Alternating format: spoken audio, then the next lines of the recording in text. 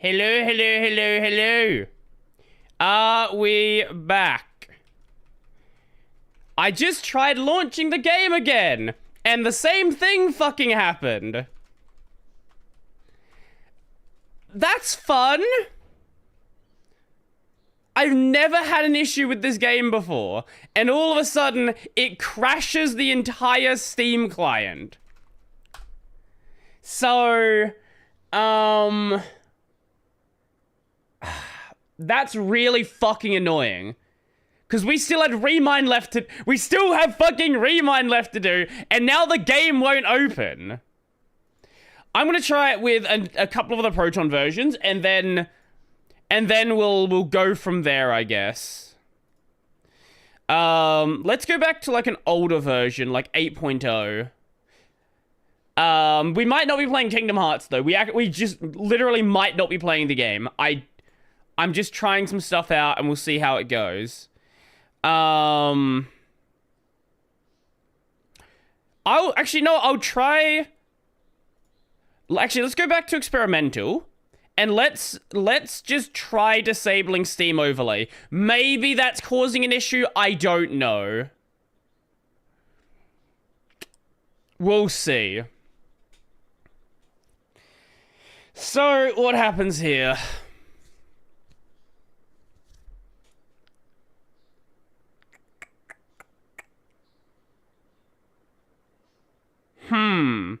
Still crashes. This is so fucking weird. It's just one game that crashes it, and I've never had issues with it.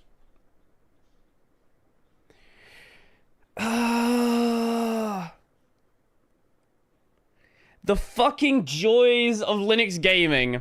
I love it. Yo, Piers, how's it going? Okay.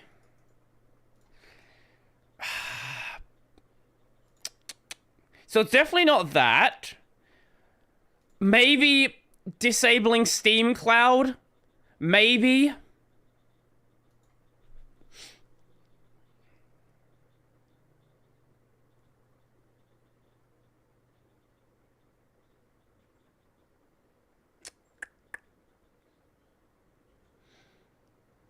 Still crashes.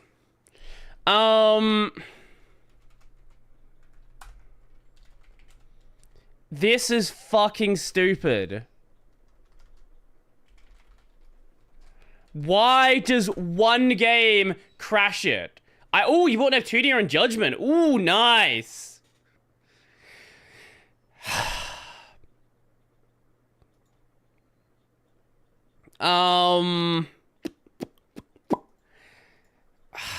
Okay, we can re-enable those because they clearly aren't doing anything. We don't have any launch options here that might be causing issues.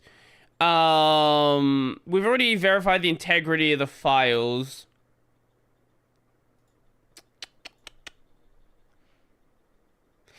Let's go to a Proton GE version. Maybe that changes something. I doubt it.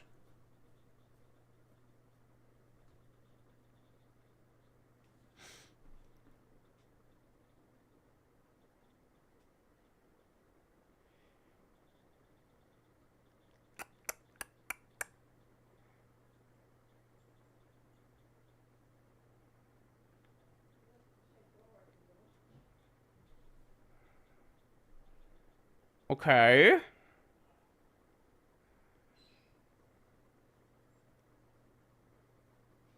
It's not gonna work now, is it? It hasn't crashed. Yeah, there it is. Why is this happening? Let's try grabbing another version of Proton GE. Let's grab the version that Ren's running. Okay, add version 921.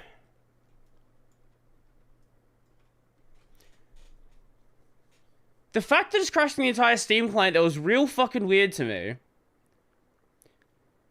I do want to finish this game. Like, I'm gonna try to get it working at some point.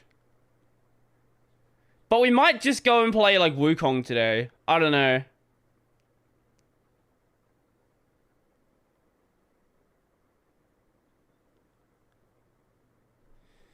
Okay, there's 921.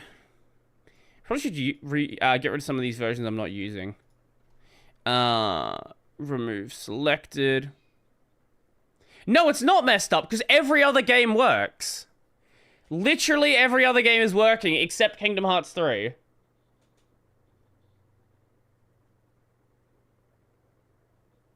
I'll try it with hotfix, I guess? Like, maybe that'll change something? I doubt it, but... I don't know.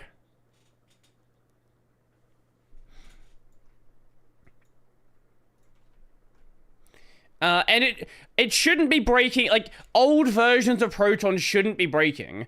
Unless there's, like, something else wrong somewhere along the chain. I heard it works amazing with the best never broken Ubuntu. Ah, yes, Ubuntu never broken, except when they shipped a broken that was killing processors without anybody even knowing why they were dying. Okay, let's download this Proton hotfix.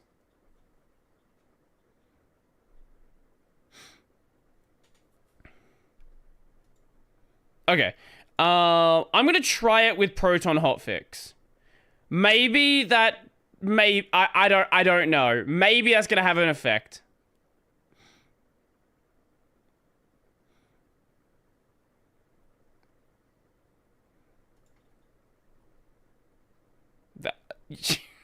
PoE2 just constantly wants to update in the background. I don't care about that right now. Let me do Kingdom Hearts first. Kingdom Hearts is a lot more important.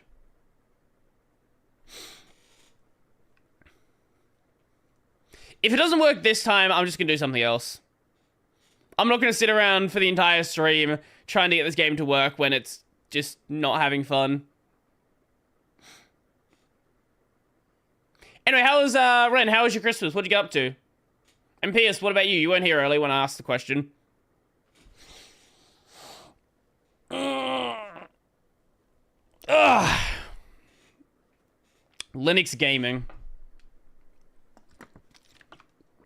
The joys. The joys of no information showing up for why something's breaking. It's probably dumb, like, it probably will tell me something in the log, but whether I'd be able to do anything is another question. Because there are logs being dumped of the crash.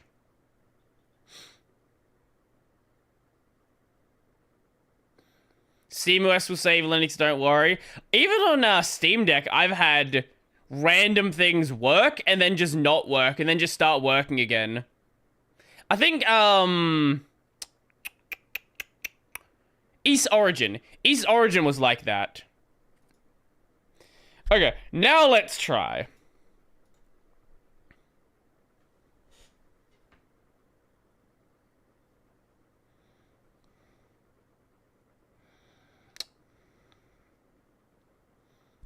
We're processing Vulkan shaders this time. I think it actually might just work. We didn't even get to the Vulkan shaders part last time, so maybe? I don't know.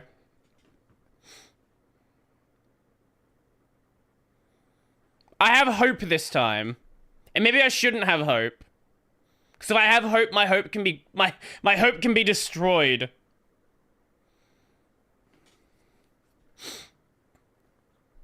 But you gotta huff on that hopium if you want your games to work. Hopium and copium in extreme amounts.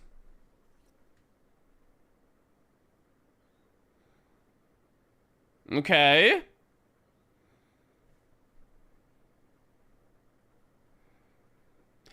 And it still broke. Why the fuck is this not working?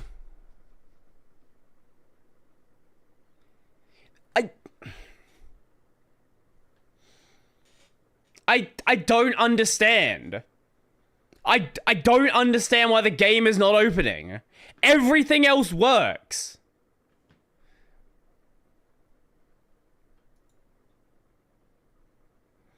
Files. Where, I don't know where that is.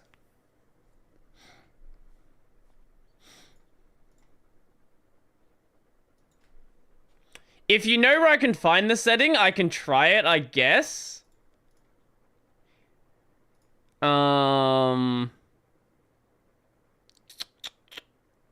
I literally do not see that as an option. We'll be back after ad. You could just post. You could just post where to find it. I'm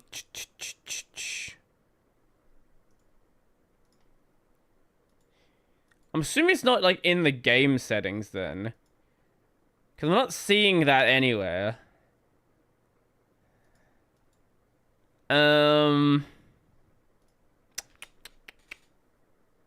Where can I find the thing? I don't know why you wait until after the ad to tell me where I can find it.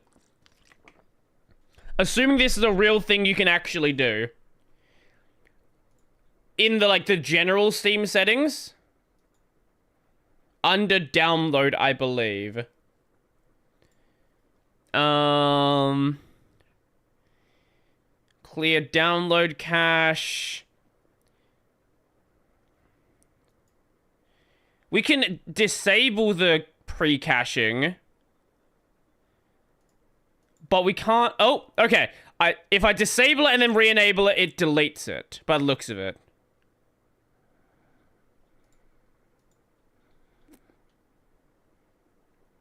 Okay, let's do it for this one.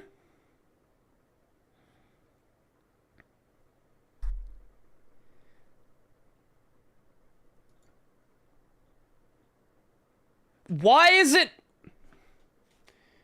Oh my fucking god. It should have been using the same stream event! What do you... Wait, where are we live right now? Let me see. Why is it not on the same stream event? Jesus fucking Christ. Live, yeah, I don't care if it's live on Twitch. Twitch does streaming sensibly.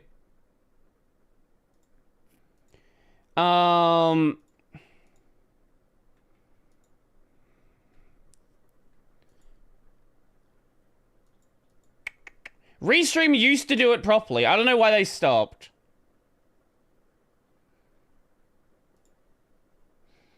Okay, here we go. No, it's not made for kids. Fuck the kids. Okay. Let me grab this one, pop that out. Chat is disabled for this stream. Literally, no it's not. Shut up. Stop lying to me. It's literally not disabled.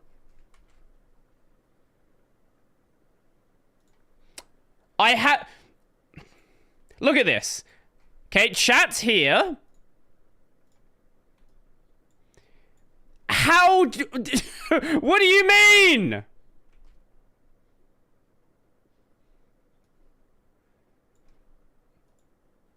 Okay. That's fucking dumb. That is actually the stupidest thing I've ever seen. Thank you, YouTube, for being designed like a moron. Okay, let me put it here and see what happens. It's literally not. The stream is going on at this very moment. People are typing in the chat. What do you mean the stream chat is disabled? Stop making shit up.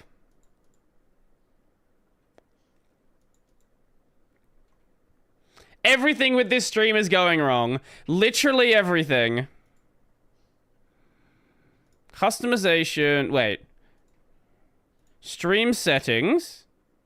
How would I even go and enable or disable? I don't even know how that setting works.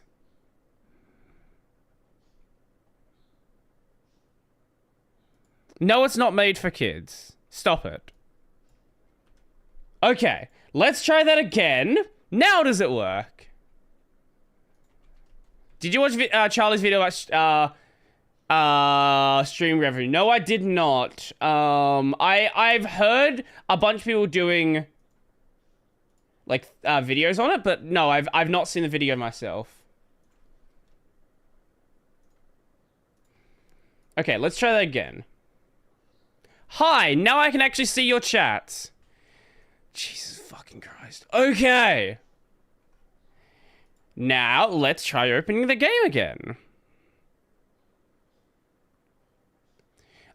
Just got from the YouTube stream and disabled. I don't know how it happened to kick me out of the chat. Because Restream did something weird to the stream when it did a reboot. That's why. It shouldn't have made a new event. I don't know why it did, but it's fine.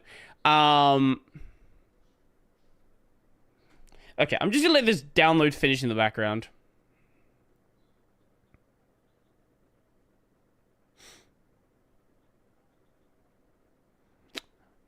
Yeah, I'm just gonna let this finish.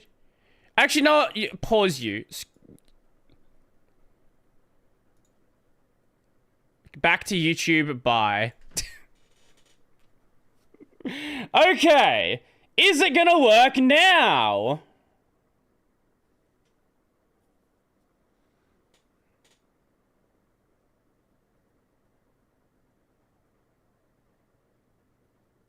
Nope, it crashed. I'm fucking dealing with this game today. Nope, we just can play a different game. Nope, don't care. Nope. Fuck Remind.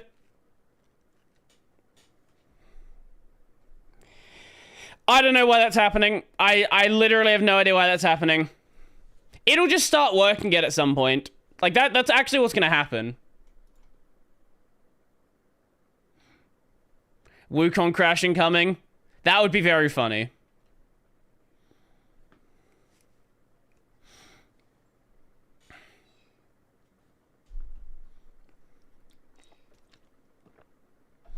I'll try opening the game off stream. If it works, then we'll try something next time. If it doesn't, I don't know. We'll work something out.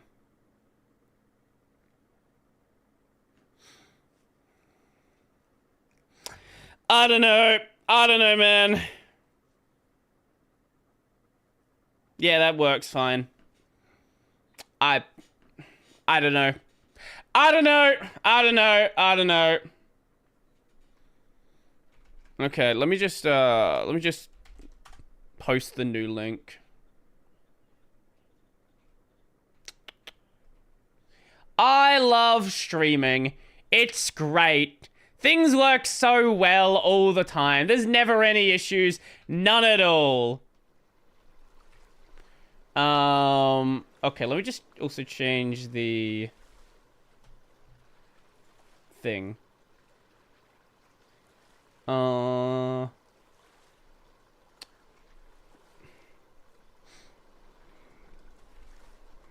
Stream died. Game won't open. Playing Wukong instead. Yeah. Let me just rename the stream as well.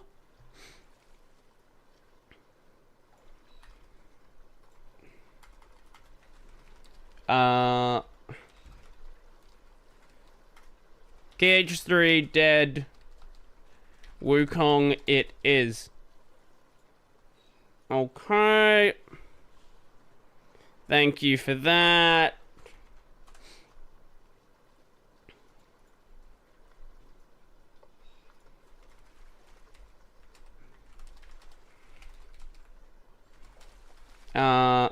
Wukong instead. Yeah. I don't fucking know, man. I wish I knew what was happening.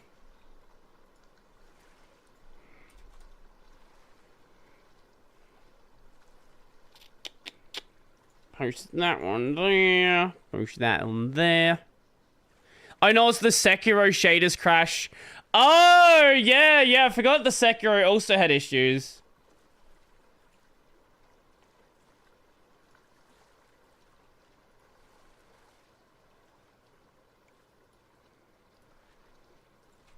Okay, sweet. Video games.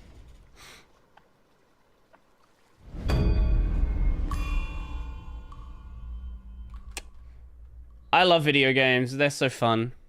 How'd you fix Sekiro? It just started working.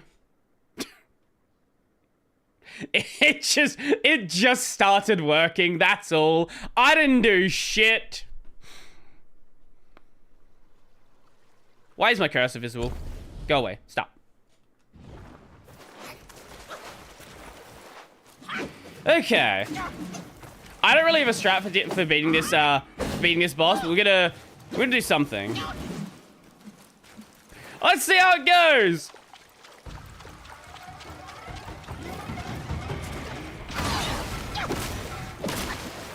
Right, I thought that one was AoE for some reason.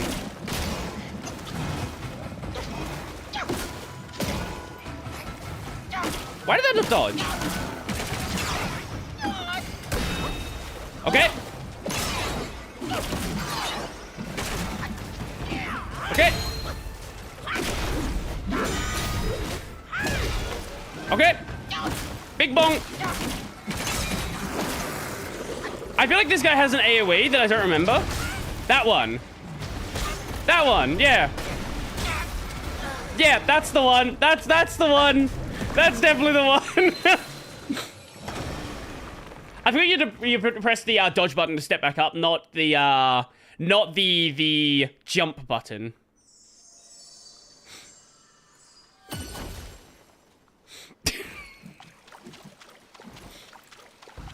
Blood Rust sounds like a good game engine, but my game engine isn't written in Rust. I don't want it to be. Oh, right, the comment I made in the video, can your blood rust? I think it's a really good, I think it was a really good name for an indie game. Blood Rust. It's gonna be like a Bloodborne clone.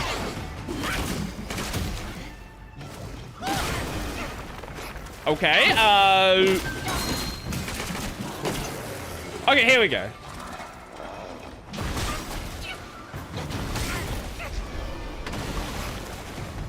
We're good. We're good. Let's see, there's another one. He does another one. I forgot how many AoEs this guy does. Okay, it's fine. It's OG. Right, he does the, he spawns like another guy at some point as well, doesn't he?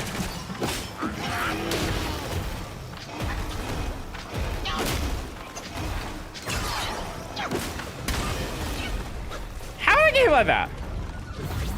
Oh, yep, and then he has like AoE there.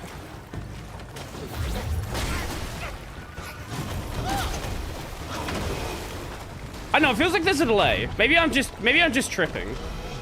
I probably am. Probably because I haven't played the game in a week. Every time I take time off this game, even just like an extra day, my brain just dies on how it plays. I hate this boss. It's not even a hard boss. It's actually a really easy boss. I'm just bad. Oh, right, yeah. You beat him once and then he like splits in two. That's what happens. Right. Right. Okay, yeah.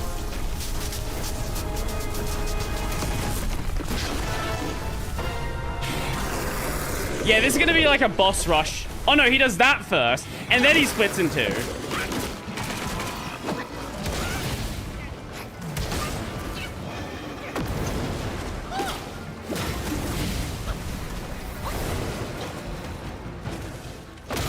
So we're very cooked this run.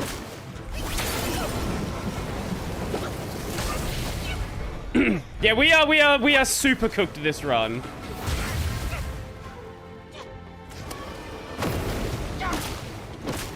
I started off really bad. We've taken way too much damage. I've got no heals left. We're not even like at the hard part of the fight yet.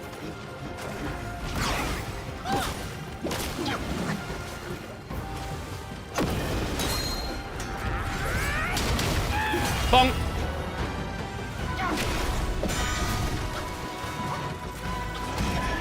And we're dead.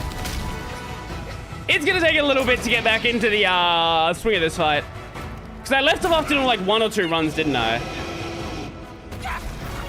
And now we dodge.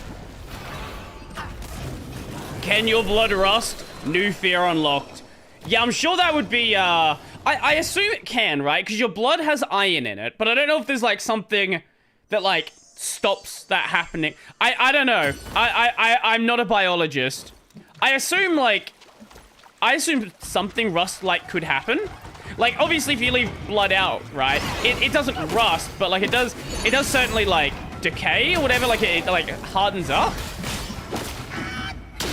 I don't know.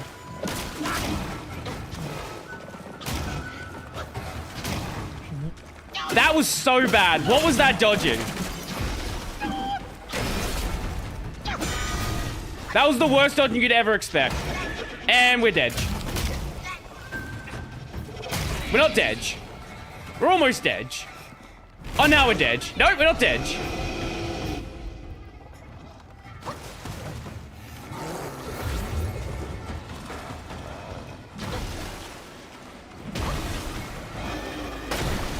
Okay. Timing on that actually isn't that bad.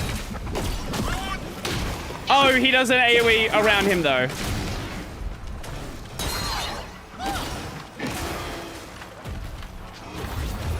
Okay, and... Eh? Oh, if you try to heavy him during that, he'll teleport. Oh, okay.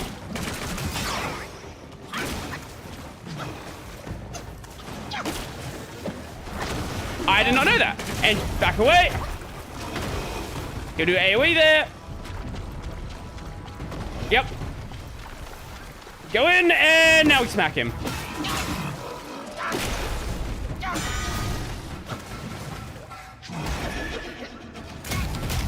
It's always grabs. It's always grabs.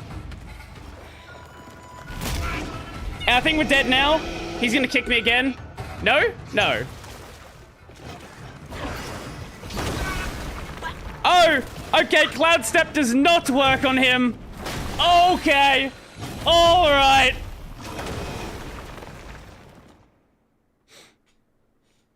So I don't know if it's gonna go, like, from this boss... You're supposed to reset those animations when the death happens. So I don't know if it goes in from this boss, like, right into the next one. Or if there's gonna be, like, some sort of delay.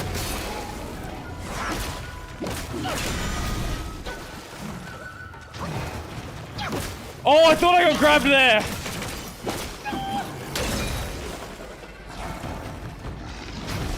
Okay. Okay, back away. Eh?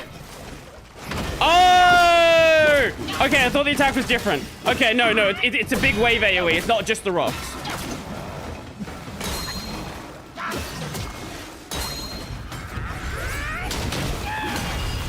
Okay, there we go. Right in the second stage.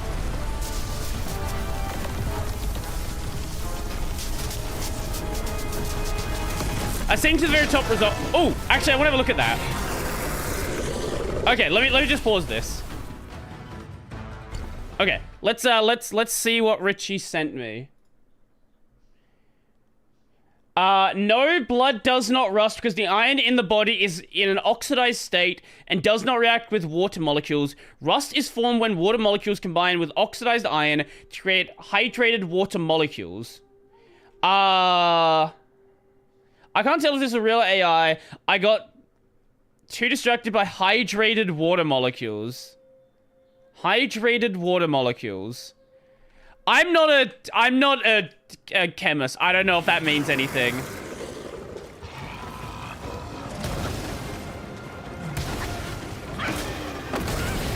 Fuck, no. You're right. Be careful of the attack at the end. Does he care about that? Okay, no, okay. If you cloud step, he goes into ice. Where is he? Okay, we're good. Oh, so ice you actually don't want to dodge away. How does he keep hitting me with that? I definitely am dodging it. sub for the Wayland Shield. Thank you for the sub. Appreciate it.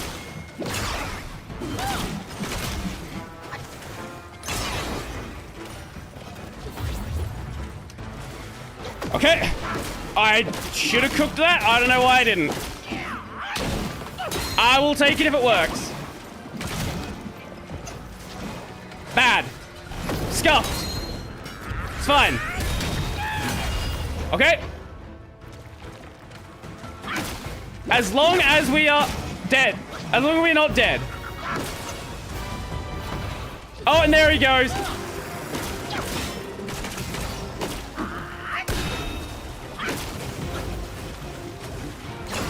Okay. I think the other one mainly just does, like, annoying stuff. Rather than just, like, actually attacking you.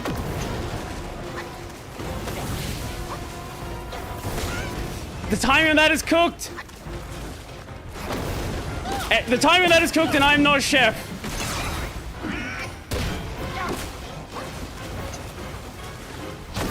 Fuck! Don't heal there. Okay, that's fine to heal. That's fine to heal. Yep. Okay.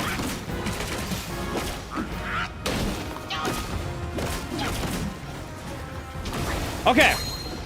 We do that. We do that. Okay, so you can't heavy him. You can't heavy him during that either. Okay, okay. So any of the attacks that like pause him, you can't heavy him. Which I guess makes sense. Oh, he eventually despawns the thing. Actually, I didn't think he would.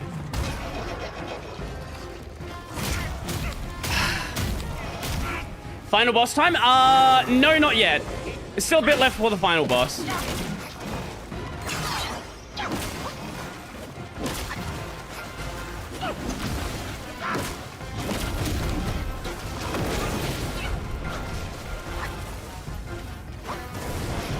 Okay, okay, heal there. Heal through that, that's fine, that's fine.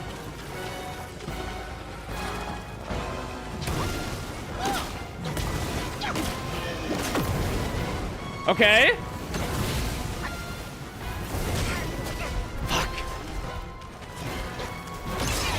Okay. Okay, okay. I don't know if this goes into like another stage after this.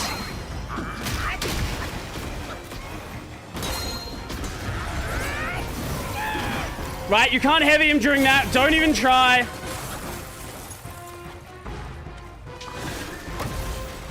Okay. Okay, okay, now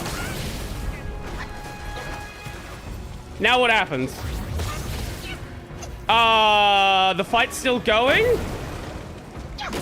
Oh, okay. I thought it was like a weird thing where he had like no health and the fight just kept going. No, I was missing one hit. Okay, okay, good to know.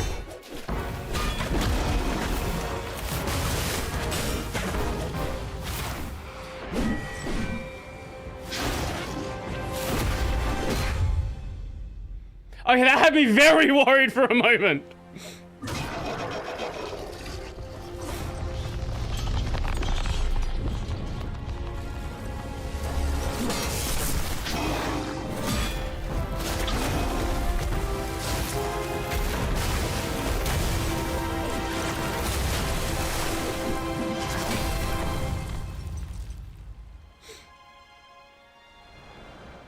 Anyway, how's your Christmas, Benny?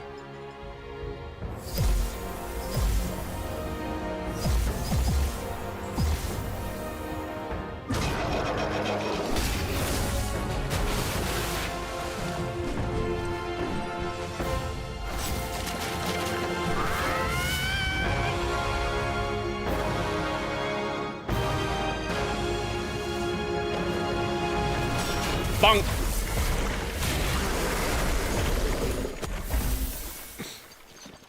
Okay, so it looks like it's not going to be a boss rush between the two bosses. There's probably going to be a heal between these. I would hope. I really fucking hope. Because it makes me fight this and this version of the boss, I'm fucked.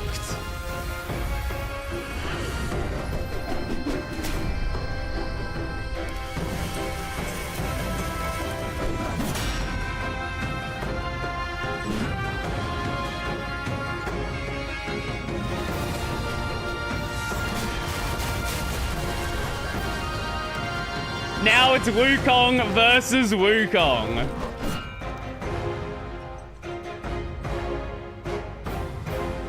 I think we're cooked. Oh no, he heals it between it.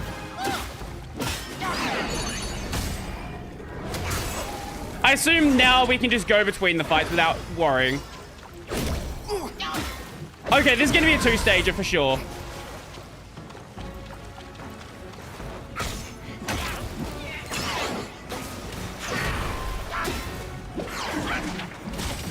What the fuck was that? Wait, he can throw his stick? Why can't I do that?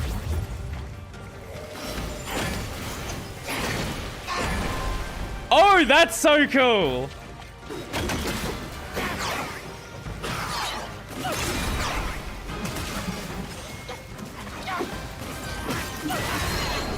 Woo!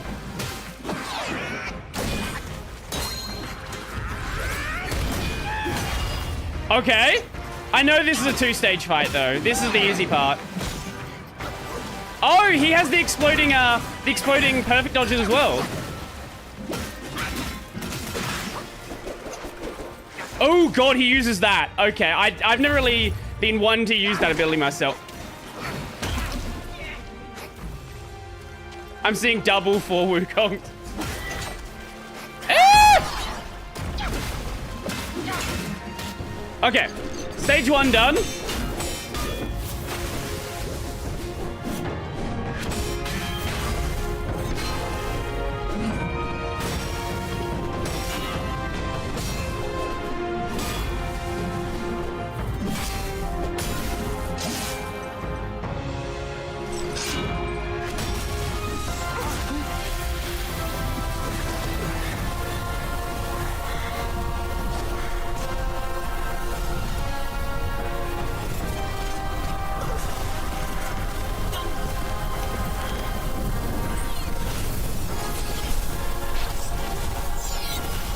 Oh? What is he taking from us?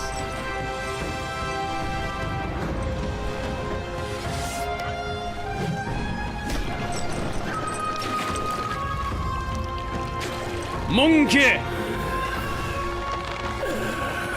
Any progress? That's funny. There's been lots of arguing.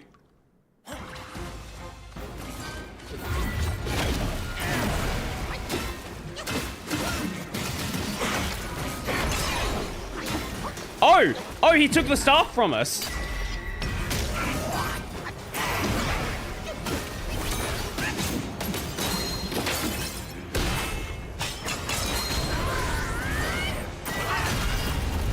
Yeah, he took the Wukong staff from us.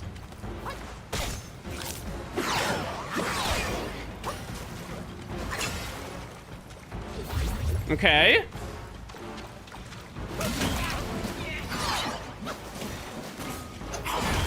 Oh, scuff.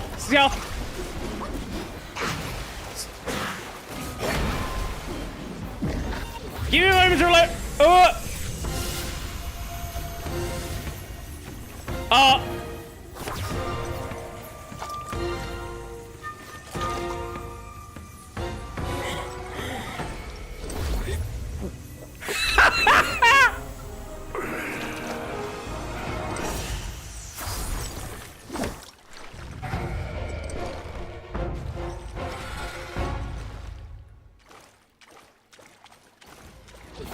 No, he just takes some of the gourd. You can still use. There actually is a way that you can fuck with it. I'm pretty sure if you there's like an item you can take where it just does nothing but damage you. And I'm pretty sure if you used it in this fight, he will drink the gourd and just take damage.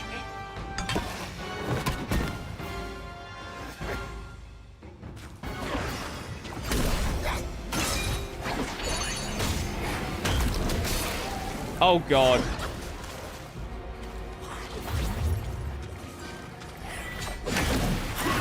Okay. Jesus Christ!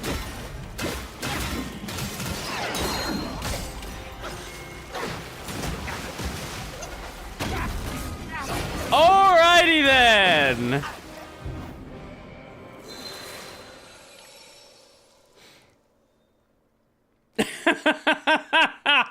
Alrighty then! Okay. Where does it... Okay, so we start off from this fight. And this isn't even the hard version of the fight. There is a harder version.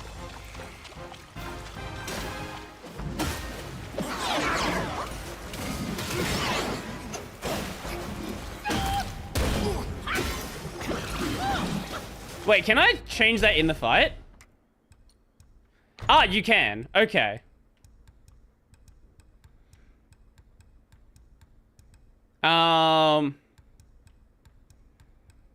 Where is it?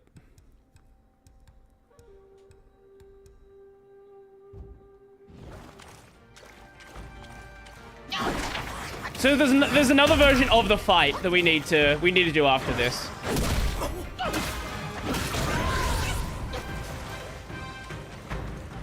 Yes, this is the original Wukong. Or I guess this is his shell.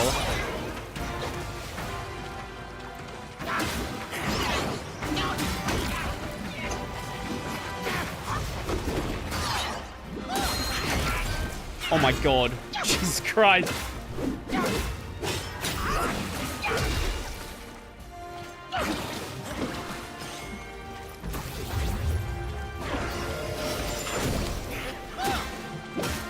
Oh, so you can break him during that as well.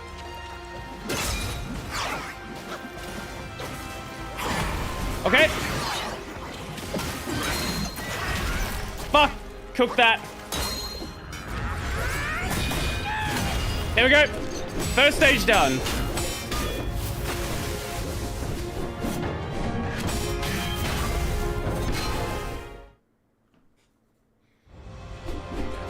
I'm gonna assume it's a two-stage boss fight.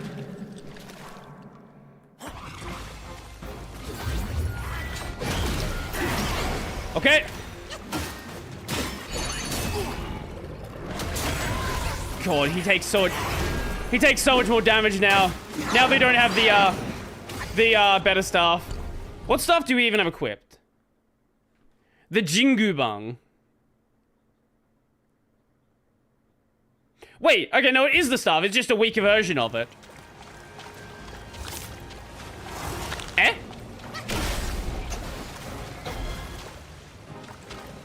Wait, so he can heal as well?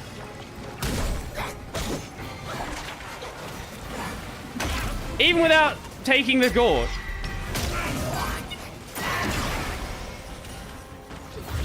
I don't know at what point he will take the gourd, or like if it's guaranteed or something.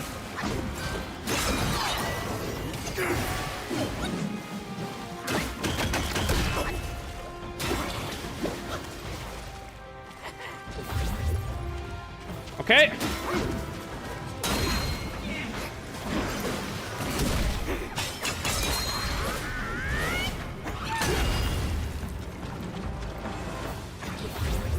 Or if it's like a certain amount of gourd charges or something. It might be a certain amount of damage that he's done or something like that. I don't know. Jesus Christ!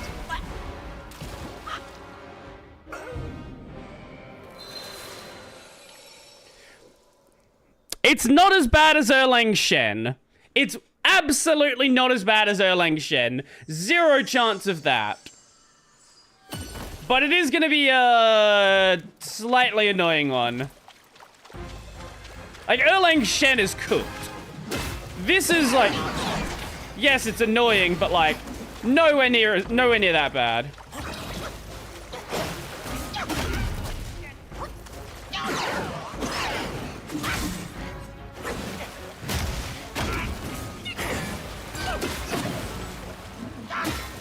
Another 12-hour battle.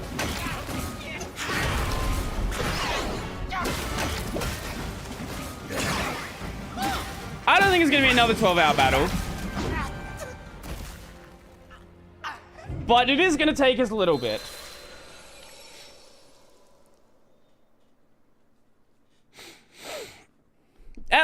Just a little bit. I sure hope not. I don't know if we'll finish it this stream, but I don't know.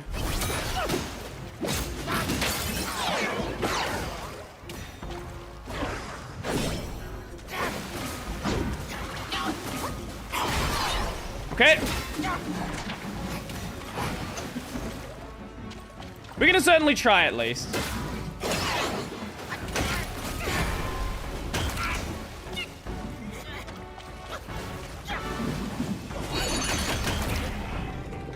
Okay.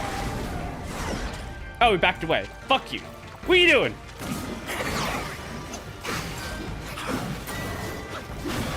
That shouldn't have missed me. That should not have missed me. I should have gotten slapped by that.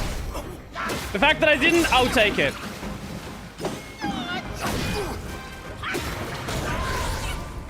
Can we not with the Ring of Fire, please?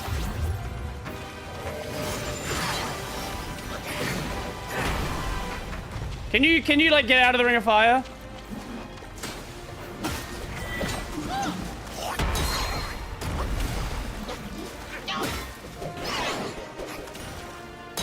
Okay, and we can big bong. Fuck, that does so much damage when that crits. Okay, there's first stage clean-ish.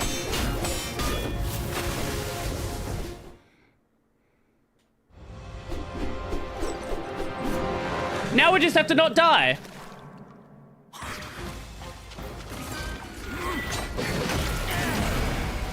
Like that.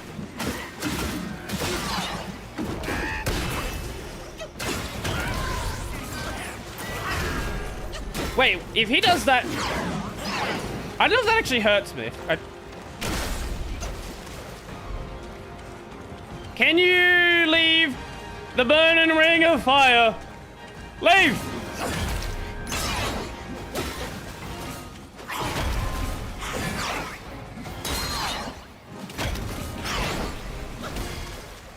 Okay, heal. Maybe I shouldn't have healed when I heal. That's the edge of the arena.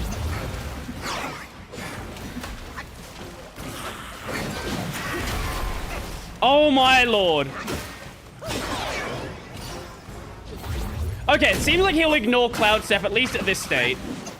Maybe he doesn't later on. I don't know.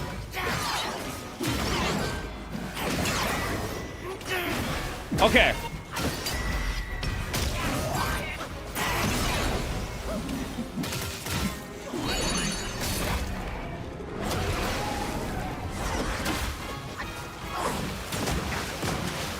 I don't want to have to use the fan if I don't need it.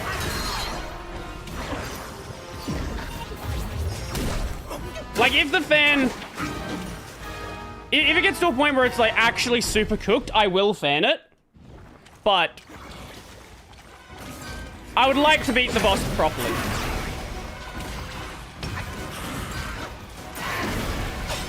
That's my hope, at least. You fucker! He will dodge heavy attacks now.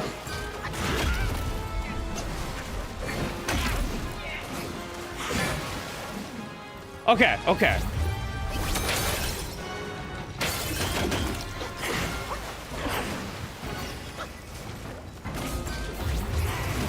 Okay, okay. He still doesn't care about Cloud Step.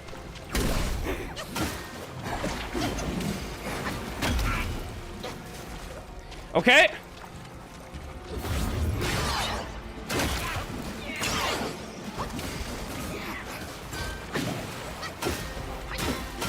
Okay.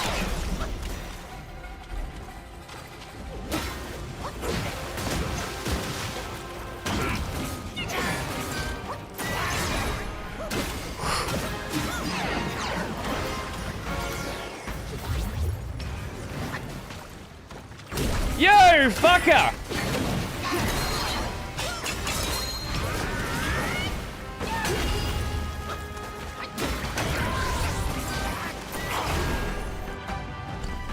Okay, okay, this is going somewhat well right now.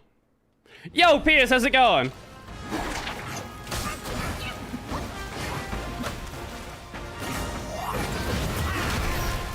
It was going somewhat well.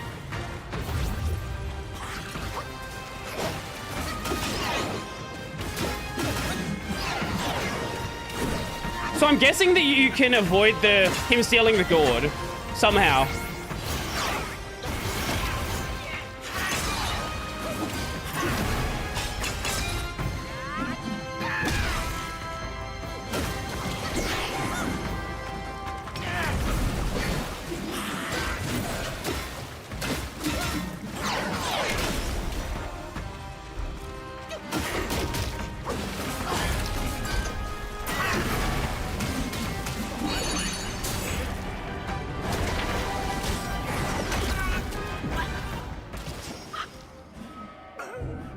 Why did that not do the thing? It did like this. Again, I hate the menu button. The menu button and one of my attacks being on the same thing. I click it like 3 times and it didn't work.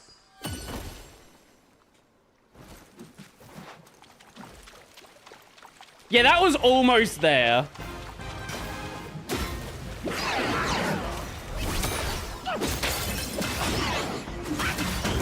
It seems like the best point to immobilize him is off the start.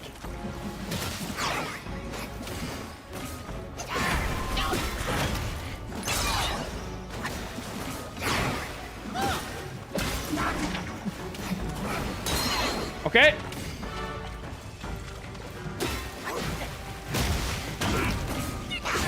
Very scuff. Very scuff. Super scuff.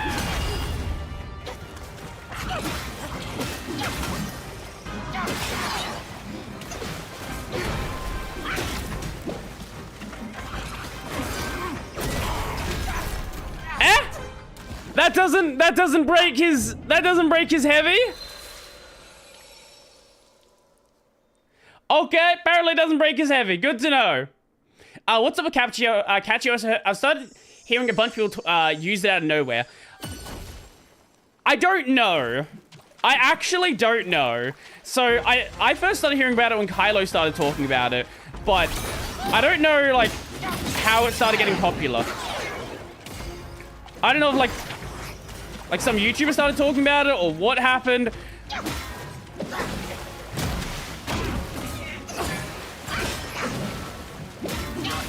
But for some reason, people seem to think it's the greatest arch-based distro to ever be made.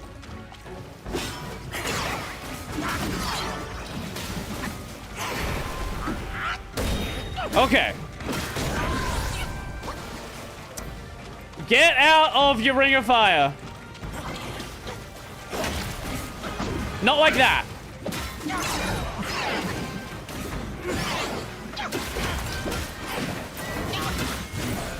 Okay.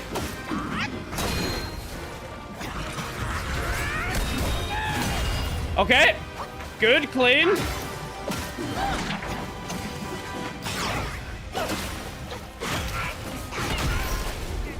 What? Okay. There we go. Rough, but fine. Remember the kids, the best archery distro is Arch? True. Honestly, there's not really much of a reason to use anything else. Just use Arch.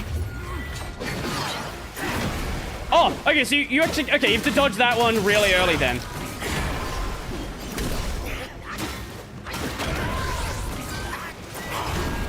Ah, so you don't get hurt by the Ring of Fire, you just get knocked back. Like when he spawns it.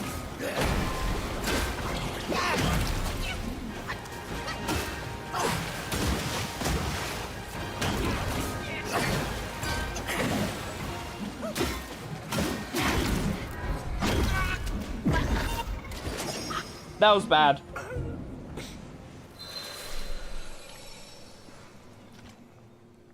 Yeah, SteamOS is based on Arch. If Steam machines do well, majority of Linux games will be on Arch. Have you seen the Steam numbers?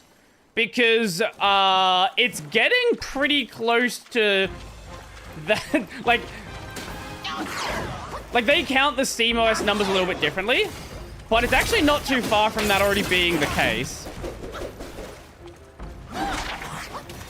Especially if you look at the CPUs that people have. If you look at the CPUs people have, yeah, I think that the by far the biggest one is the Steam Deck CPU. I just reset it. Just reset me. If I remember correctly, I could be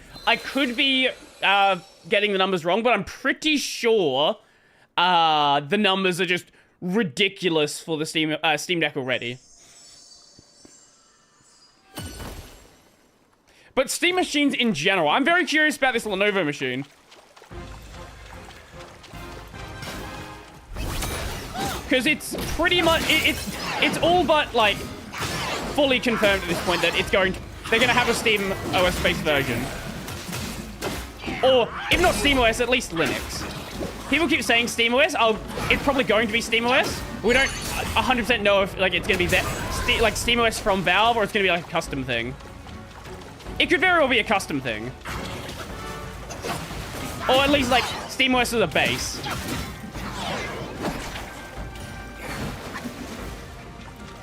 I would be very surprised if they just don't brand it at all. Like, that would be weird.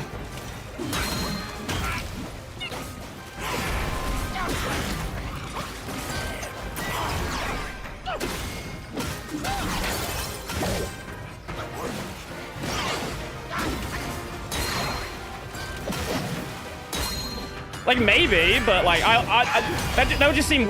How did that not get it? There. Oh, the crypto one.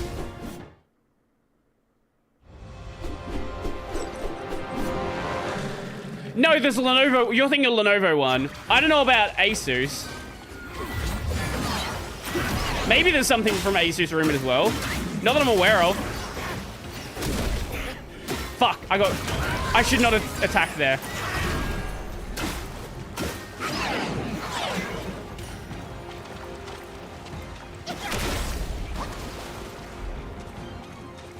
Come on, get out of your ring of fire. Get...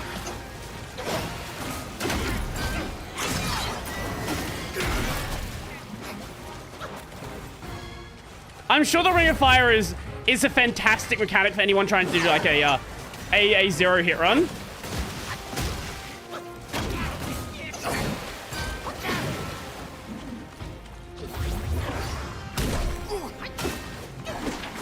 I wonder how many runs have been ruined from the fucking ring of fire of this boss.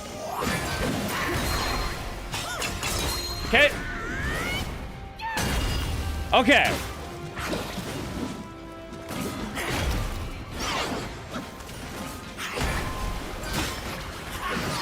Okay.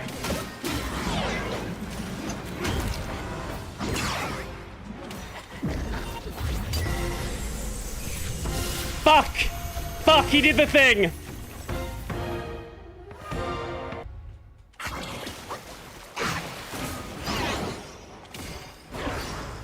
I don't know how to make him not do that. I don't know what the condition is to make that happen. And then to make it obviously not happen.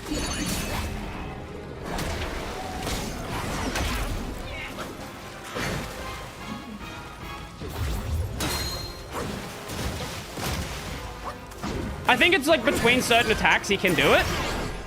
I don't know. I'm not fully up on the details.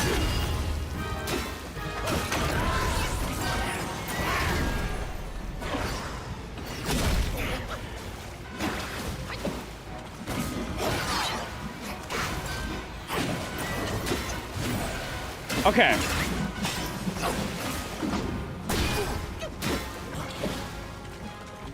If I need to fan, I'll fan.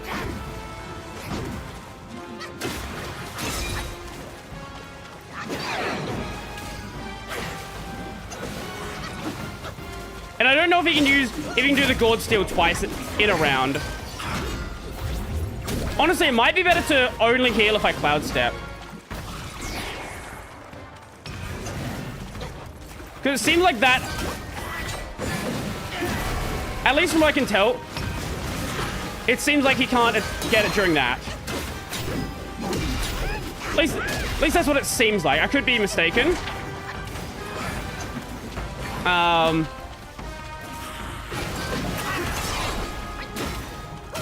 don't know. We'll see. Fuck! I shouldn't have hit it. Oh, no! God! I cooked it!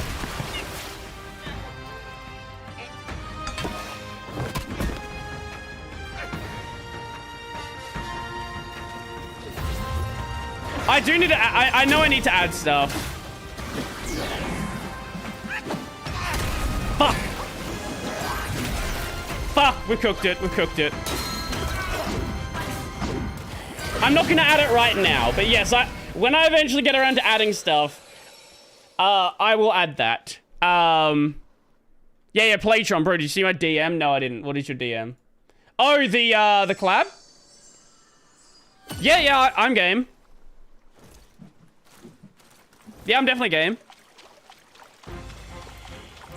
Thomas O'Malley should be a summon in KH4. Who is Thomas O'Malley? I literally have no idea who that is. One thing I will say is I like that most of his combo in stage 1 and stage 2 are the same.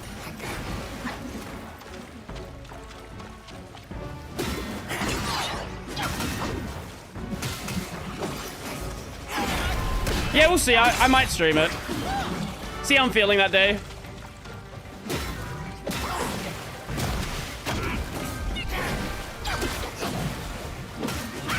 Okay.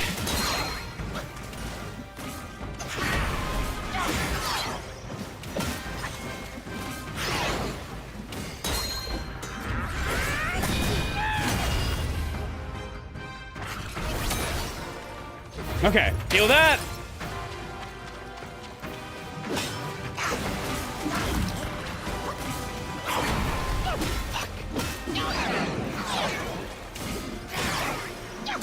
There we go, stage 1. Will you do a New Year's stream? I don't know. I'm not sure about that. I might.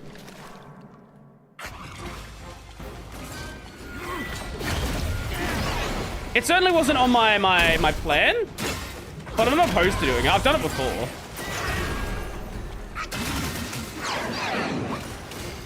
Ability does not work. Oh, maybe we do it like... if we do it that order, it works more consistently. Okay.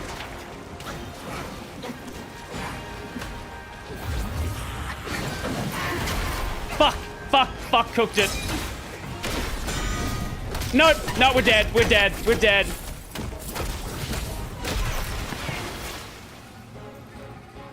Yep, dedge. Very dedge.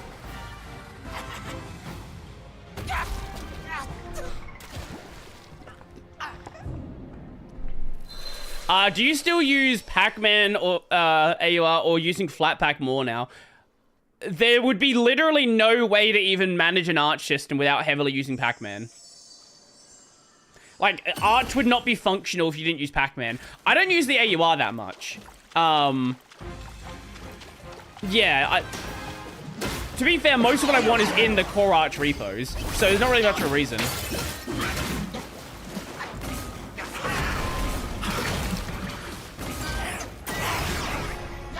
Okay.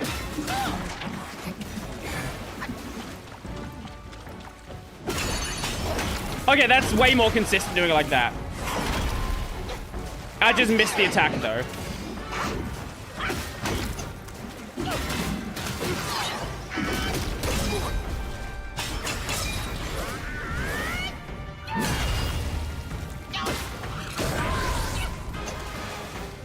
I was mostly using Flatpak before when I was trying. You were not mostly using Flatpak because you wouldn't have been able to update your system. You were mostly using Pac-Man, and then a lot of additional things you installed were from Flatpak. Like you literally cannot use an arch system if you don't use Pac-Man. Like you will have a system that is 20 years out of date. Like it's not functional to use a system like that. I use the AUR as an equivalent on Flatpak. Yeah, usually if I know that there is a Flatpak made by the developer, I'll go with the Flatpak.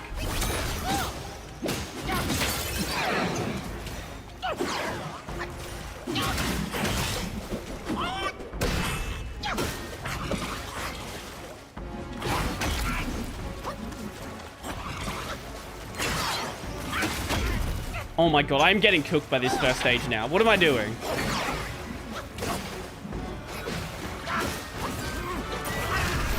What am... Okay, reset it. Reset. That was so bad. Just reset me.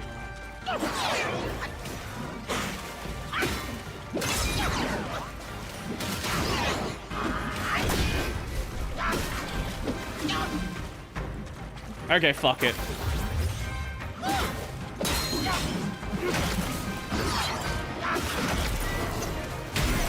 Oh my god, my timing's so off there.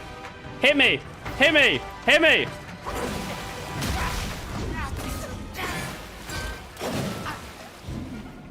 I think on top grade exist. I don't need to go worry about separate updates, just one command.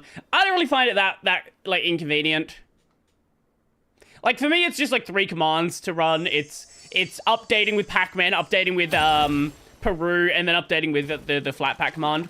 Like I guess that can be like a little tedious, but like it's not really that big of a deal personally.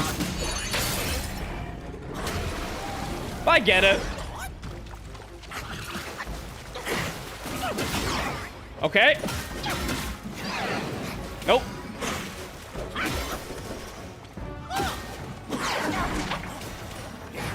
Okay.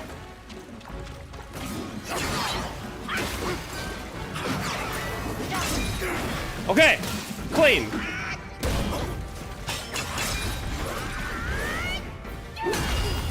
Okay. Oh no, the Ring of Fire does hurt you. How are you supposed to dodge getting hit with that one? Get over here. Get over here.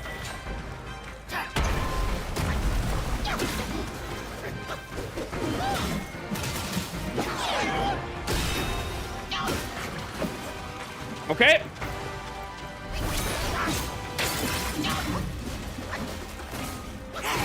Okay.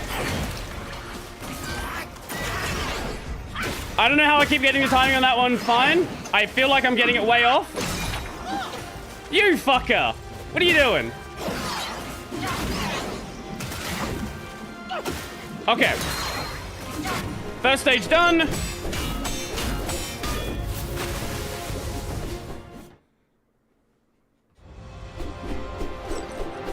Try using Octopi. I don't know what that is.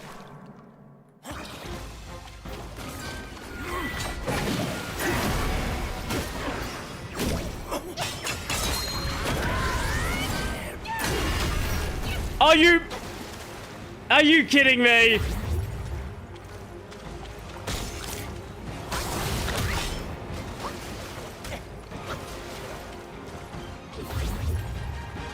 Can you get out of the fucking Ring of Fire? Get over here.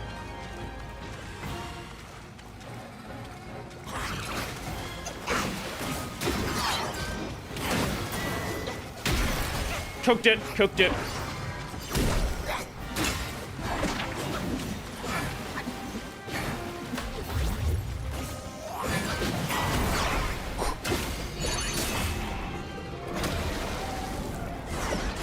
I don't know if I should change that to another one.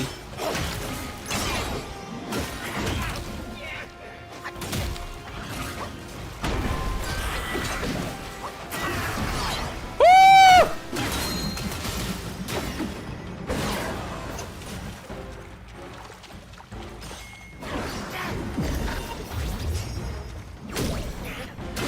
Oh, was that going to be the thing where he... Oh, thank God. Thank God the explosion stopped me doing that.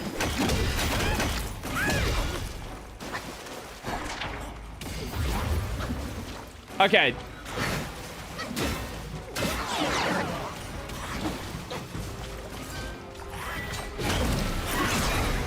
How do I get hit by the first one so much? I don't even know.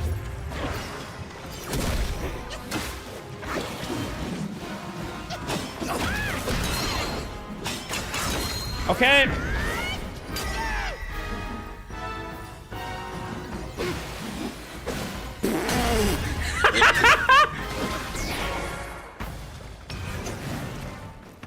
Okay, that's a new one. That's a new one. I haven't seen that happen before. Okay, sure. Apparently he can sometimes stun you in the air. Good to know.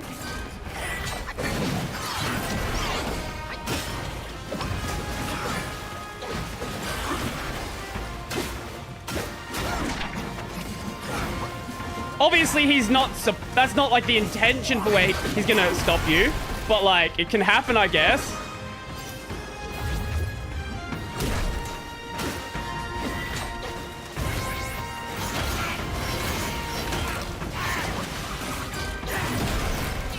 Oh, timing way off there. You know, let's try the fan. I actually want to see what the fan's do. I don't have the fan on. That's not the fan. I have the wrong fucking item on. I wanted to use the fan. God damn it. I forgot I had the fucking flame thing on.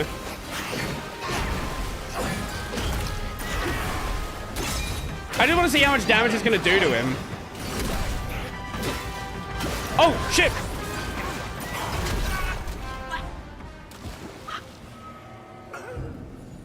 Okay, I thought there was something else. Okay, I thought there was something else going on there. Are you genuine? Yes, I'm missing tiling. I can use my computer. I don't need my computer to be I can use macOS. It's not gonna be pleasant, but you can't swap. No, I can. I just didn't realize I had the wrong item equipped. That one. I don't know if it'll charge enough within the fight, or if I'm gonna need to like die and like then it'll work. It takes quite a bit to charge, but it also do quite a bit of damage, so maybe it'll be fine. Yo, Phantom Wise, how's it going?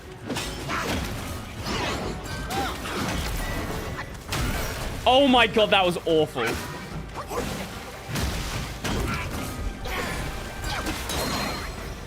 Literally not even looking at his attacks. What am I doing? Okay. Okay, get out here.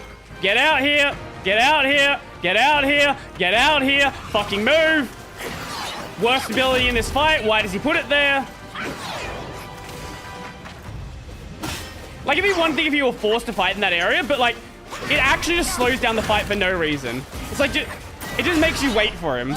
Because, yes, you can jump over the fire, but, like, you don't want to risk getting knocked back into it or dodging back into it.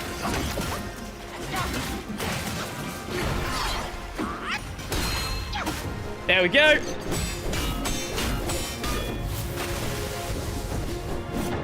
Yeah, I don't really care about the more red hat as, like, a reason not to use it. Like, if you don't want to use it because, you know, you think the correct way to do packaging... well, there are a lot of people that don't like the idea of upstream maintainers doing packaging. They want downstream distros to be doing it. And sure, if that's the reason you want to do it, like, hey, whatever, it's your life, do whatever you want. But yeah, people who are like, yes, Red Hat's the reason I don't use flat packs. I don't like Red Hat technologies. Like, okay, I guess that's like, you can do that, it's your life. But like, I think like, that's kind of a weird reason. Like, why are you using the Linux kernel? Like, that's heavily developed by Red Hat as well. Like, people are very inconsistent when they talk about Red Hat bad. Oh, yeah, you're gonna use your heavy at the same time. That's great.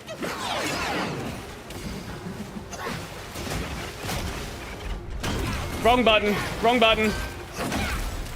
Fuck. I meant to do the fucking, the summon. I clicked the fucking fan button instead.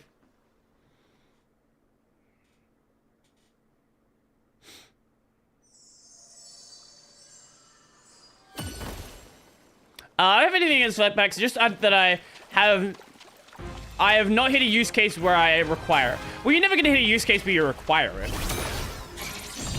What am I doing? Does Fan work against him? Oh, Fan doesn't work against him. Actually, I wonder what it's gonna do second stage to them. Interesting. Again, I'd meant to use the summon, not the fucking fan.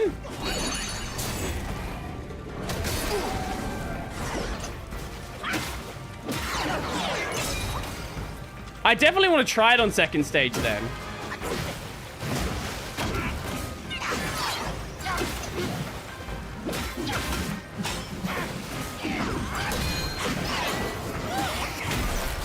I do hit with the backswing. Okay.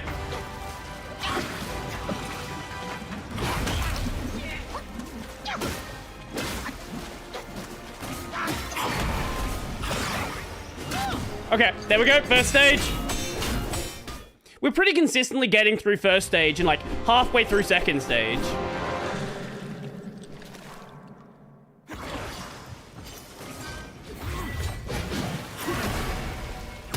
Okay. I don't know how to time that dodge in the Ring of Fire.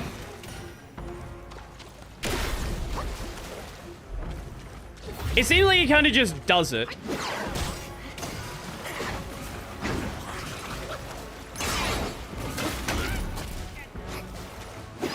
Like, I don't know if there's any, like, wind up. I'm not noticing any wind up for it. It kind of just happens from what I'm seeing. Which is great. I like attacks that just happen.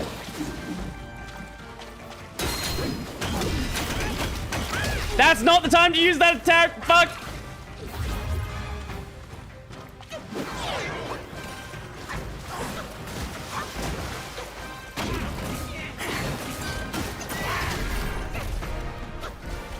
What's kind of funny is I've observed most emulators upstream release on Linux is app images.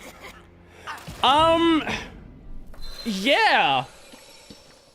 I don't know the reason for that. I don't know if the app image, like building an app image is easier. Or, like, some cases maybe the flat packaging, like, messes with the emulator? I don't know. I have noticed that as well, though. And then a lot of packages on the AUR are literally just, like, taking the app image and then just installing that.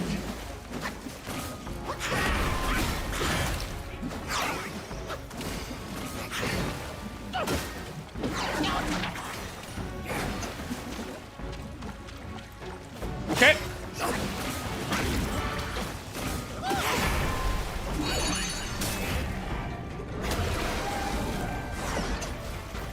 I've gotten double hits on that one before. I don't know if it's, like, if it's the timing or what it is.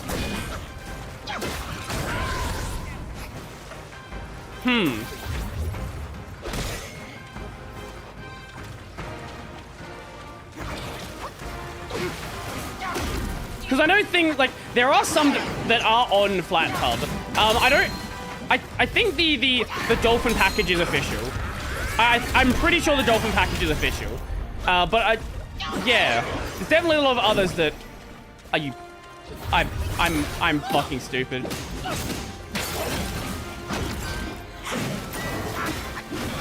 Yeah, there's definitely a lot of others where it might be a bit more of a problem. I don't know. You'd have to ask an emulator dev about it.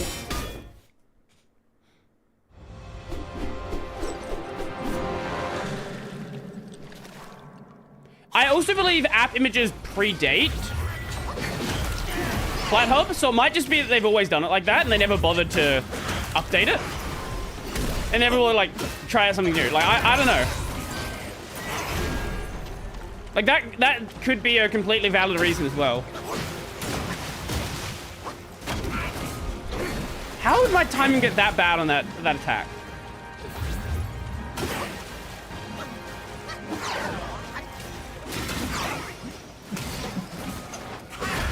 Oh my god, that's so bad.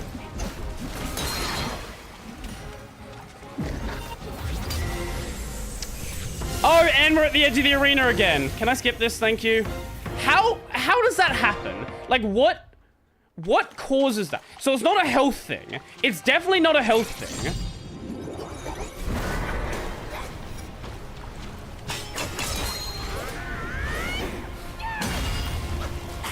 Oh my god. Oh, wait. No, he's not out of the arena. Okay.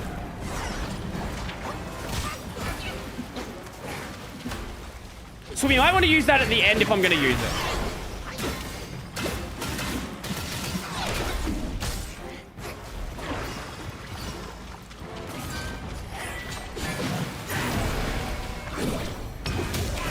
What?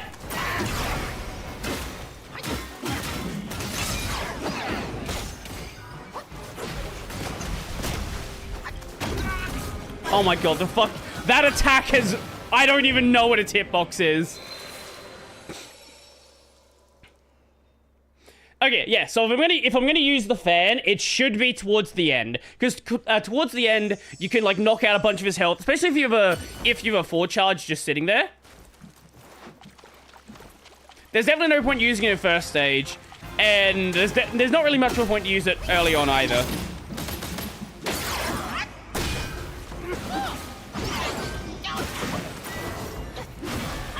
I'm doing that one slightly earlier. I'm still dodging it.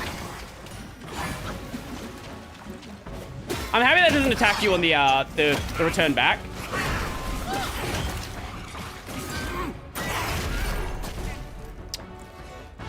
Okay, reset that. That was bad. Thank you. How did one of those attacks miss? RPCS3, MGBA, and Flycast Dojo are all app news I've seen. Everything else is flat pack. I see. Brody will one day cover software and utilities again one day. I still do. Like, I literally uploaded one like 2 days ago that was covering a random piece of software. Why did I do that? That's not... Oh my fucking god. Now that I have the fan here, I pressed the wrong fucking button.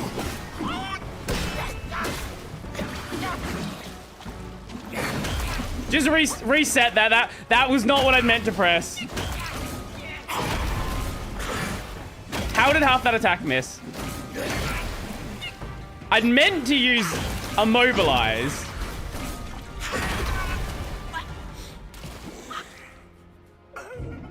I wish you could skip the death cutscene as well.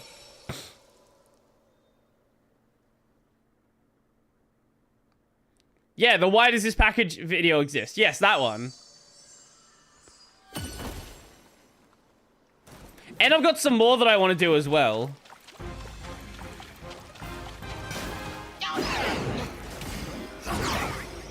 Okay.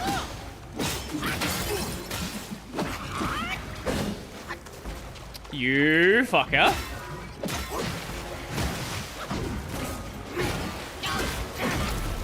I swear I watched it, but I forgot already.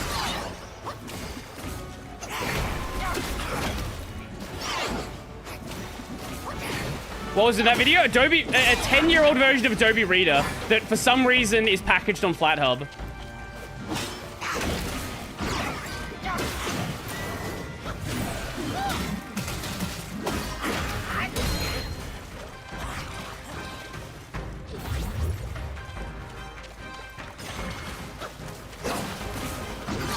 I definitely have plans to do more of it, like, next year.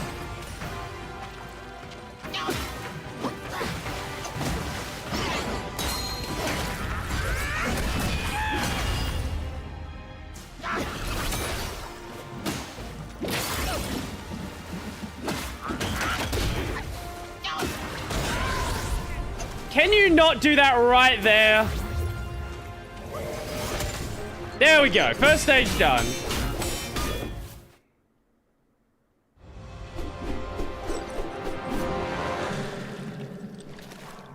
Okay, now let's not cook it. Immediately cook it.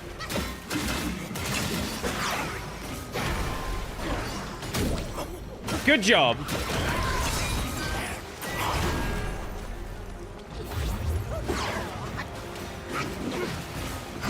I do think safest bet is to heal during Cloud Step.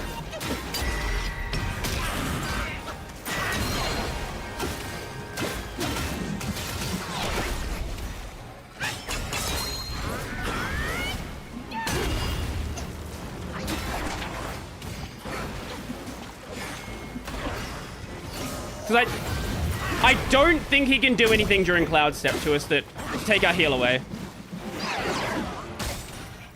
At least at least from what I've seen so far.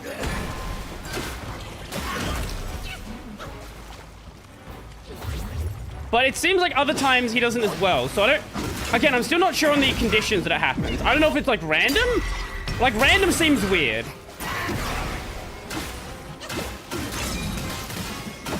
The game's usually doesn't do like random encounter stuff. Like it's usually if something's happening, it's happening for a reason. So I don't know.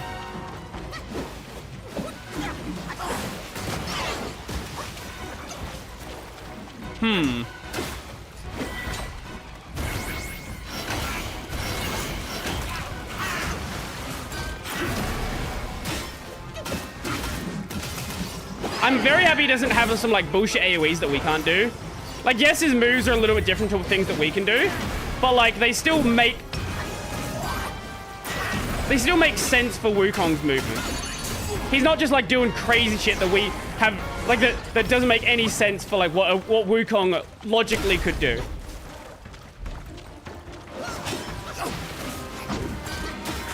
It's just like this is boss version of Wukong versus player version of Wukong. That's what this fight is, right? That is literally what this fight is. This is the boss version versus the player character version.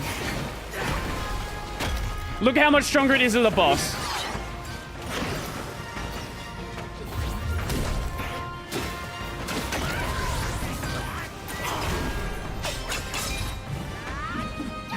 Wait, that wasn't... I didn't have 4 charge? Was I like 1 point off of having fully charged?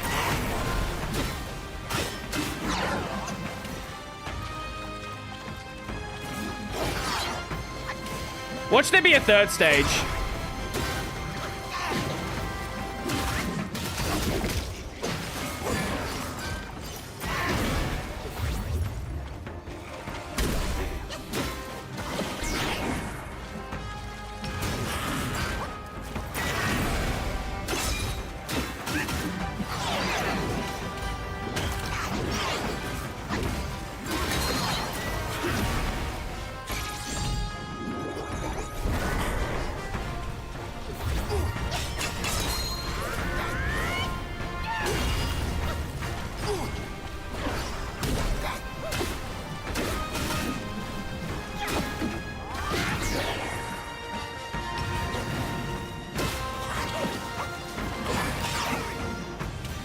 Okay. Nope. Let's fight. Let's fight. Let's fight. We're good. We're good. We're good.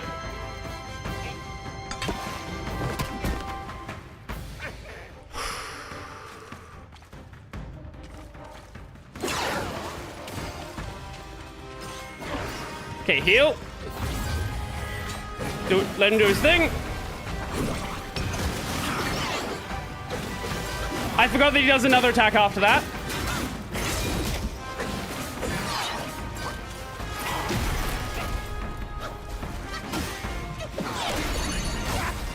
No! Ah!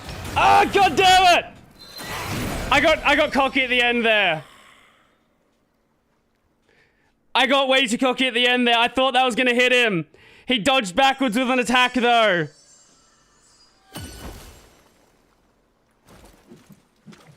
We got very close, though. We got very, very close.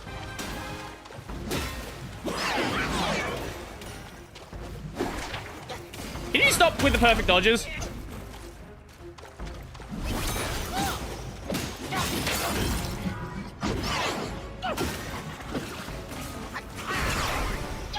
Okay.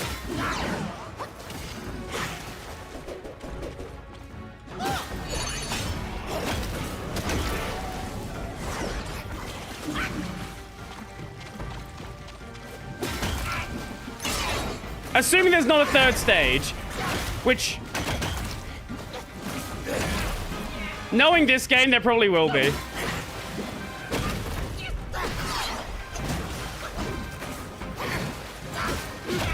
That was scuffed. That was a scuffed start.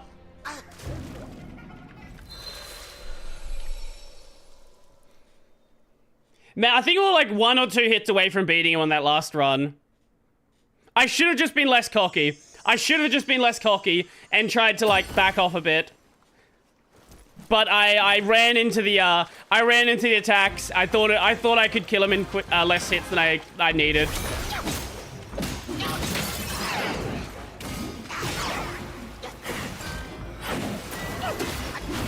Okay.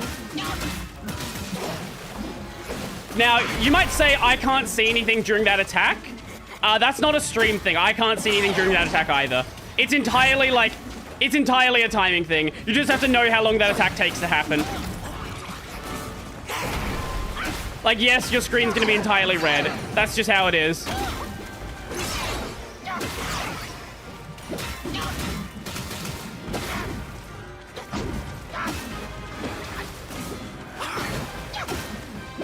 It just do be like that.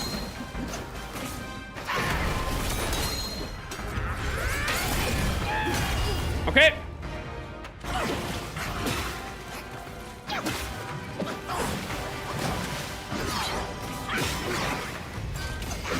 Okay, and there's first stage. Okay. Why options and routers provided by ISPs have to be so esoteric? I'm surprised you have options. Some of them don't even provide options. You're lucky to have options. Oftentimes, they don't want you to mess with shit with an ISP-provided router. Or I guess it's a router modem switch combo, but sure. Yeah, usually you get nothing. Or like, very, very little. It'll be like, hey, to modify the settings, use our mobile app. It's like, how about you just give me a modem that has a fucking settings menu?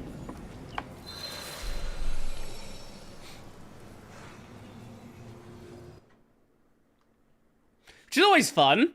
Always very fun. Because with the one that we have, you had to set it up through some fucking smartphone app. And the app's not great. Oh, you didn't do the perfect dodge that time. Why? Why not?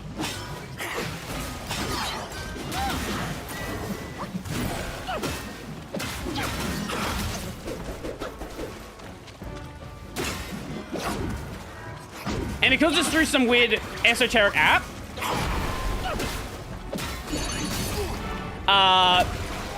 it didn't actually provide the information in a sensible way, and there were some hidden things being set. So if you wanted to buy your own modem, good fucking luck working out what you need to set.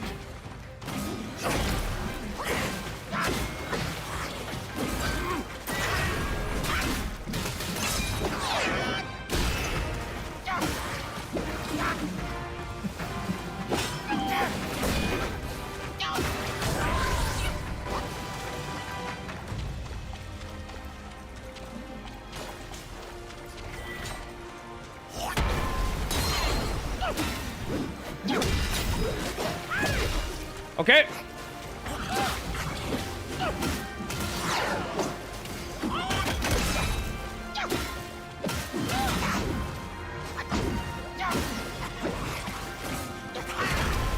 What? Very bad timing.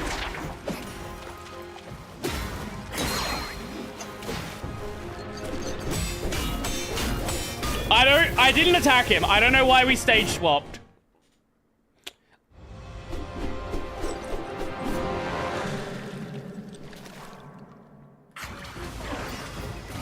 Maybe there was the perfect dodge left over. That's my only guess. Really? Really? We're gonna do that?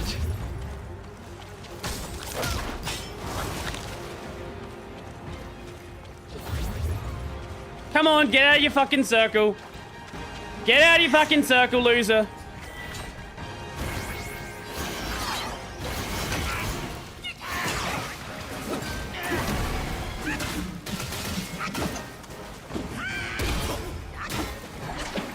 Okay.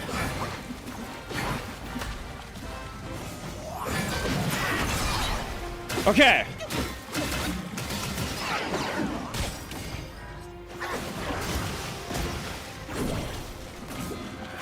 I really need to stop being cocky when I leave Cloud Step as well.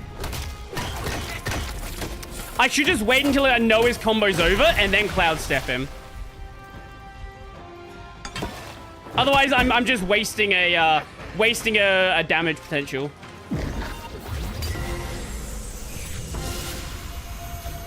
I shouldn't. Is it okay? Is it always between? What the fuck combo causes that to happen? I'm so confused by what causes this. Like, I'm actually not seeing... I'm actually not seeing any cause, any, like, correlation between moves he does that causes him to do that.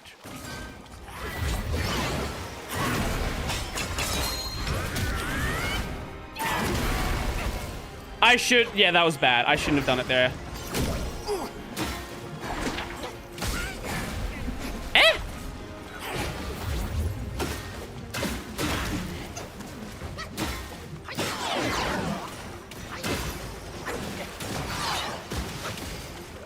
I actually think the only correct way to heal is in our Cloud Step.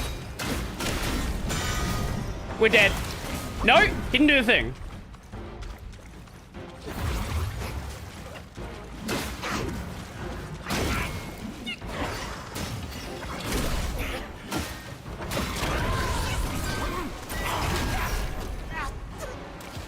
Why did that not dodge? I pressed the fucking button. It could be that he'll do that if he heal while he's idle. I don't know. Maybe? But we've healed while he's idle before as well. So I don't know if that's the case. Like, that makes sense, but it doesn't align with what I've seen. Maybe it doesn't happen every time as well, which is the other weird thing. Are you...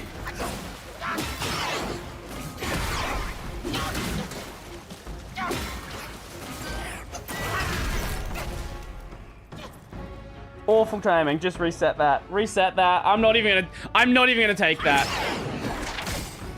I'm not even gonna take that as a start. That was awful. Yep. Take it. Thank you. It could be that he'll do that if you heal while he's idle, like just walking around. Maybe when he's just walking around. Maybe there's a difference between when he's idle, about to go into a combo, and idle and walking around. I don't know.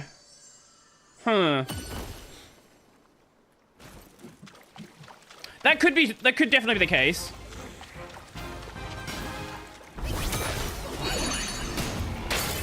No, Erlang's way faster.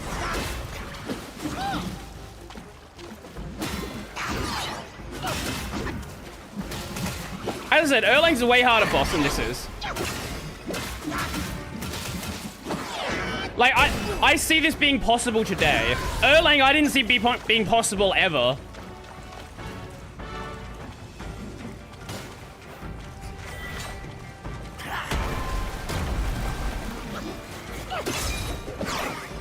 And we're already almost beat him like twice today.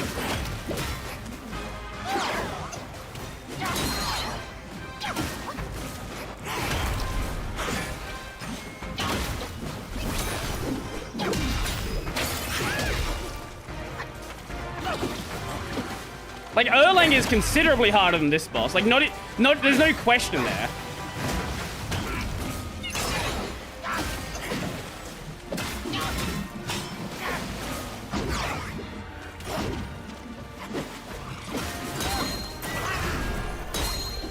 Okay, that should be stage swap. There it is.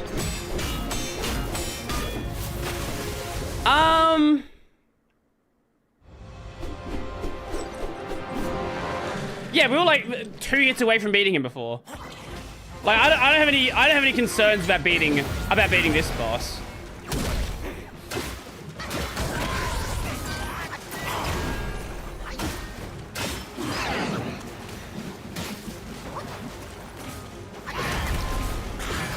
Why is my timing so bad on that attack?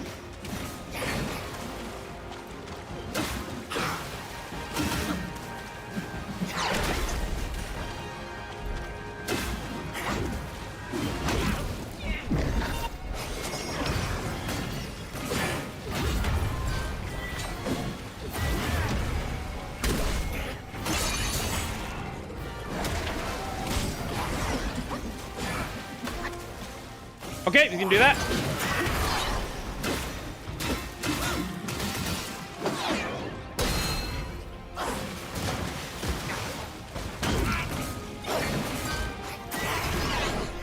Scuffed, but we got it.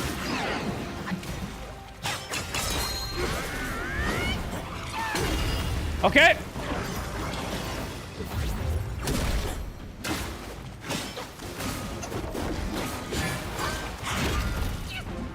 What was that?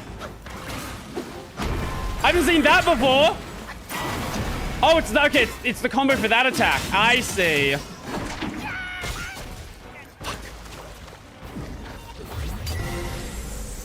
I shouldn't have healed.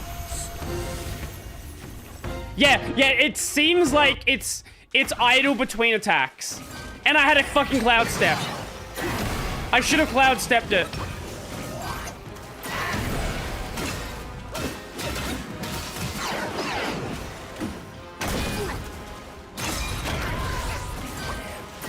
Like, I'm still not sure on the exact condition, but that certainly seems like the fuck the best we've got.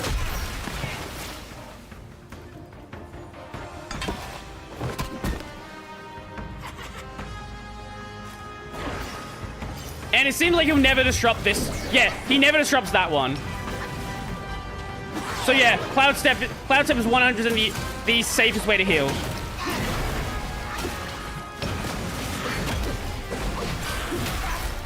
Fuck. That was fucked. That was fucked.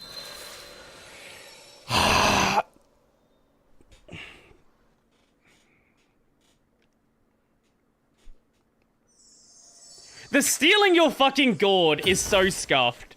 Like, man, why is that a thing? Why have you done this? Is there anything better we could maybe grab?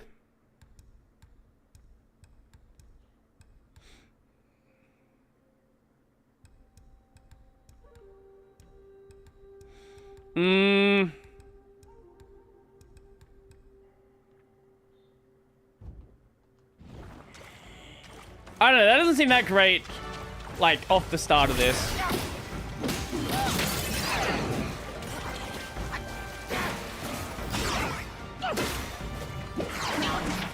Okay. Like, there's...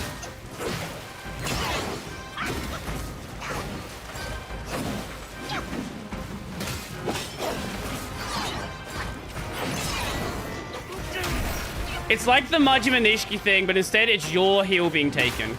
Wait, what? The Majima Nishiki thing? What is that? What do you mean? What do you mean the Majima... I'm so confused what you mean. The Majima Nishiki thing? What Majima Nishiki thing is relevant to this?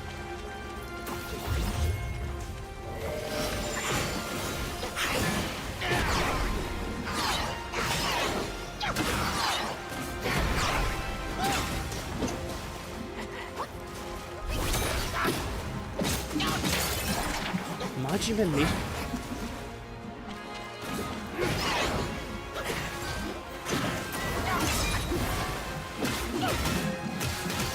Wait, what? Is that a... Wait, we take Nishiki's heal? What? Wait, I don't even remember this.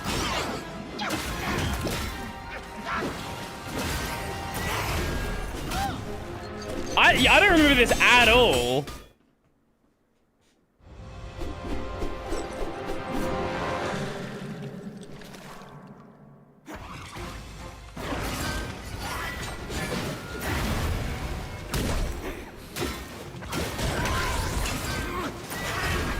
Actually, maybe the hit doesn't happen until right at the end. Actually, might be a way to dodge the Ring of Fire. No. How is that hitting me? It's not... nothing's hitting you there. How am I losing health to that? I'm so confused.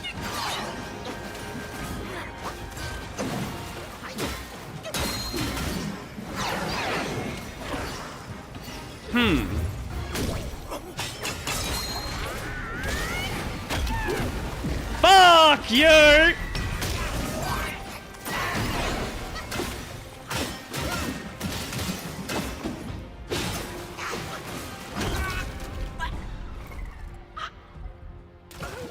Quick time you take Nish. How does Nishi try to heal though? What does he do?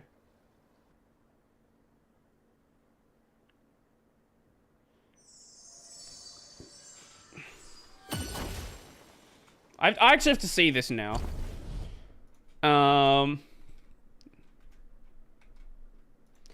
Yakuza 0 Majima versus Nishiki.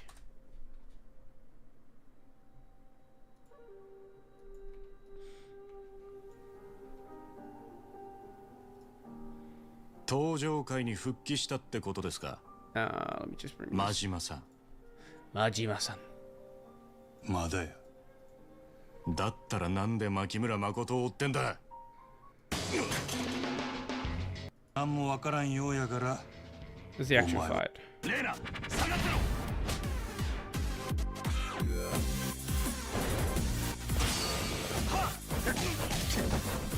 This guy's good at the game. Yakuza 0 is amazing. Yakuza 0 is amazing. Oh, wait, here we go. Here we go. I think this is it.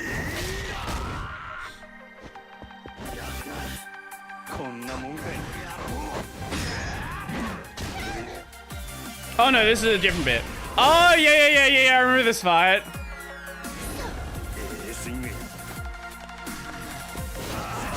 Wait, here we go.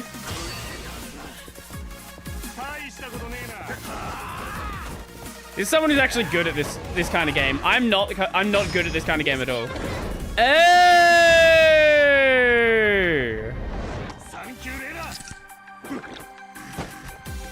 Hey! I forgot about that entirely.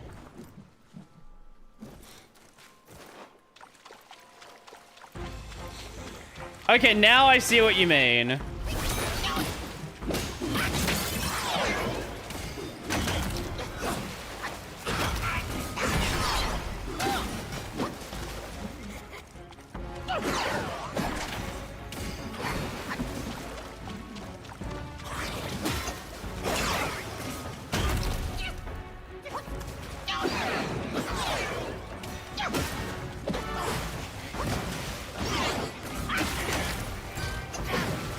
It's almost like that, like the AoE you have to like dodge perfectly, otherwise you get hit by like the AoE water or something.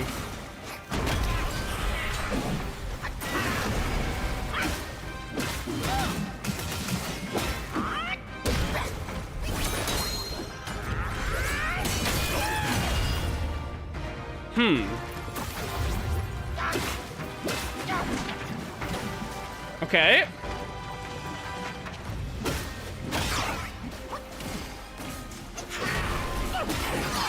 Scuff. Okay, first stage done. The monkey has antlers. No, that's called a hat. Yes, this is my first playthrough. I am not a New Game Plus gamer.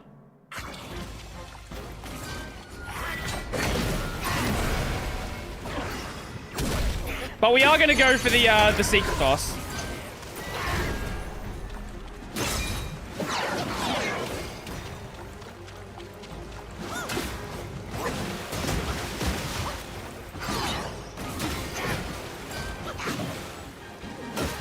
Yeah, that attack's so weird.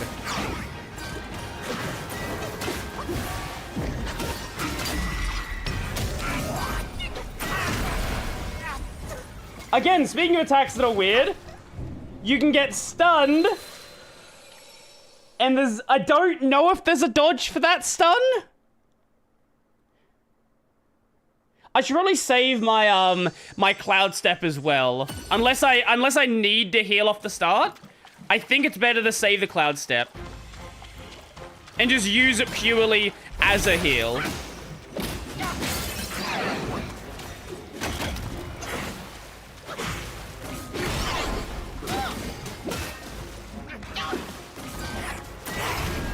Scuff. Dodged it though. Okay.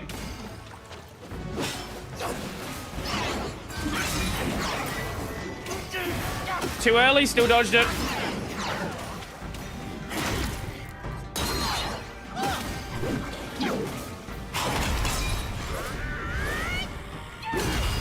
Okay, very bad.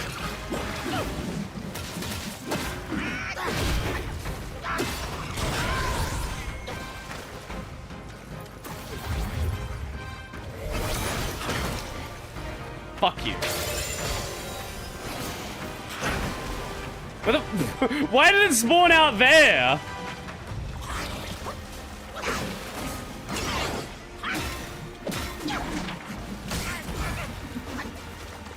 Sure.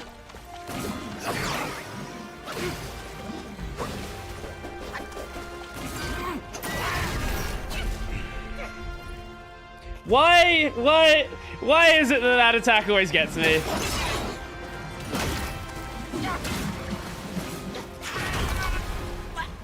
Speaking of attacks that get me, I'm like in this weird state where sometimes you get most of the way through second stage, sometimes you just fuck it up in first stage. It's still that like mix in between bit. The fun bit, the Sekiro final boss bit.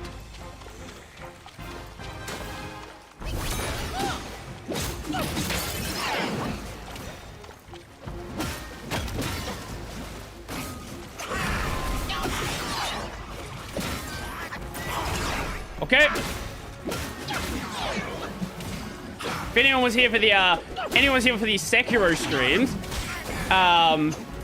the final boss, the hard bit of that was getting to the bit where I can consistently get to the fucking first 3 stages of that fight. Not the actual final fight itself. Not the final stage itself. That, I think the final stage we only were in that for like half the time maybe. Maybe a quarter of the time.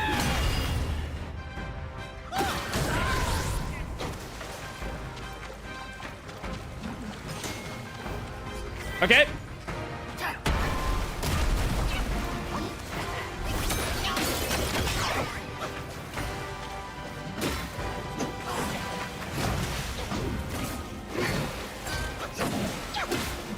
Okay.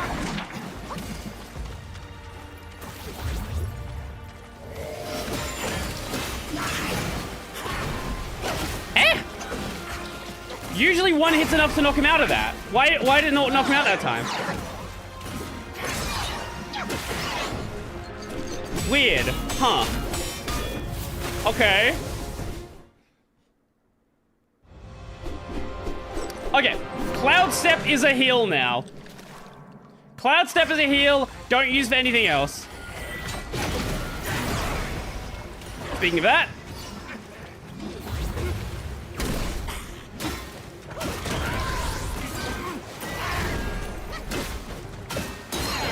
Okay. Nope.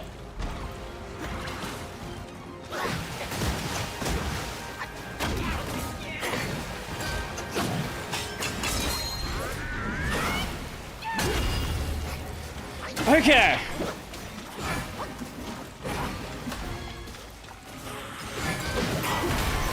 Fuck! That's bad. That's real bad. Okay.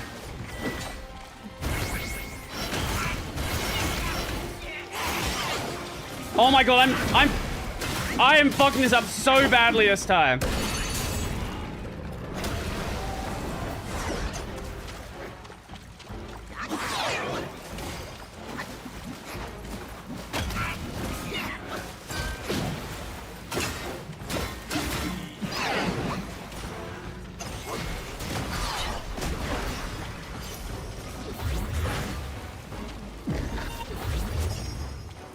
Okay.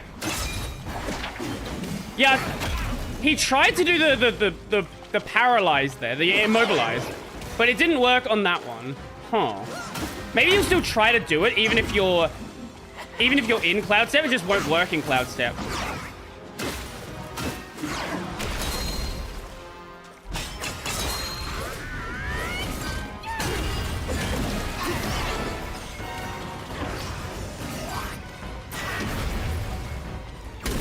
Okay.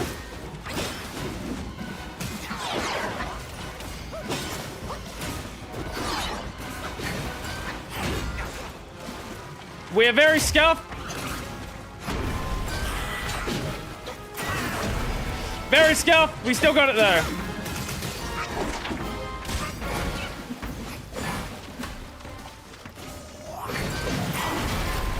A Kaioken would certainly help.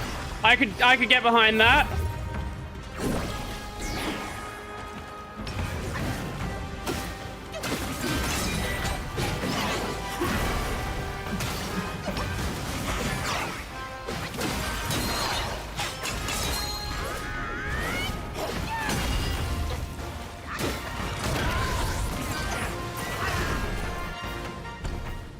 And fusion dance.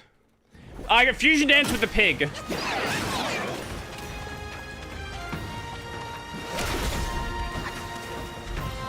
I don't think we're getting it this run.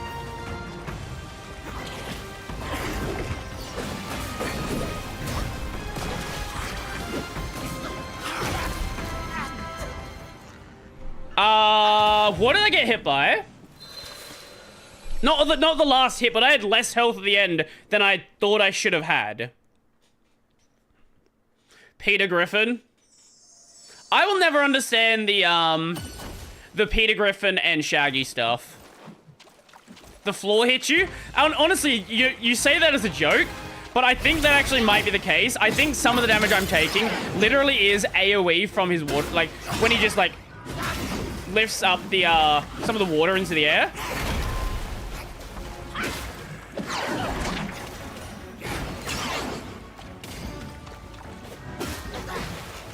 Like that. I didn't get hit by the attack, but I got hit by the water of, like, coming off the attack. Just hit me. I don't understand how that, like, how that attack hits you. Like, when he just, like, sprays water in the air. It's like, oh, yeah, fuck it. Take, like, a little bit of damage. Like, what? Why? No. Peter. Here? Here what? What is here? Have some art. Copy link. Okay. What do we have here? I am Kawhi. Jesus Christ. What if...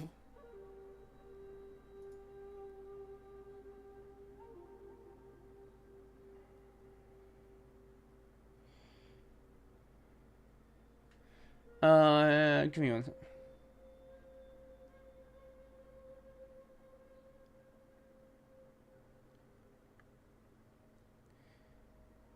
What the... Wait, hold up. What video was that? Give me one second. Someone just DM me. Okay.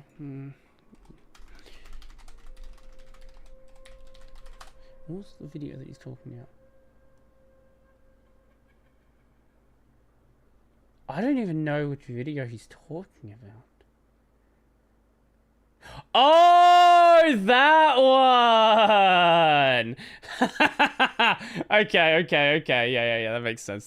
Sorry, I can't tell you anymore. It's, no, there's someone reached out to me about a video that I put out, telling me that it was very much on point, but can't talk about things publicly.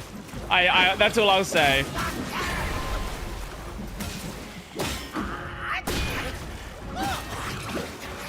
Seems we got a full party for Rabbit Club. Oh, nice.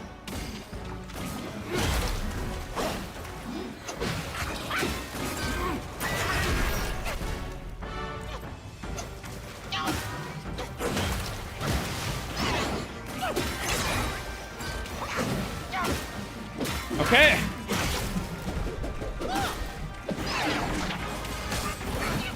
Oh my god. What am I doing?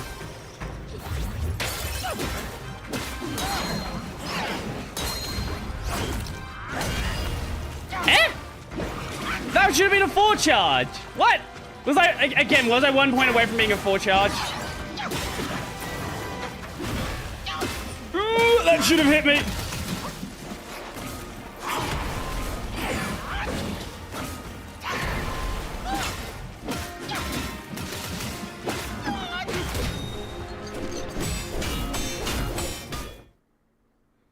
I love Rebel so much. Runs your day one Overwatch.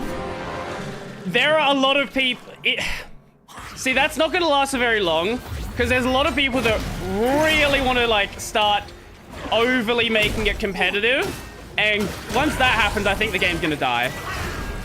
Once people start caring about meta comps, like even in casual play, the game's gonna be fucking dead.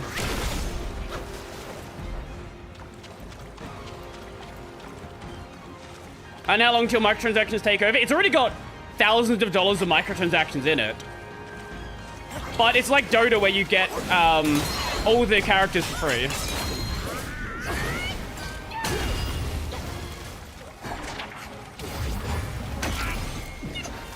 Okay, I should not have healed there. Maybe if we do that.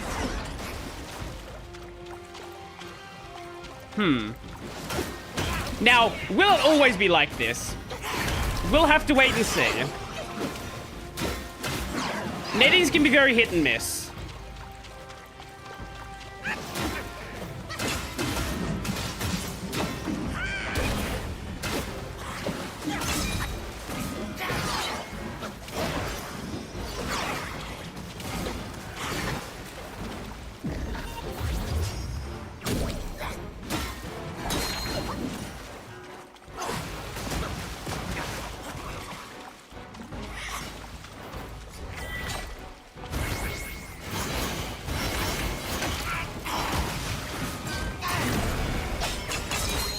As long as they buff Venom sometimes.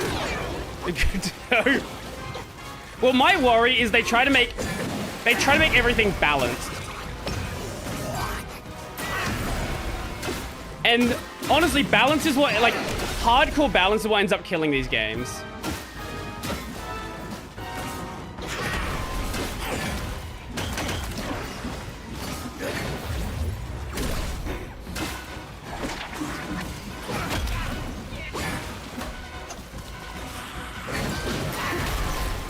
Obviously, yes, though, they will balance stuff if something is too broken, sure.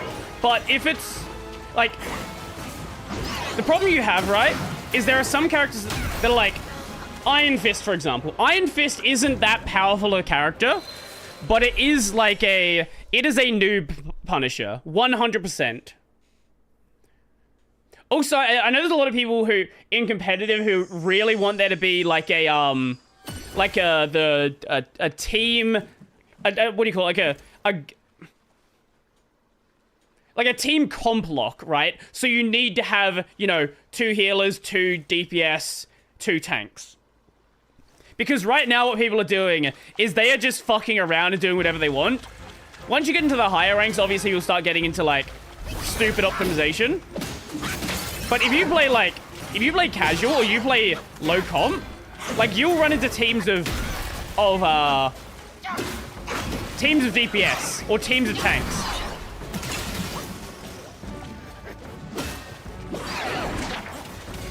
And I think that the comp locking is kind of cringe. Like if a team of DPS is more viable than a balanced team, fucking go for it then.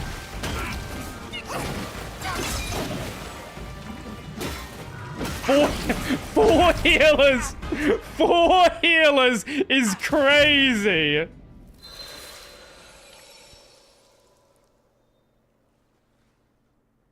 It's hard to get attached to multiplayer games when they're just one and shit decision away from blocking it. Yeah, that's true. But I believe...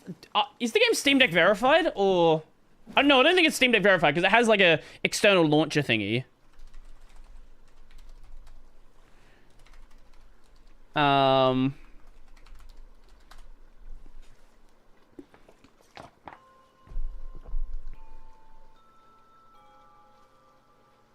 No, it's not. Okay, it's not Steam Deck verified, but it does run perfectly. Why is my analog stick not working? Why is my analog stick not working? Why can I not change the camera?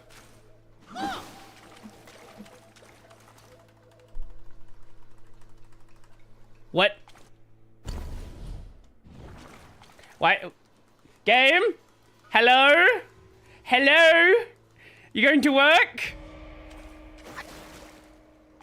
You know, we're gonna... Fuck it. I'm gonna play the round like this. See what happens. And then we'll restart the game.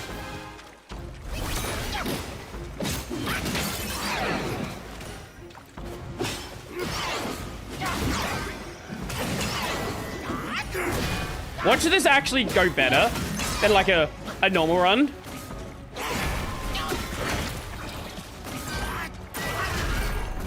Scuffed it.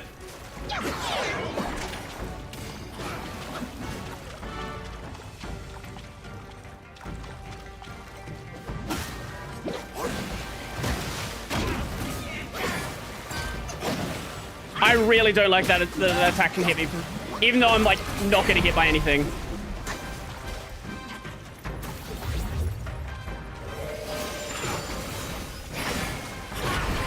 They can get stuck out the map.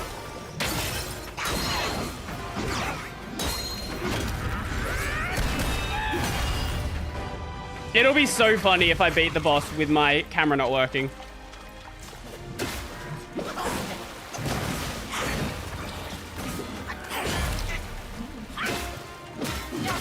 So all the camera movement you're seeing right now is just lock on camera, nothing else.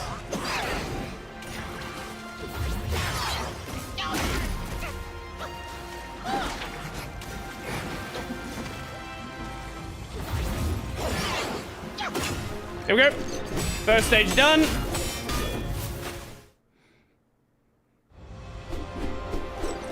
Honestly, here's the thing, right? There's no need to get attached to a video game. It's a fucking video game.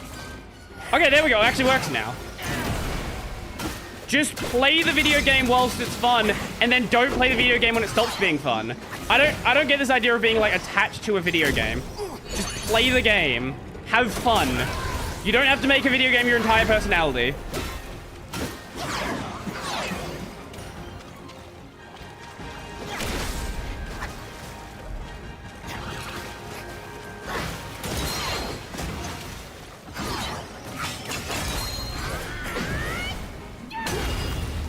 But Brody, I love Dead Cells. Hey, if you like the games, keep playing them. Like, no, there's... Again, that's my point, right? If you like the game, keep playing it. If a game stops being fun, don't play it. If it doesn't work, don't play it.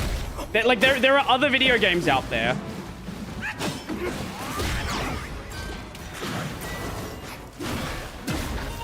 Like, even games that I play a lot of, right? Like Path of Exile. If that game... Like, if the service died one day, I just play a different game.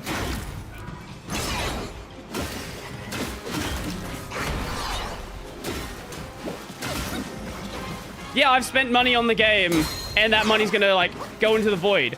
But that should be, like, your expectation every time. Anytime you spend money on a video game, that money is just going into the void.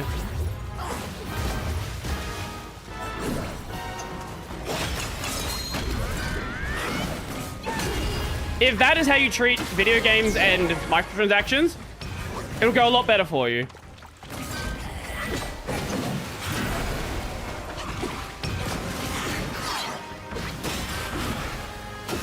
And that's why I don't like buying, like, especially why I don't like buying consumables in a game. And I'm not a big skin guy anyway.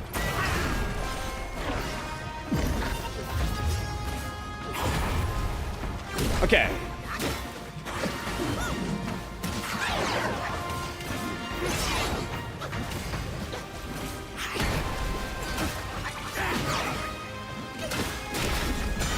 Nope, nope, nope, nope, nope, nope, nope.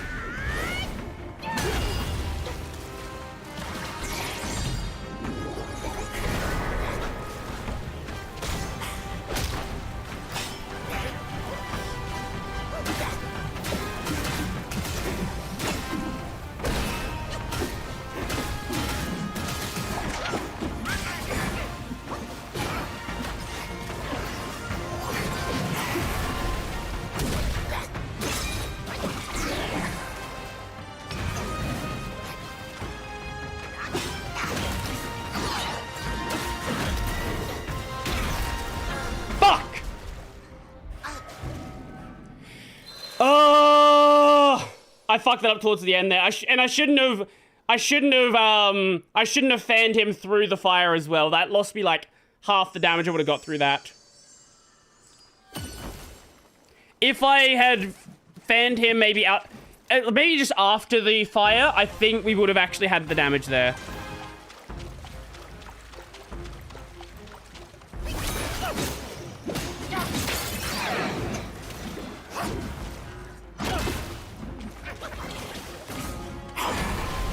Okay.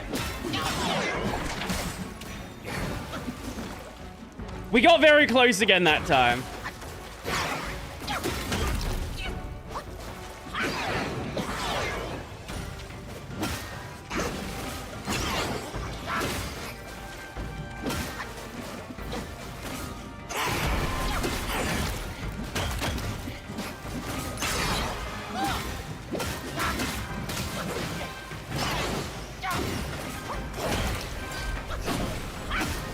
Also, if I had one more heal as well.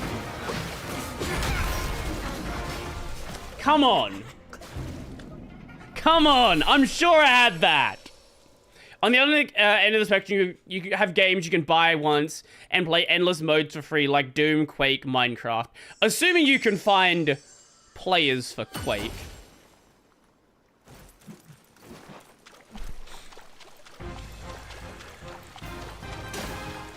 I don't know, I'm not a big fan of, like, endless games. Like, obviously, there'll be exceptions, but again, I just play a video game until it stops being fun. Like, you don't need to make a video game your entire personality.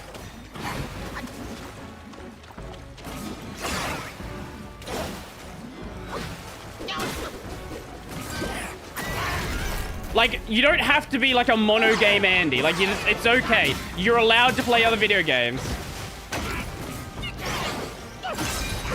If you don't want to, like, hey, that's fine. Like, play whatever you want to play, but, like, you don't... If a game stops being fun, you don't have to play the video game. Typically not a fan of roguelikes except Balatro. I don't... like, when it comes to roguelikes, I don't really like ones where your entire run ability is based on pure luck. Like, in Balatro, you can be in a situation where you cannot win. Like, no amount of skill will win you a bad RNG in Balatro. And that's why games like that just don't really stick with me as much. Same with, like, Slay the Spire. I like Slay the Spire. Don't get me wrong. But, like, you can just have a cooked run. And no amount of skill can get you through that. Whereas a game like Hades, even with a cooked run, just don't get hit.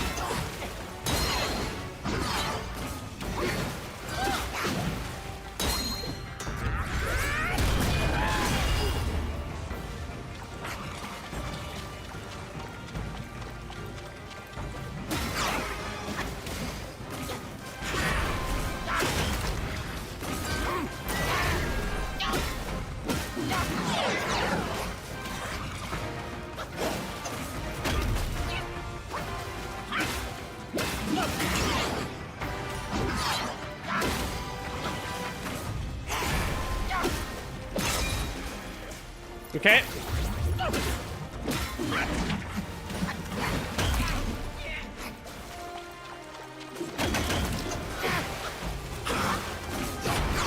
Okay, and there we go, first stage. I think with card games like Balatro, I like that type of game. I think that type of game is fine, but most of the roguelikes that have actual story and endpoint to get to, not as fun if I can't get any permanent abilities. Oh no, if there are no permanent abilities in a roguelike, no, I think it's cringe. If you build a roguelike and it doesn't have a permanent progression system, I have no interest in playing it. Do you like Slay the Spire more than Balatro? Yes, absolutely. If that's the criteria, yes.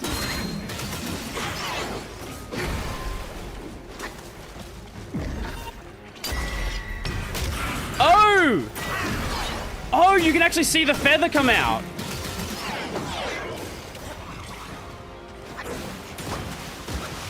Again, I don't know how that hit me.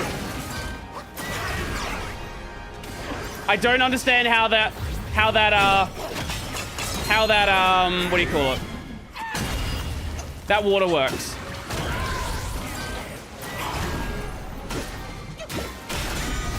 Fuck, fuck, fuck. Yeah, they both games do. I don't remember what they are in Hades 1, but in Hades 2, it's a, oh no, it's the shadow crystal thingies.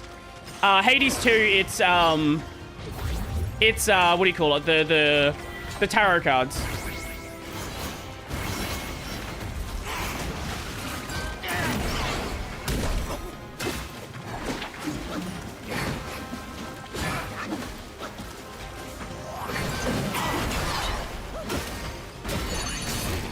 Okay. In the form of upgrades to the mirror thing, and also the 6 weapon choices. Right. The 6 weapon choices, they don't happen until you beat... Do you have to beat Hades once to get the weapon upgrades, or is that a misremembering?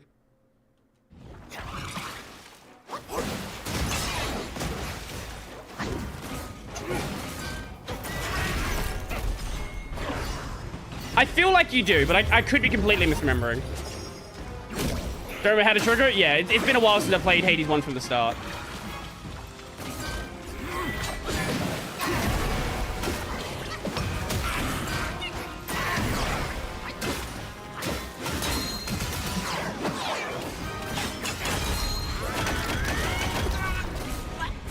Literally the worst possible time I could use that. Literally the worst possible time.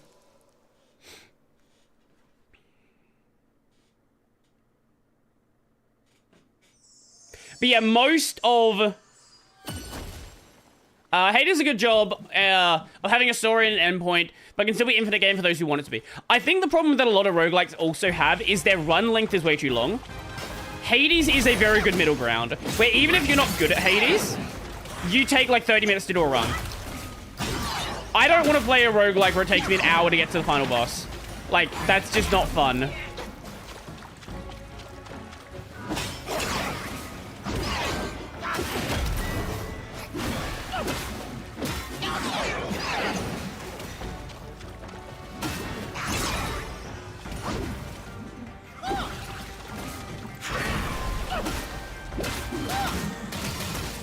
Like, once an unskilled player is comfortable at getting through the run, it should, at most, like...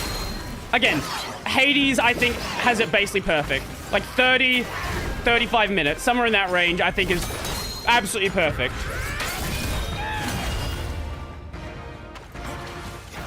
Because any longer, and, like, you die, and you're like, well, do I have time to do it now? I don't really feel like wasting another hour of my life doing this. My average is 25. You can, like, depending on the weapon, you can comfortably get down to, like, 20. 18 to 20, I think, is my range.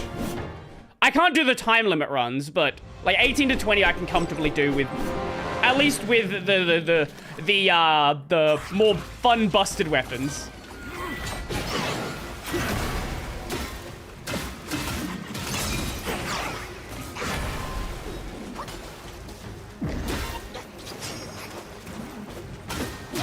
Oh, you can dodge that. I don't know how I did, though.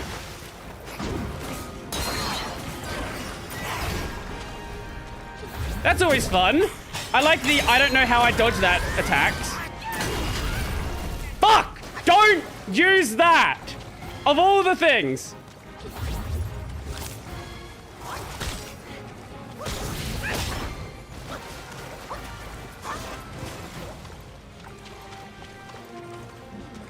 I love when he uses his heavy during my heavy.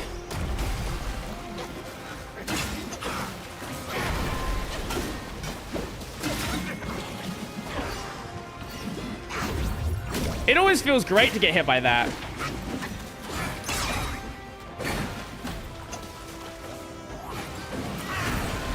What the fuck was that? Where are you even attacking?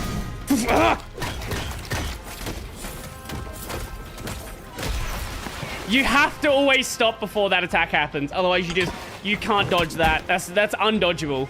The dodge is not attacking when he turns to stone.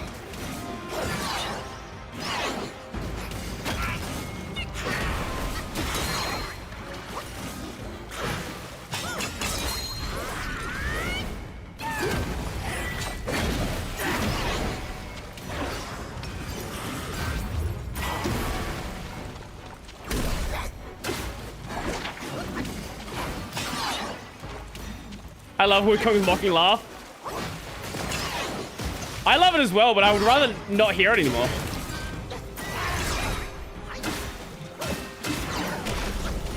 No, no, no, no, no.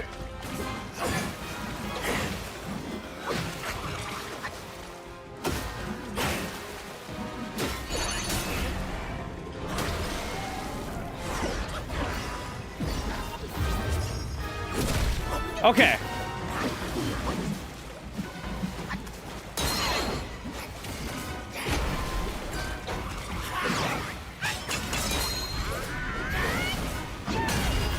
Okay.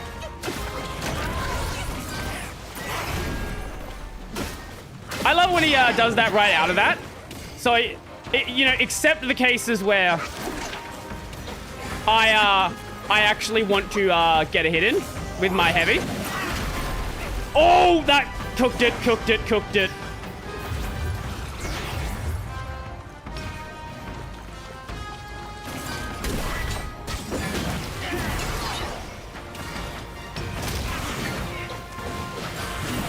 Nah, I've really cooked that.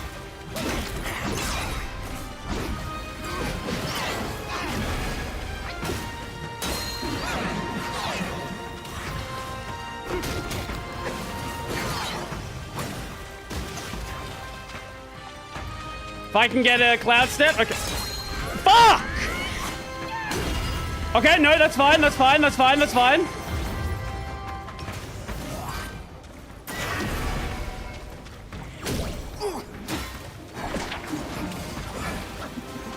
I got a hit in, that.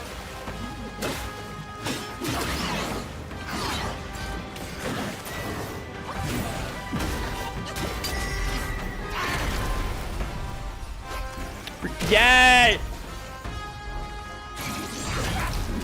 I love getting that fucking immobilized. I love being immobilized. That's so great. That's such a good fucking mechanic. Why the fuck can the boss immobilize you with basically no fucking wind-up? Don't give him the same ability as the player. At least make the wind-up for that slightly more annoying. The dots are the number of seeds you have in the gourd. So basically the number of like gourd buffs.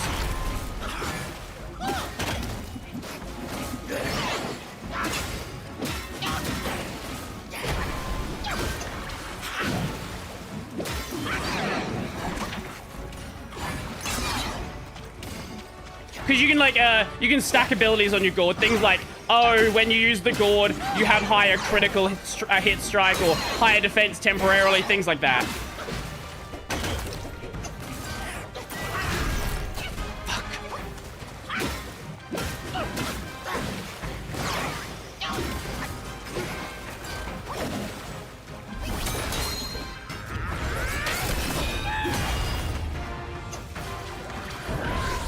Okay, no, I'm not even gonna deal with you in there. Fuck you.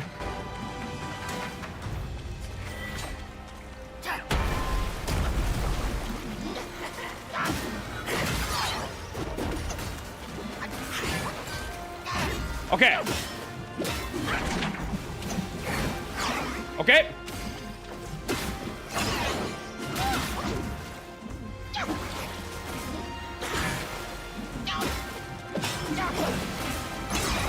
Okay. There we go. First stage done. All we need to do is stop getting hit as much.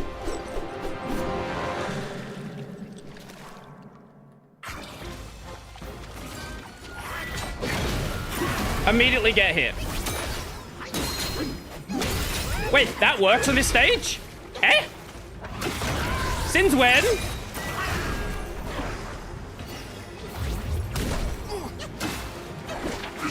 Maybe it doesn't work in the later parts. Maybe it doesn't work with certain ability. Huh.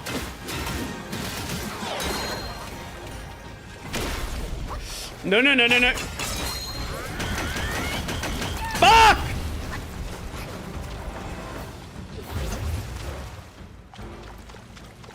Oh, when he does the fucking the spin. Okay, okay.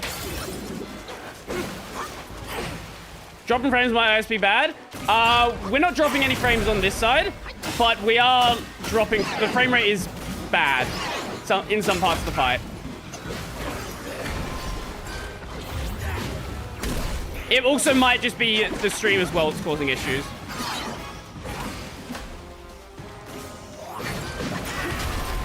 Fuck.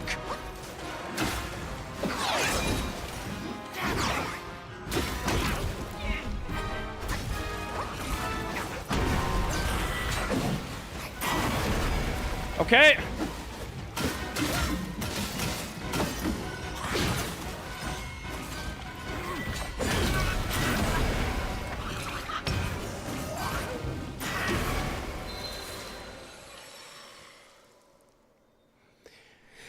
Oh, pain.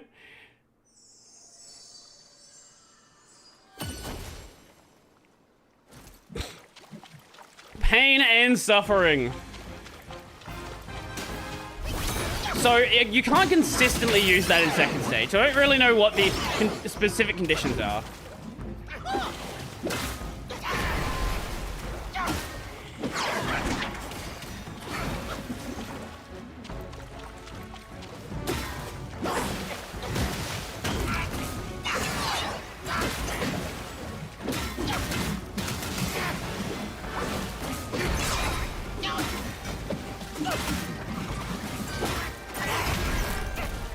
Completely cocked that.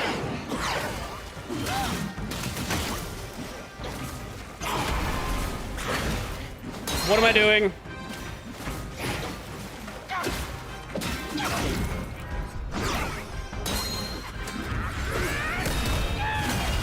Okay. Gonna get healed in there. Completely missed that attack.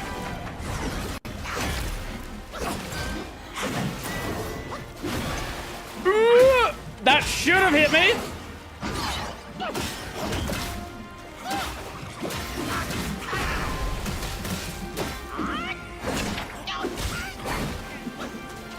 I would like to not be using 2 heals during first stage.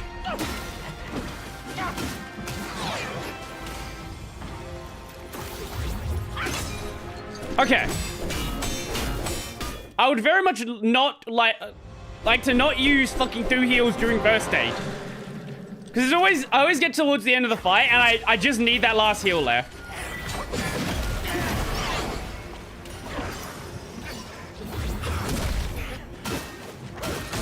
Now this could be remedied also by just not being bad.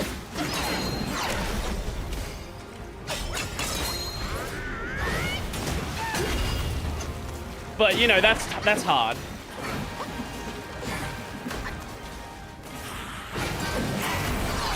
Okay.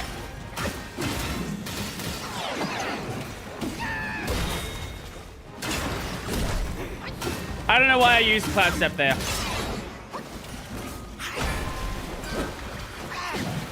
Let's hope I don't need a heal anytime soon.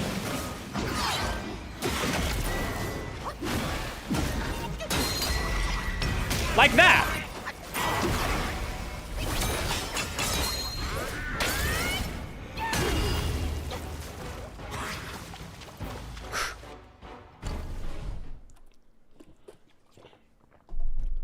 Pain.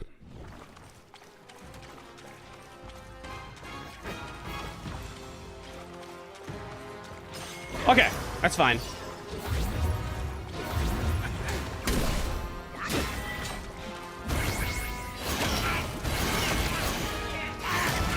Oh my god, I got hit by the entire combo. Except the ending.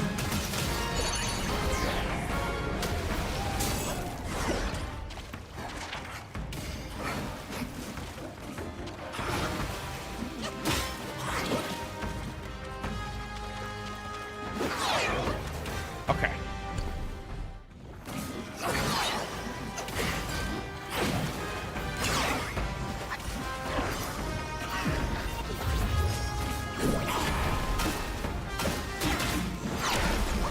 No, no, no, no, no, no, no.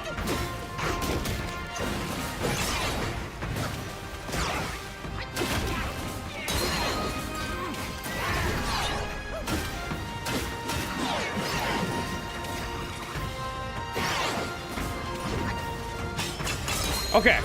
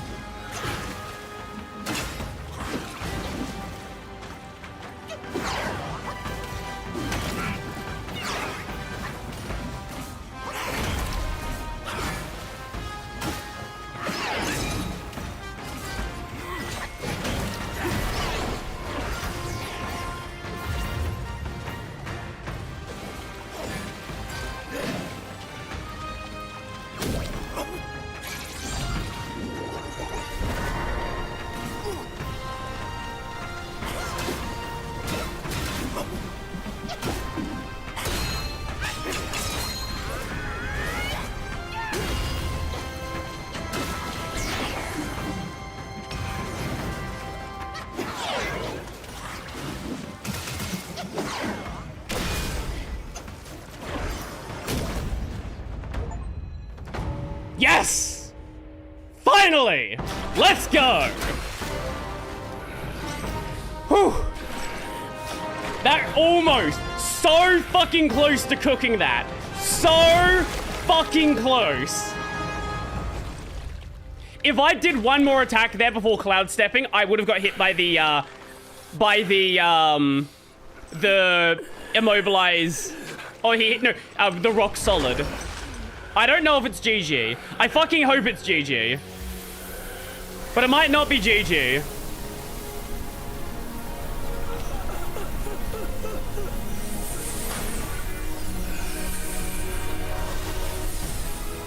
Oh, it just does an AoE in like a range around me. Watch this not be the final fight. Watch there be another stage. Hopefully, if it is another stage, it's not a boss rush stage. If there's gonna be another stage, please fucking heal me. I'm fine with being healed. That's all good with me.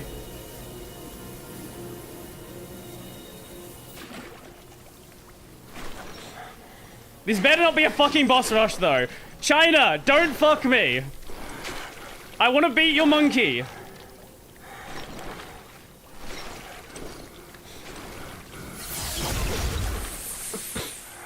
You must have heard tales about him.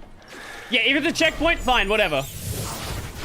Some say he helped Tung Monk fetch the scriptures, was granted Buddhahood, and stayed on Mount Lingshan thereafter. Yeah, we have to beat this, and then we have to go back to Haoguai and fight this and beat the stone monkey and shell again. Say it was not him who was granted Buddhahood. The real him was already dead on the journey to the west.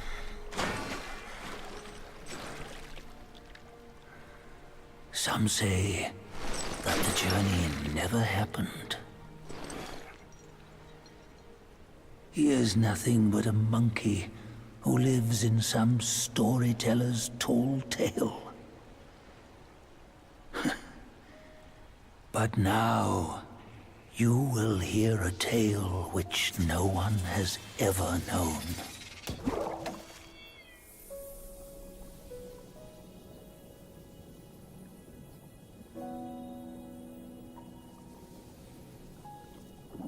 Unless, wait, hold up.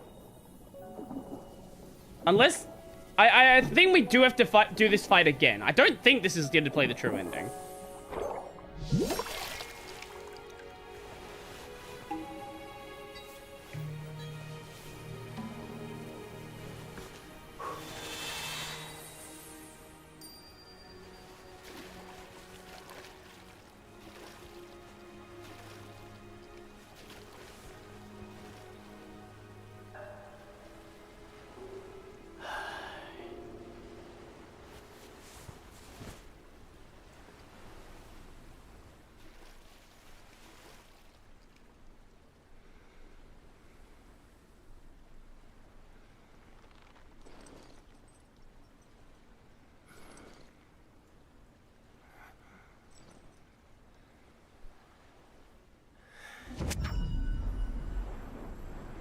Unless it does.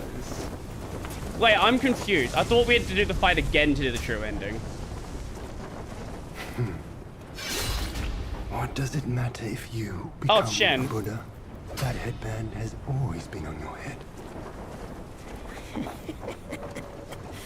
Keep those eyes wide open. Watch me rip it off and break free.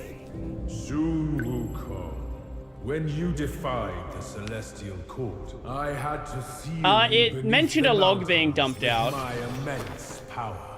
Yet, after enduring punishment, you embraced the dark, uplifted good against evil, and subdued Yao Guais throughout the journey.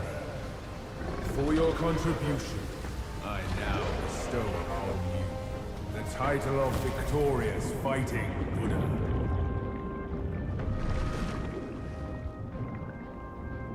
He defied the Celestial Court, and the Jade Emperor imposed 3 ordeals. Only when the chicken finishes pecking the rice, the dog laps up the flowers, and the lamp burns through the key, the rain will fall. Uh-huh.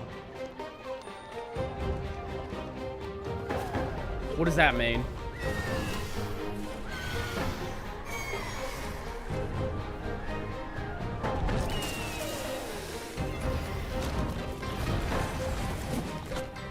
Man, this game is a fucking labor of love.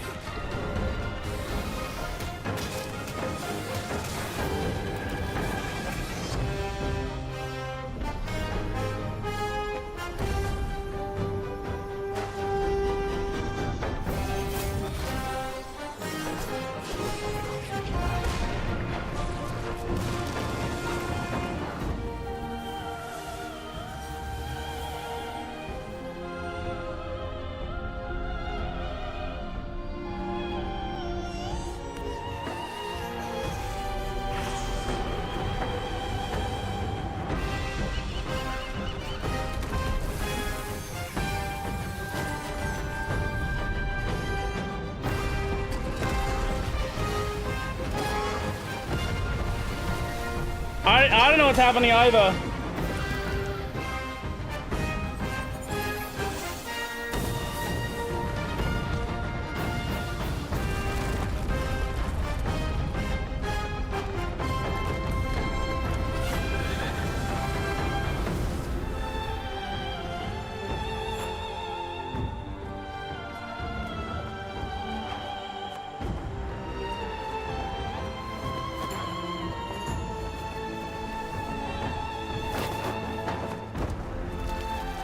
He's pissing?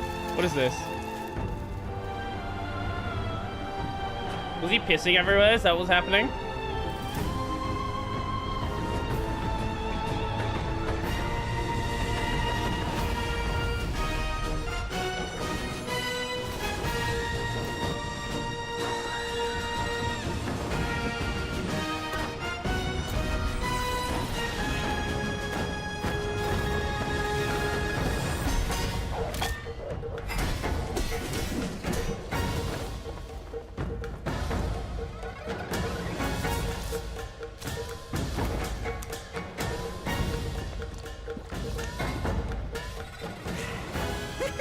Bottoms up, brothers. One final toast before we crash the Celestial Palace.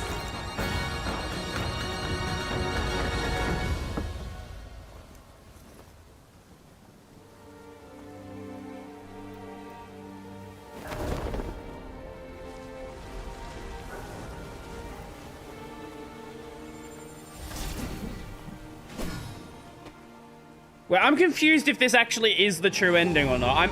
I'm like genuinely confused. Because everything, I'm like, got a tab open here, and I think this was the true ending. But like, it said you had to beat them again to get the true ending.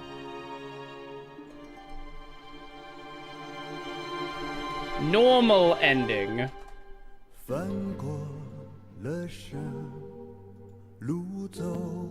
As far as I know, this is the true ending. Or is this the secret ending?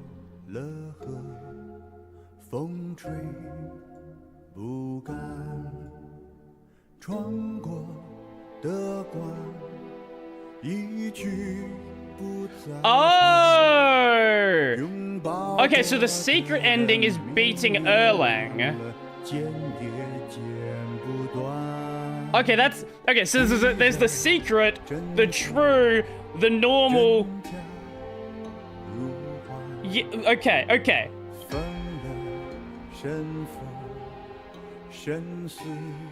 Okay, so yes, this is the true ending. Again, nobody fucking knows how to write... nobody writing guides has played the game. Literally no one writing these guides has played the game.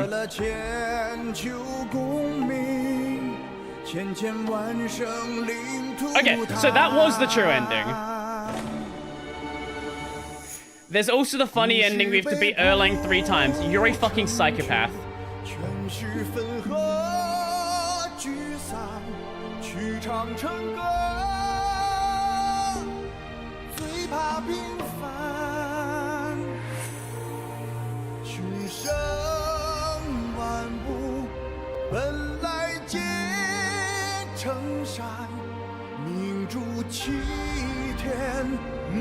Okay, we'll have a look at the normal ending in a moment. My side. That should be the next game.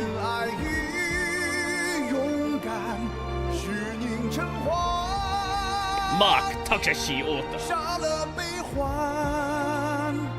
This was fun. Like as the monkey we played from the start back. No, we have now, I think we've now like taken his powers and we are now like the true reincarnation of the monkey.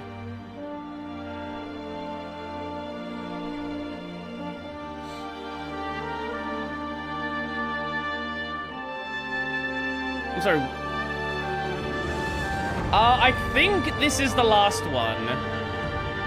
I thought we'd have to do some stuff again, but I think this is the last one. Oh, wait, I understand now. I know why it's saying do it the other way around. It's so you can get both the normal ending and the true ending. Okay, that's why the guides are like that. It just doesn't explain it. Because if you beat the boss the first time, you get the normal ending. If you then go beat Erlang and come back and then beat the boss, then you get the true ending. Okay. Whereas Honey getting... Oh, you know, I might just turn the rest of the stream into a react stream. There's a couple of things I want to watch. I've been saving the Honey video. I have not watched the Honey video yet at all.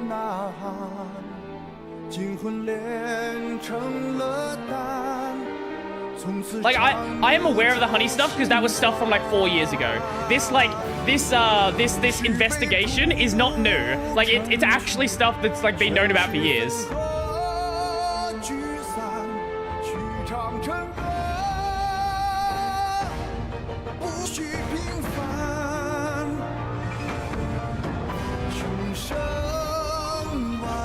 Tweldo's influence with egg on their face.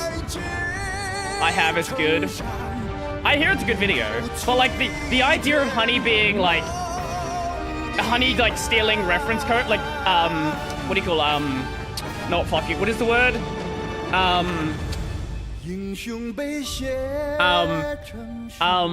Referral codes. Like that's not new. Like that's like been known for so long, but no one. Maybe it's just not been known that like publicly by a lot of people, but like I've certainly known about it for a very long time. I'm pretty sure LTT talked about it when they like split up. It's new in the way that you got way more details about it. I see.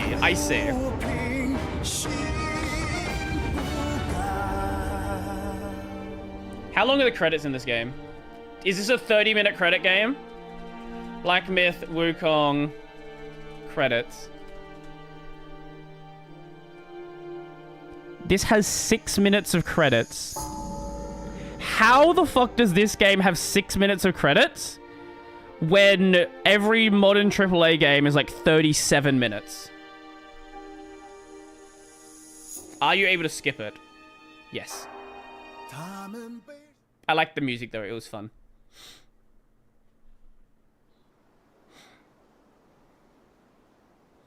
Black Myth, Wukong. The Destined One, you can now enter a new cycle embark once again on the journey to the west. In the new cycle, you'll inherit the levels, talents, arms. Oh, new game plus. However, beware that story progress and related key items shall be relinquished. Prepare yourself for the adversaries you shall encounter on this expedition. Challenge! Opponents recorded in Portraits can be challenged again, either by dueling them individually or fighting them in succession with customized curses. Along with various treasures as rewards, your best records will be documented to inspire... Oh, is this, Oh yeah, I added it to the block list. I want to have a look at this battle thingy. Beat Erlang again. Fuck no. God, no. I do want to have a look at what this boss rush thing is, though. I guess it doesn't... It will still, like, auto-mod VIPs. I wonder if I can, like... If I can remove VIPs from the auto-mod. I don't know if that's a thing you can do. Where are we? Where the fuck are we? Wait, what? Peak of Innocence. Okay. Challenge. Challenge a former opponent to a duel or Gauntlet of Legends. Now, how does this work? Oh, so we can actually go back and fight, like, any of the bosses. Oh, wow. Okay. Let's fight the first one. Oh, and there's, like, oh, God, there's harder versions of every boss fight. I have to see this. I have to see what Great Sage difficulty on the first boss is. And I'm going to look at Great Sage Erlang as well. I have to see it. I want to know how cooked it is. I wonder if it's new moves or if it's just like they have more health. If it's just they have more health, that's kind of cringe.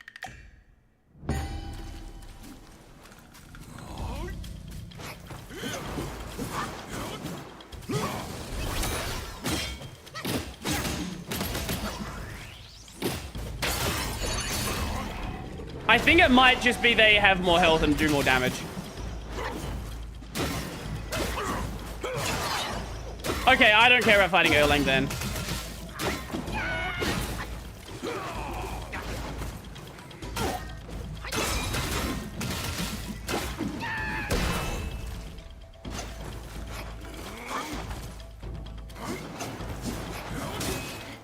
Oh my God, it two-shots you now. Okay, he hits fucking hard now. Wow. Wow, he hits fucking hard. Okay, Jesus Christ. So yeah, if you want to go and fight those, I guess you can do that. Fucking hell. That's, yeah. You would probably want to be, like, a much higher level for that one. Yeah, I've got a YouTube video open of the other one. Oh, and you can actually get, like, new items and stuff from them. 3 Tigers, Tiger Vanguard. Oh my God, there's like a whole difficulty increase system.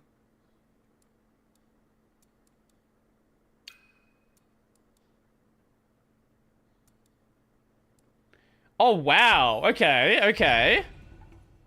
That's actually really cool.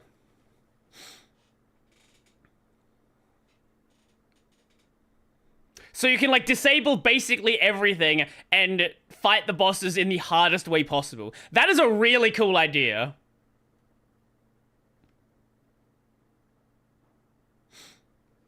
This wasn't in the game when the game first came out. This is, like, a new thing.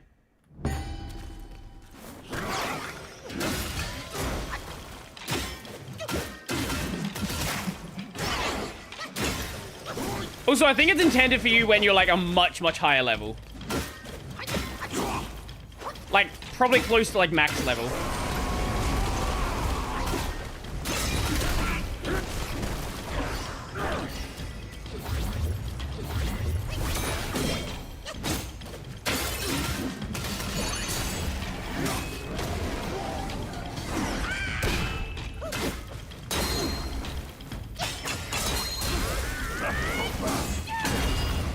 Okay.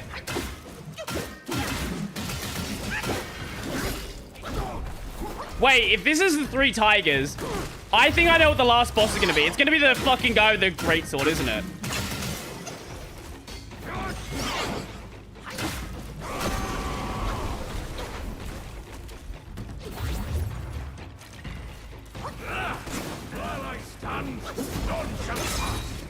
I forgot how fun this, like, how fun some of the bosses were. It actually was a really cool boss.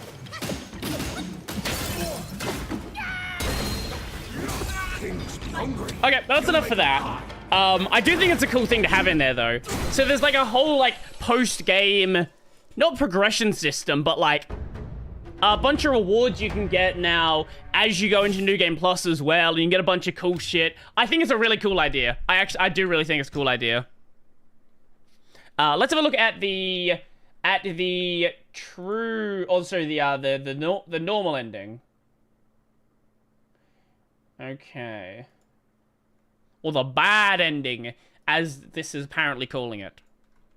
Let me quit out of this as well.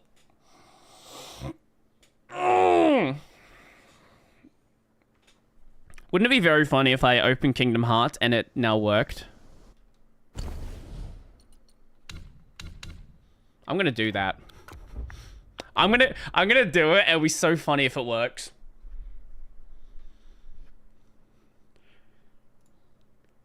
So with this, like, being in the state that it's in, I don't know if we're gonna do, until I can get this working again, I don't know if we're gonna do Kingdom Hearts next week. Kingdom Hearts might have to be on hold until the game starts working again. Which is annoying, but, you know, it is what it is. Because I've done a reboot, and it's still cooked it. Yeah, it's still crashing. I don't know. Okay, let's have a look at the bad ending for this. I really want to do Remind at some points, but I don't know why it's doing that. I'll do a here's what's going to happen. I'm going to do a system update, and it's going to start working.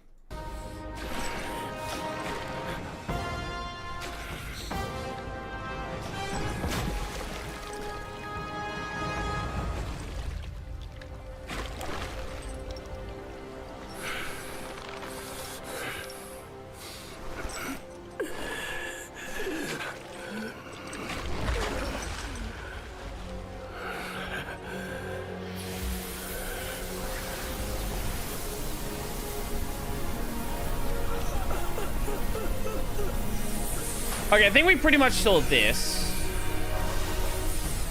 I think all of this is the same.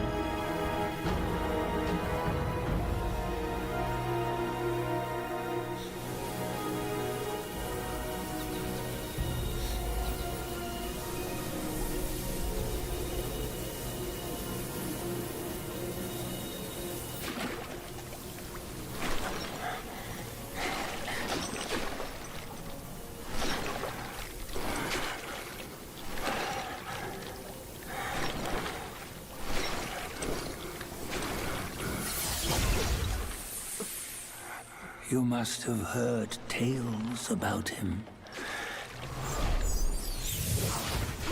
Some say he helped Tung Monk fetch the scriptures, was granted Buddhahood, and stayed on Mount Lingshan thereafter.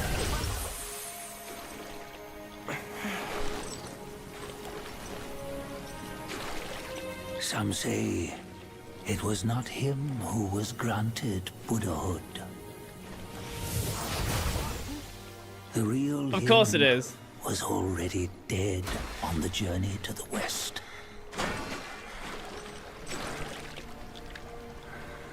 Some say that the journey never happened. He is nothing but a monkey who lives in some storyteller's tall tale. But now, you will hear a tale which no one has ever known.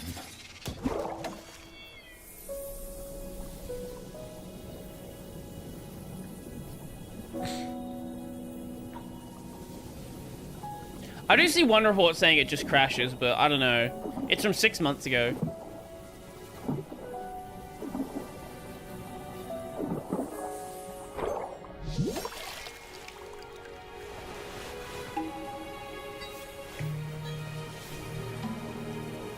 Monkey.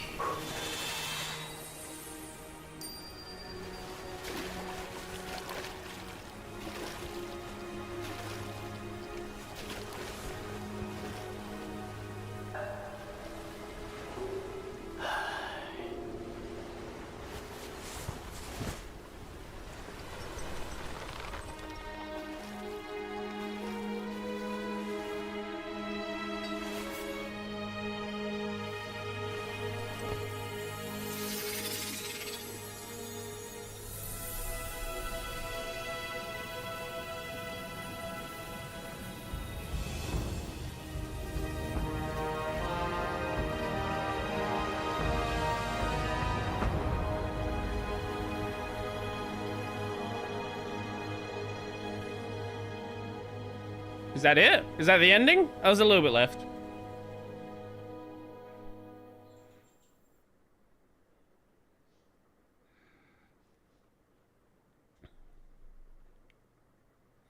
Monkey.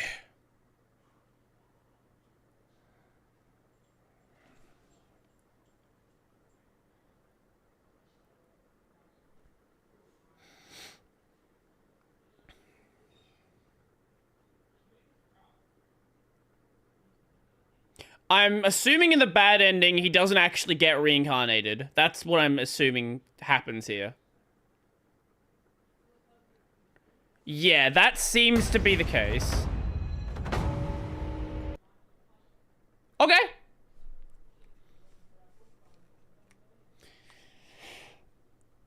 That's a very fun game. That is a very, very fun game.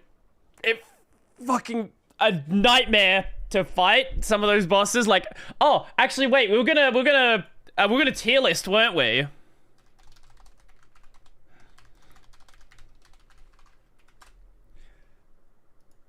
I forgot we were gonna tier list.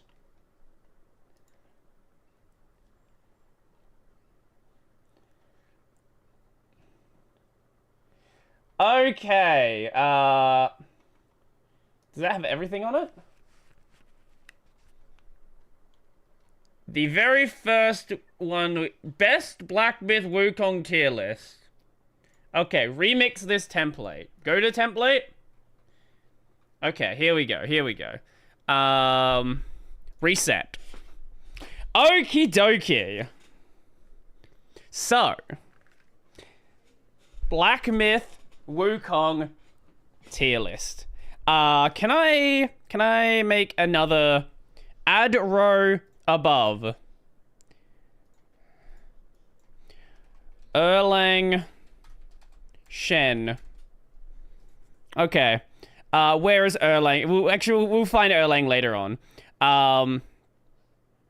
Okay. So the Upramana Bat. Upramana Bat. I don't see that one. I don't even remember. I don't. Upramana Bat. It's probably such an easy boss that it doesn't even matter. Stop giving me ads for Marvel Rivals. What was this one? What did you do? Oh, it was the guy on the beach here. Oh, yeah, this guy. This was basically just like the regular enemy. Like, to be honest, it wasn't really that. It, like, hit a little bit harder. Sure, I guess. But, like, I don't know. It wasn't hard, that's for sure. I'm gonna put it... I reckon easy. Bo Lang Lang. That's one of the fire bosses. Bo Lang Lang. It really wants me to go play Marvel Rivals. Which one was this? This was the... Oh, it's a frog boss.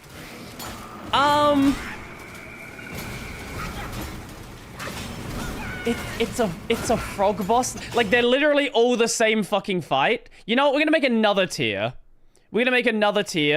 Shit, no, I don't want to do that. Okay, it's fine. Let's make another tier. Add below. This is gonna be the frog tier. Okay. Frog. Borli That's another one of the frogs. You know where that's gonna go? That's gonna go in the frog tier. Which frog was this? Was this the poison frog? Was this regular frog? Oh, this was... I think it was frog 1. Yeah, this is frog 1. That's definitely the easiest of the frogs. But it's still a frog. They all have the same mechanic except for like one thing. Like it's like one little move change every single time. It's like, oh, this is Fire Frog. Or this is that the same? Oh, oh wait, that's Boar, not Lang. What was Lang? Lang's poison, or is Lang lightning?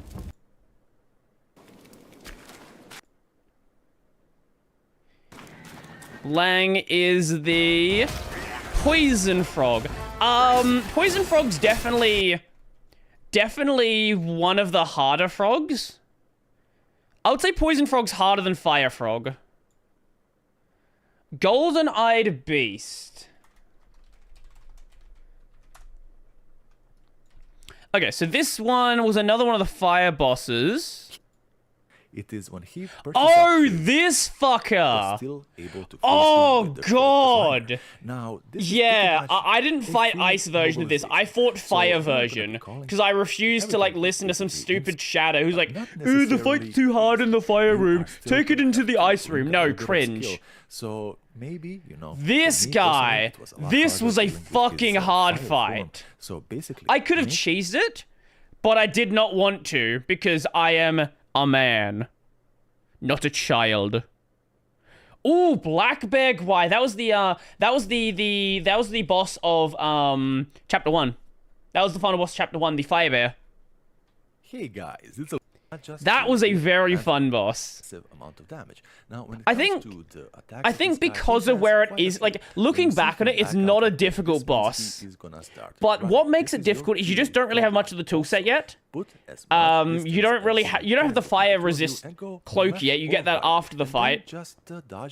Yeah, I think you get that after the fight. And it does like big slams. Are pretty damn easy. Like this guy, we were here for quite a while. It's definitely one of the more.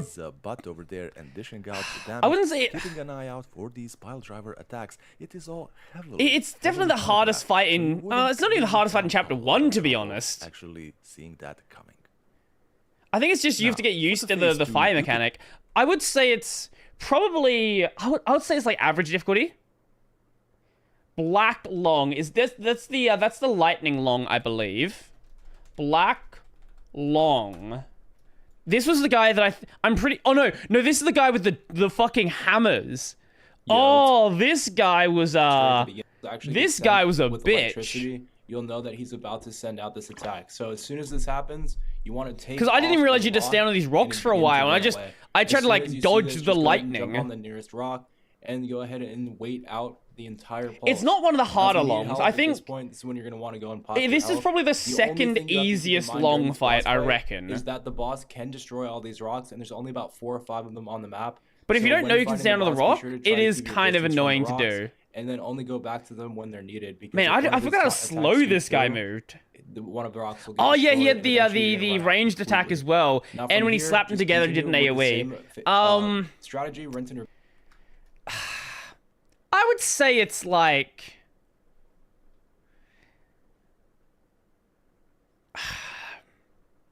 I would put it maybe. Maybe a little bit harder than Black Bear Gwai. Yeah, I reckon that's fair. Black Wind King. This was. This guy. No, I want to see the fight. Yeah. This guy, we didn't realize he was the boss when I first got in there. Now, after that, just go. This is not a hard fight. This is not a hard fight at all. Before he actually attacks. Now, I reckon he is gonna be, attack. Now, after that, we're gonna be dealing with his. He's one of the first spear enemies you fight, but he used the spear in with mainly swings. I'm gonna put him. It's definitely harder than the bat, but it's not that hard. Brown iron cart. Every single one of the carts is a fucking joke. Very easy. Oh, Buddha's right hand, the fight that isn't even a fucking boss fight. This one. The only reason it's on the list is because it has a health bar. Like, this is not a boss fight at all. And when it, like... I would... Honestly, this might be... Just be careful. I don't want to say this is the easiest fight in the game, because there's a fight that I can think of that's way easier. But it's really not difficult at all. Like, it's kind of a joke, especially if you immobilize it there as well. I'm gonna put that...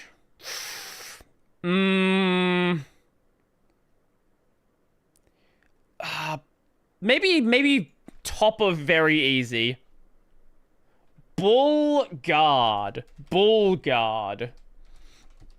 Oh, this is the guy who becomes like a... Yeah, he becomes like a... Let's go over some NPC after you like beat him up a bit, or is that a different one? I don't recall this. His body into a down smash. Oh no, this was the actual first boss fight. Most of his attacks I think in an overhead down look, smash. because so it's the first fight, right? Make sure you look like for that final it's not difficult. And only go in close distance to do damage. Like, it's not difficult at all, but like, it's because it's that first fight. You're like, I don't really know the mechanics. I would say purely based on where it is in the game, I reckon we can put it at like the top of easy. Yeah. I forgot how many bosses there are in this game. Like, look at all of this. And there's very few, like, actual reskins. Captain Culpa Wave. What one was that? Wait, what is this one? Wouldn't it be funny if there was just a boss I hadn't fought? Oh! This one, which I thought was going to be way crazier. Yeah! Oh, man, that was... Because this was basically the giants from earlier. Yeah, this was kind of a joke fight. Yeah, no, this is a joke. Absolute fucking joke. I'm gonna put it at the... Oh, is it harder than Buddha's right hand, though?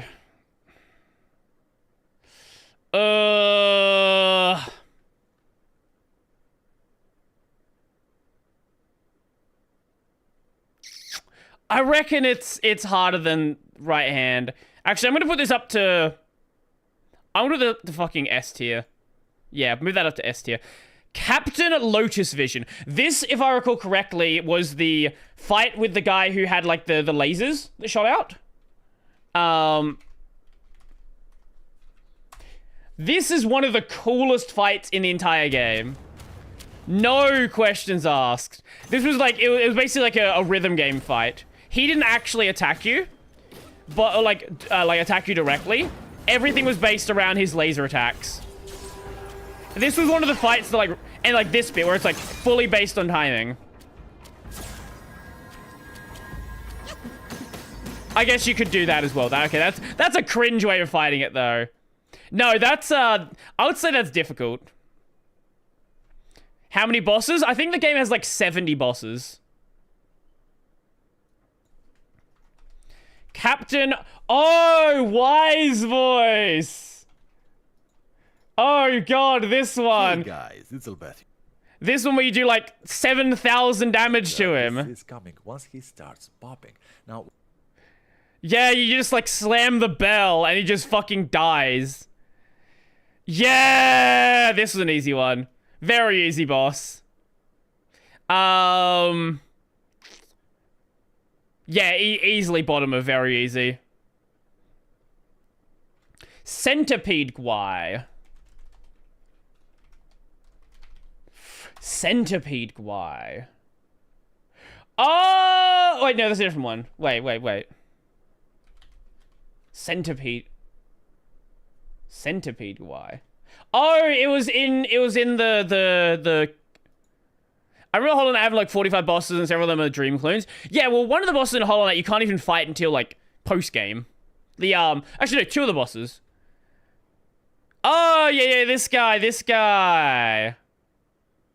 Nah, he's a meme. I guess I died to him like maybe a couple of times. I don't remember this one being that hard at all. I'm gonna put this like average difficulty. Yeah, it's definitely harder than those ones. Yeah, we'll put average. Chen Long. That is the guy who runs the hub area.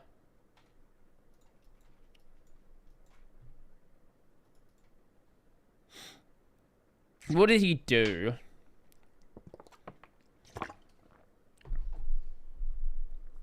Oh yeah, you fought him in the water. Yeah. Wait, no, you don't need to do the full fight here. Or do you? Wait.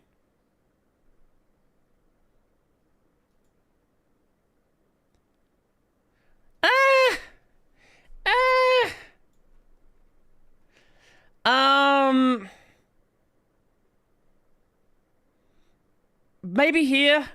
Yeah, I reckon there. Cloud Treading Deer. We fought this one very recently. I'm not gonna put it at very difficult. Definitely not. But I think it does definitely deserve, like, maybe very difficult? Nah, we're gonna put him maybe difficult above Captain Lotus Vision. Commander Beetle. Beetle. Commander Beetle.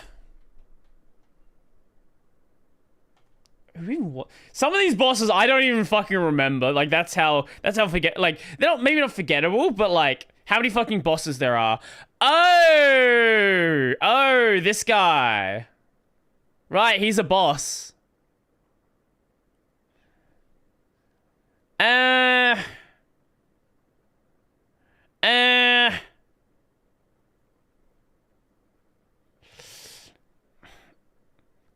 This guy's only kind of hard because of the enemies around him. He's not, like, by himself, he's not that hard of a boss, but I guess we can put him at the top of average. Crimson Silver Cart. It's a cart. Cyan Long. Cyan Long. Is that the fucker with the... Which fucker is this? Oh, no, that's the easy one. Oh, that's the super easy Long. Okay, no, I thought this was the other one. No, that one's cringe. That one... Where's the other Long?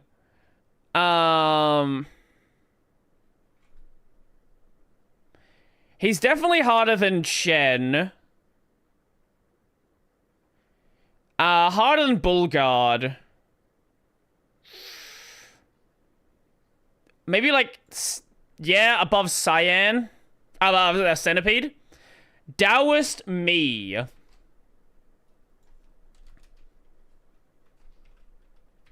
Or Taoist? Who was this one?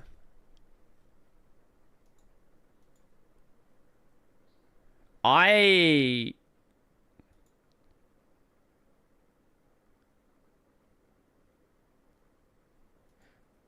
don't even remember this fight. I guess that says a lot. I guess it... Oh, right, he turned into a centipede.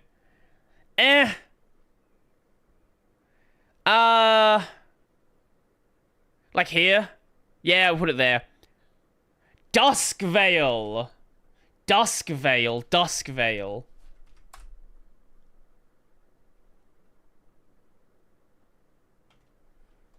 Oh! Was this the one where I was like, oh, this has a second stage? And then I had one, I was like, oh, this is still easy. Yeah, this one. Yeah, first stage was like a meme fight. Then it was like the transform, and then it gets like way fucking hard. It's super hard, but way, way harder for sure. It's still not a crazy hard fight. Oh, and he did do... Oh, right, he did, like, fuck all damage. I guess we can put him at, like, the bottom of difficult. I reckon it's harder than those fights. Earth Wolf. Earth Wolf. I can we still haven't found anything that's, like, very difficult yet.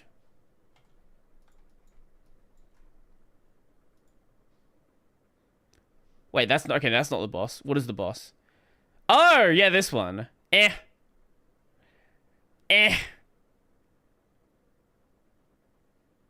I think the issue is, like, the hard fights in this game are, like, fucking crazy hard. I don't remember this fight at all. Maybe hard, maybe easier than the bat. Elder Armor Worm.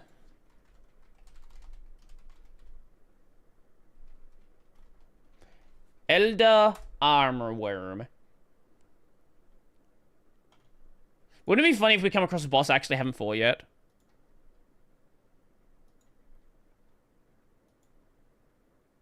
Oh. Oh no, this is a cringe fight. Yeah, no, that's yeah, no, that you can go in the fucking cart tier. Elder Jinshi. This was the easy version of the baby fight.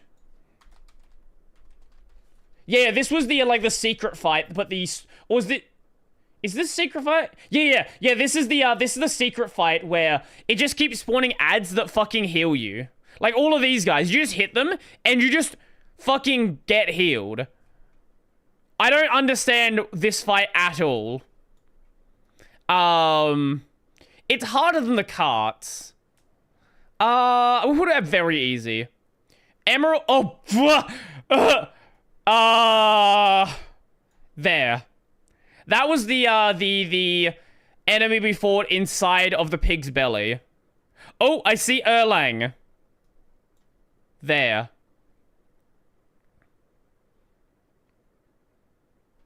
Fast as wind, quick as fire. Fast as wind, quick as fire.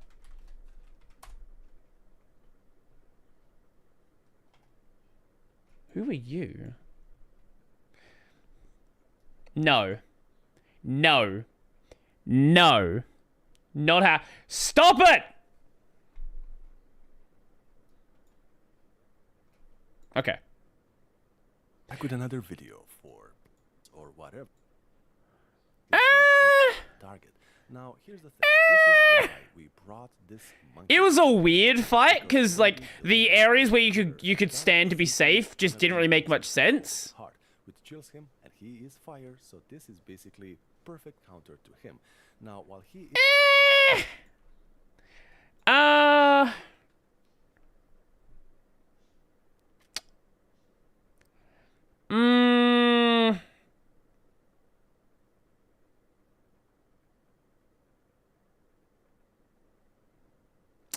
I guess there. Actually, we'll put Elder Jinchi there.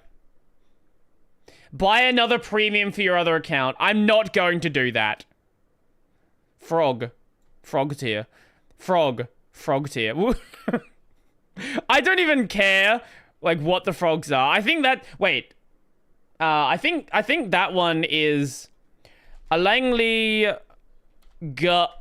Lang. Is that the chapter 6 one? No, that's the chapter... Oh, that's chapter 3 one. It's fine. Father of Stones. Father of Stones. Who the fuck was this one? Oh, that was a boss? Alright, that was a... that was a boss, wasn't it? Not much of one. I I don't remember this fucking boss. I literally don't remember this boss at all. I'm gonna put it here. First Prince of Flowing Sands. Now that's a boss I do remember.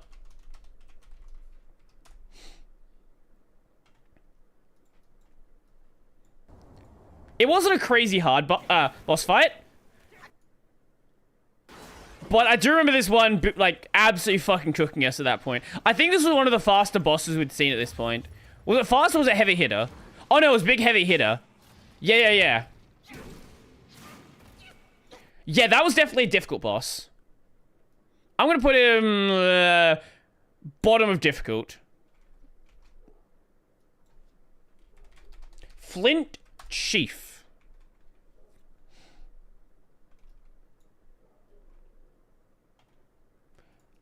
Flint Chief. What the fuck's this? Oh, this one! The guy you had to fight down, like, the fire area. Ah, right.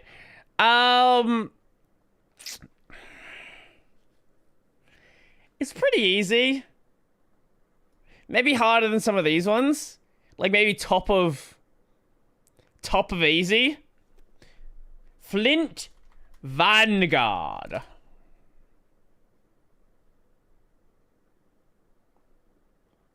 Which one was... Oh, that's the one I fought without any heals. Yeah. This is the one I accidentally got my way into a boss fight. And then I just beat it. Yeah. I think I know where that one's going. Oh, Fuban. That was in the secret... Was that the secret area for chapter 3 or something? Yeah, the area that ran like 2 FPS.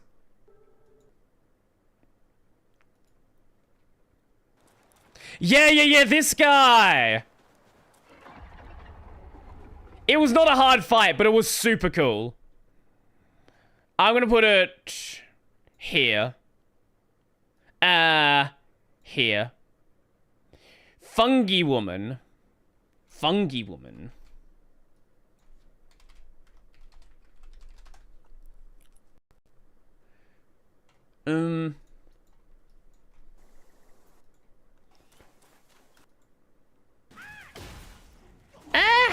It was just like a boss version of the enemies that we'd like already fought a bunch of times. They're kind of hard just by themselves.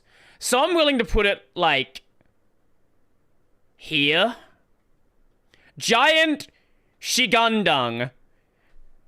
Not at all difficult. Very fucking annoying. Very annoying.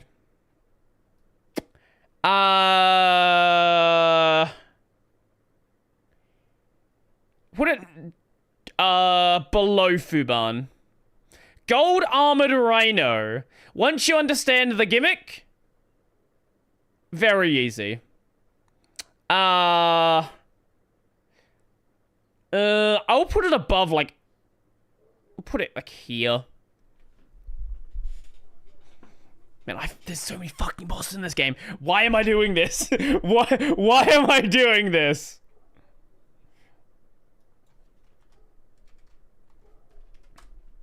Gore-Eye Taoist.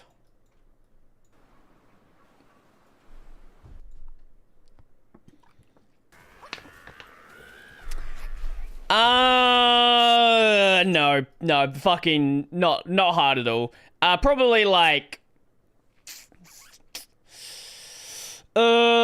here? Yeah. Grey Bronze cart, it's a cart, it's easy, they're all fucking shit bosses, I don't know why. I don't understand the frogs in the carts. None of them are hard, none of them are that crazy. Green-capped martial artist. Wait, what?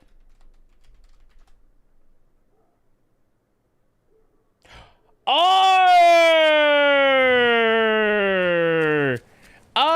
this guy.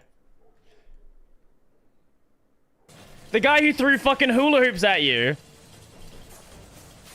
Yeah.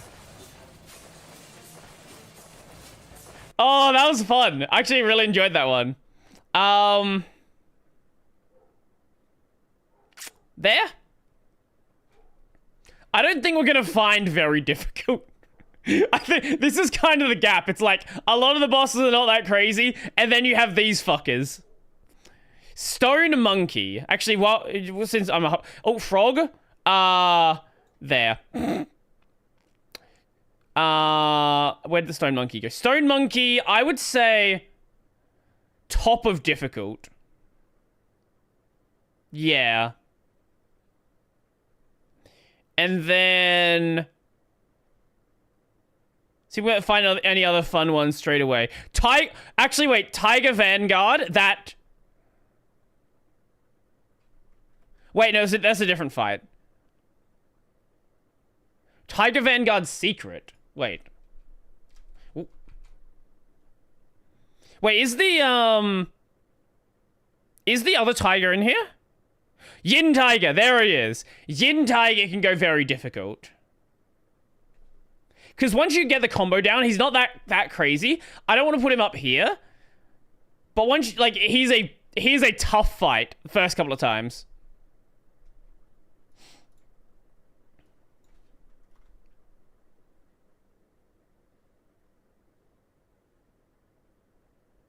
Should have been, how fun was it? That's true.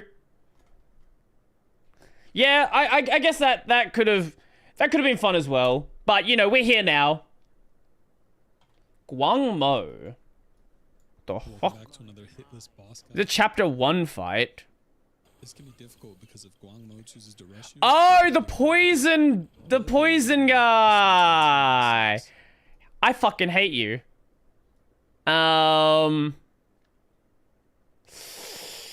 Like here? Yeah. Guangxi. Is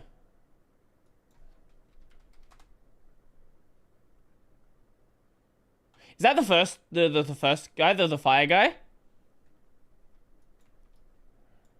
The guy that you beat and then you can cheese a bunch of bosses? Yeah, it is! He's not hard. No, he's not hard. Like average, like here. 100-eyed Taoist master. This was the centipede, the guy with the crab legs. You are definitely a difficult fight. Maybe like here. Okay. Kanjinlong.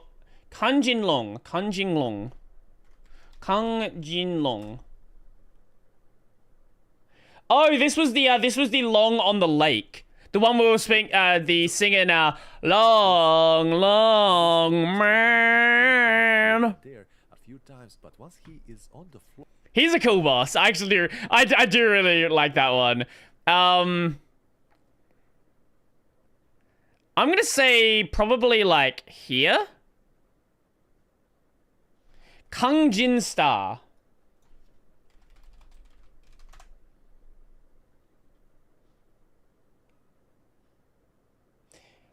Oh, the guy on the mountain.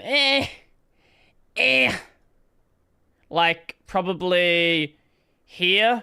Yeah. Keeper of the Flaming Mountain.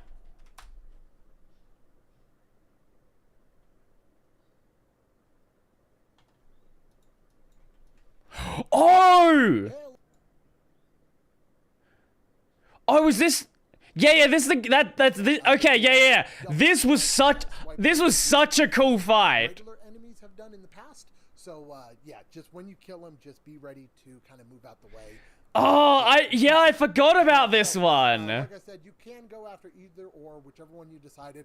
Mobilize, be sure to use it, and I don't think it's crazy hard, but it was definitely a fun one. Probably like here? Yeah. King and the Second Prince.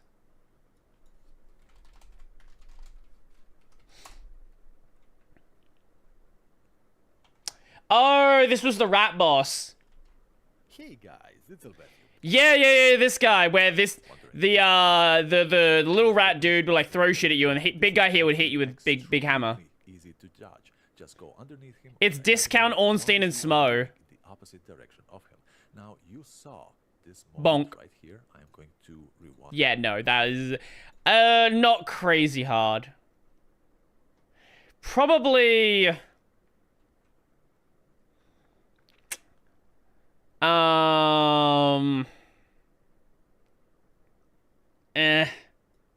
like probably like here. Yeah, here. Yellow brow first encounter.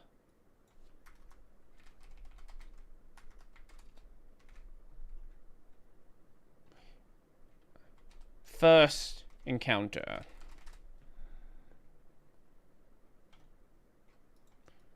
Oh, is this the guy you fought? Yeah, this is the guy you fought when you're teleported. When you're not teleported, when transformed. Alright, because this boss is a little bit tricky. Seemed like Or at least you have to get there while you're transformed. down that there was one time where I was not caught in this and I was able to not take damage, but I can't prove it, and honestly it is. So I just made sure that I had enough. It was kind of a difficult one, maybe. Maybe. Average. Actually, I'll put it at the top of average. What is that? Ling Juji. Ling Juji.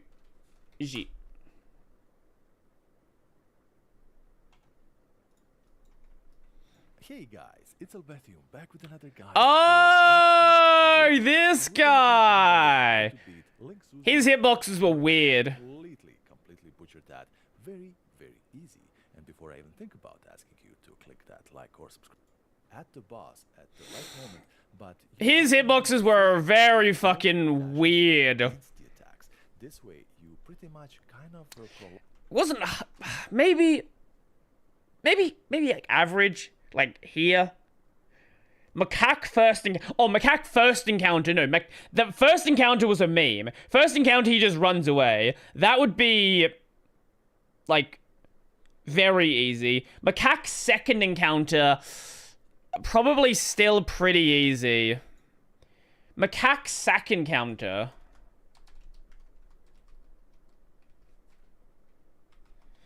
Third.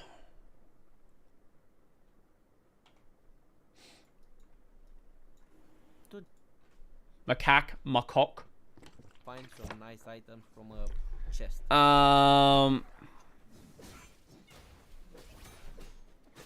Wait, that's first encounter.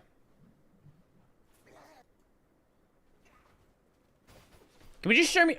I searched for third encounter, and it's like, oh, let's show you the first one for the entire video. Good job.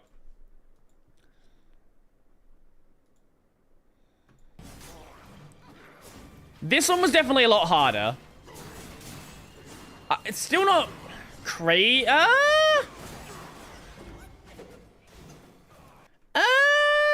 Would I put it harder than some of these bosses?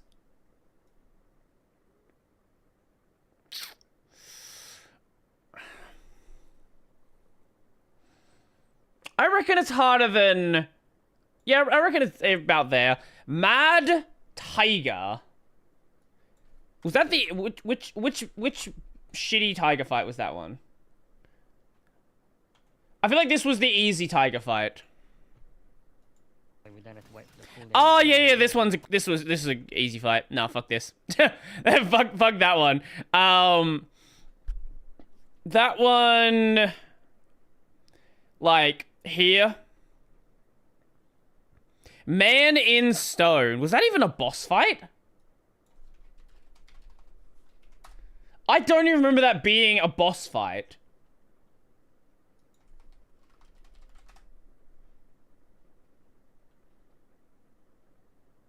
Oh, no. When you first show up to him, he tries to attack you. Ah, yeah. There we go. I believe that Tiger Vanguard is the one in the pool of... Was that the other one? Tiger Vanguard's secret. Oh no, that's the easy version of the Tiger Vanguard. That's the one that I fought just before. Probably like here. Yeah. Monk from the sea. Monk from the sea. What even is this?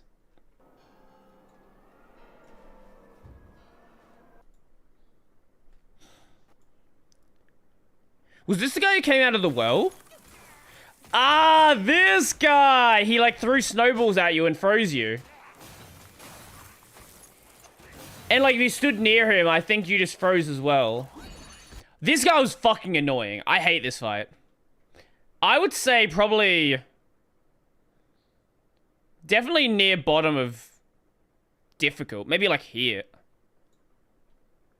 Mother of Stone. Oh! Oh, this was the boss that didn't move and spawned some ads. So once you just like kill the ads, literally the fight cannot be lost. Very easy. Oh, non-able!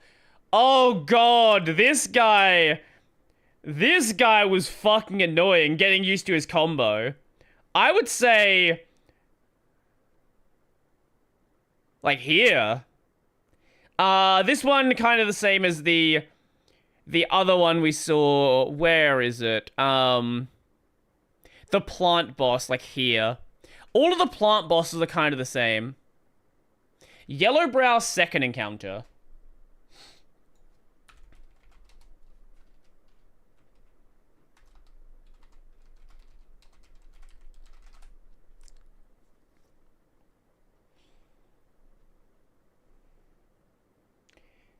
I don't even know what the second counter is. I have no idea what this fight even is supposed to be.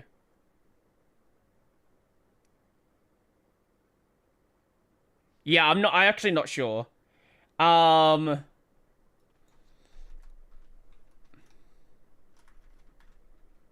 Yo, Tristan, how's it going? Non-pure. I feel like this one was a joke. My Merry Crumbo. What does that even mean? Oh, yeah, this one was kind of a joke.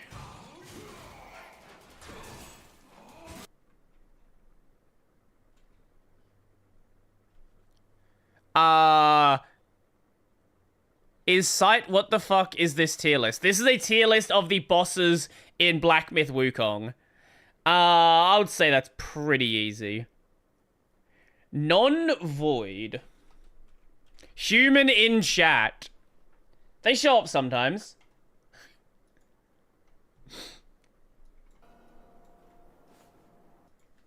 This is what happens when we tier list 75 bosses in a game. Nobody wants to sit around for that. Oh, this guy you have to show up to is like the dog.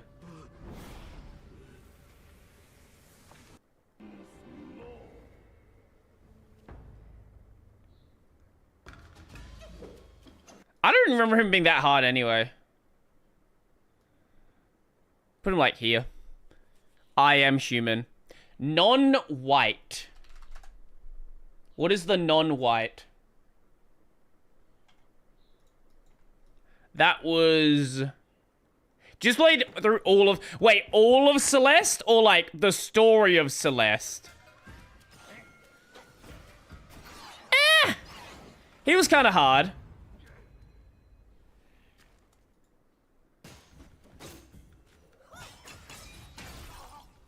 Yeah, I'd say this was kind of a difficult fight.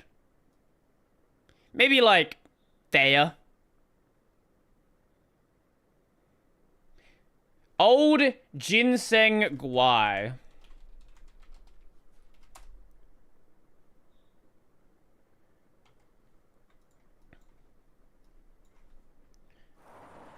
Also, in 1-9 today, we're doing the B-sides to Unlock Farewell. I see, I see. Good luck. Very much so.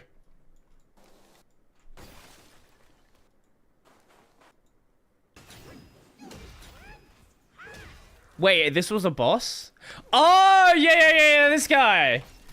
Okay, yeah. Again, another one where I'm like, wait. Is that a thing that existed? On my sim, I only have the course, Seaside and the Moonberry left to go. Oh, Jesus. Rusty Gold Cart. The hardest of the carts, but it's still a cart. Waterwood Beast. Meme fight.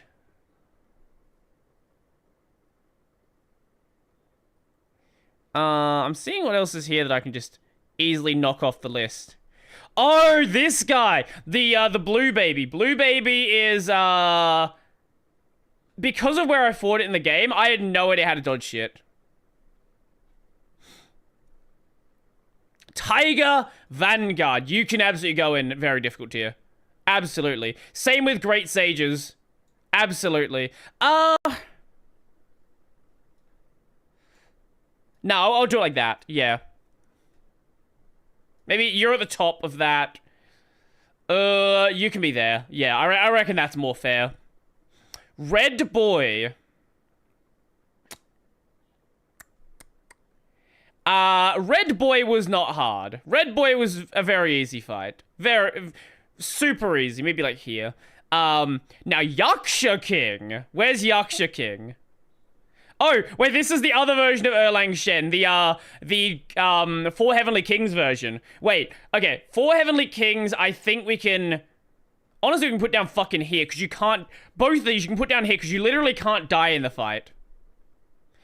I would say Erlang's slightly harder. Supreme Inspector. That was the flying guy who, cooked us a little bit. You can go on... Maybe, like...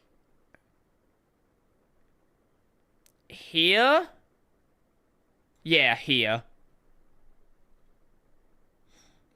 Yaksha King, you... suck. There. And let's see. Son of Stones. That was in chapter 6. That was at the, on the way to the, to get the staff. Meme fight. Actual meme fight. Like, here? Yeah. Yellow Long. Okay, now we have a fight that actually belongs in very difficult. Maybe... Is Yellow Long harder than Yin Tiger? Yes? Is it harder than Broken Sage's Shell? I think it might be. Yeah, now I'm just going back and tier listing the bosses. Okay, what else do we have in here? Anything I can easily knock off? Ooh, Zhu Baji.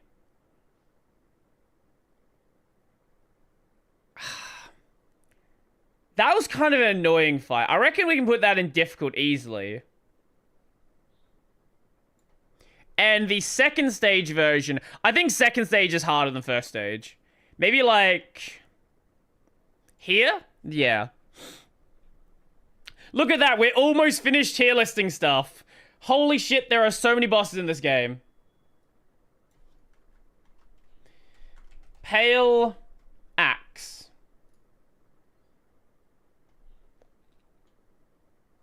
Oh, this was the guy that turned into the NPC. I was thinking of a different boss. I'm not playing an ad. Fuck off. You're not gonna see an ad. No free ads. Pay me. Okay, here we go. Oh, you did like beat the carts for this one or something, didn't you?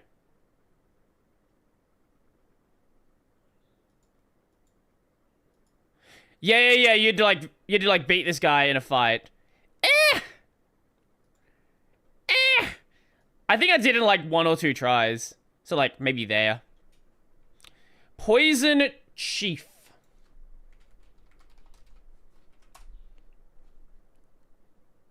Oh, right. This was all the same boss.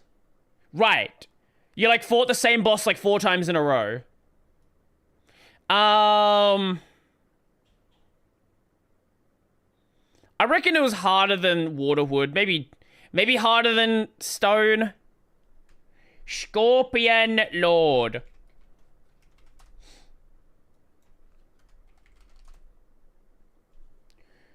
Scorpion Lord Bush. Oh, the guy on the roof. This guy can actually be kind of difficult in like New Game Plus. I think we died to him a couple of times. Not that hard. Probably like, definitely harder than Gold Rhino for sure. Like maybe here. Yeah, I'd be happy putting it there. The original Shigundang, not the giant Shigundang. Honestly, much harder than giant Shigundang. Not a hard boss, but still much harder. Stone Vanguard, how is this a boss fight? I don't understand. There. Red Long. Red Long is the one you can cheese. Yes. Yes, Red Long is the one that has the explosive barrels attached to it. Probably like there.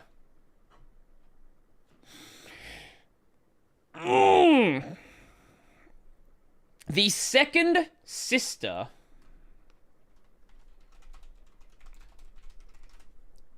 This one. All right, this is the boss that IGN never fought because they didn't know women were in this game.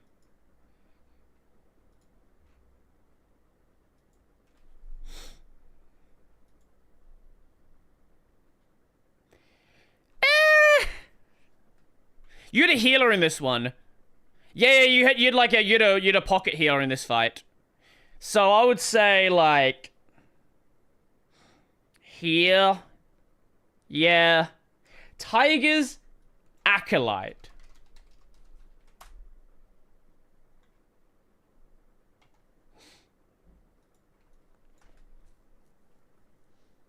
Actually, no, I just want to see the fight, not the like quest line.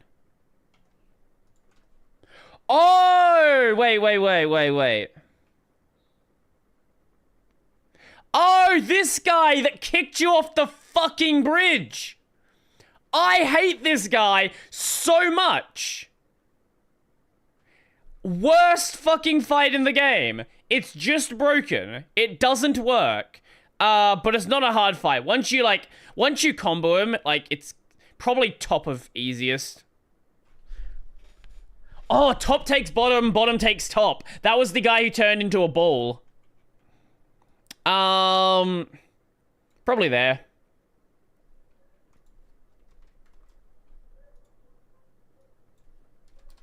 Venom Taoist. Wasn't this the guy that you had to fight like 3 or so times? Or was that a different one?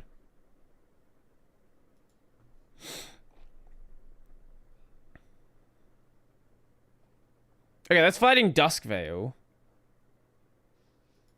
Oh, this is the entire quest line. Yeah. This guy did fight like 3 times, and it helped you unlock like another quest line.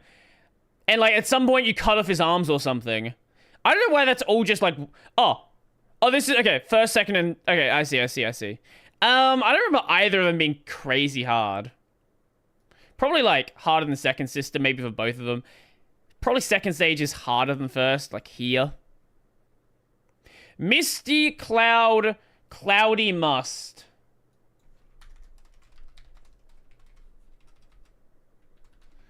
Misty Cloud boss.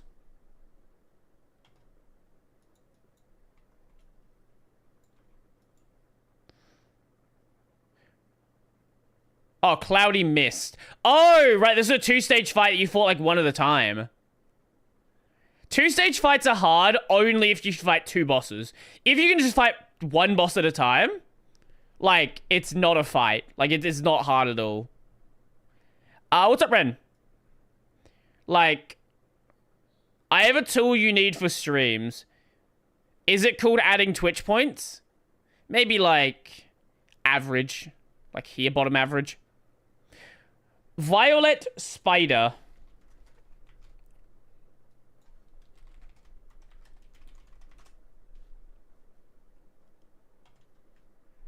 fuck were you?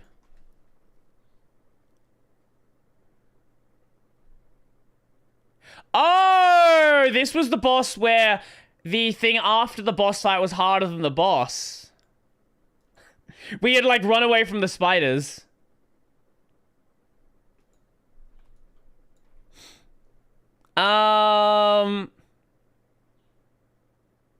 Probably, like, here. White-clad Nobel. What is this?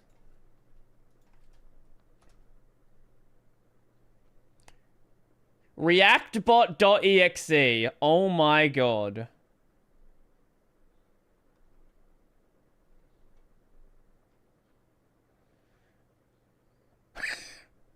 Why is this a thing that exists? Why?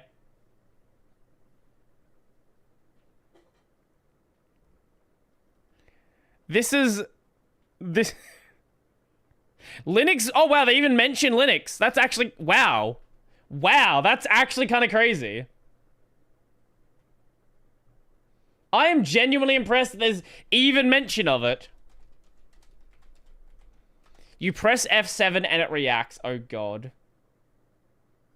Oh, wait, was this the one that had like the annoying spear? Or was that a different fight? Yeah, this was the guy with the spear who fucking cooked me. Yeah, this is the reason why I hate spears in this game.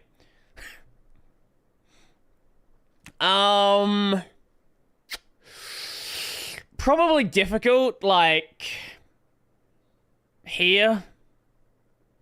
Yellow-robed squire. YOLO-robed, exactly.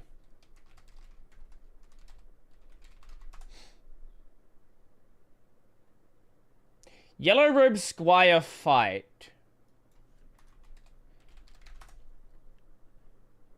Oh, the pig guy. Like here. Yellow wind sage.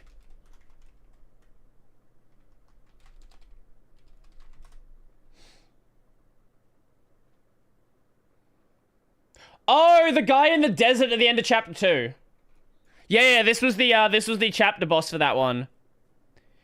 This guy fucking sucks. He has so many stab attacks that grab you. Absolute bitch of a fight. I'm gonna put you in difficult. Maybe like here. Yin Yang fish. Oh, this fish turned into like a rhino or something. Probably like average. Mother of Flamelings.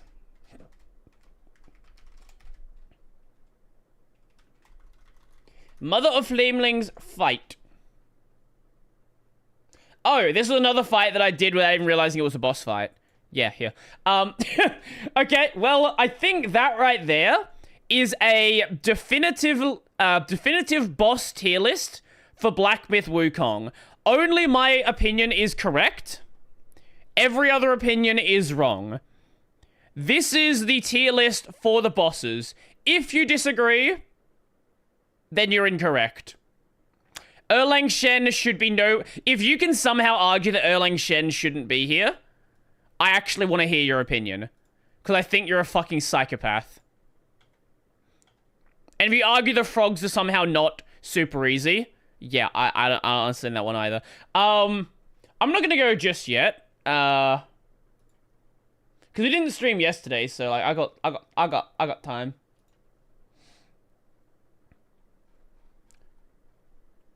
How long is the honey video? I actually don't know.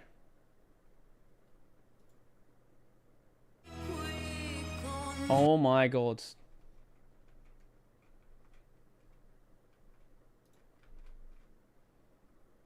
Oh, it's only 23 minutes long. Yeah, I'm going to be back in just a second, and we'll watch the honey video. And, yeah. You know what I should do?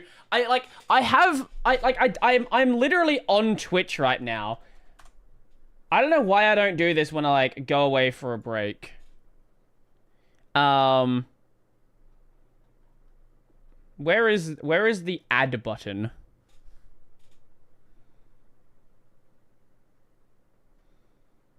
$60 seconds of ads. Yeah, there we go. I'll be back in just a second. Have some ads. Get React bot. I will. Is that working to do the thing? Yeah, there we go.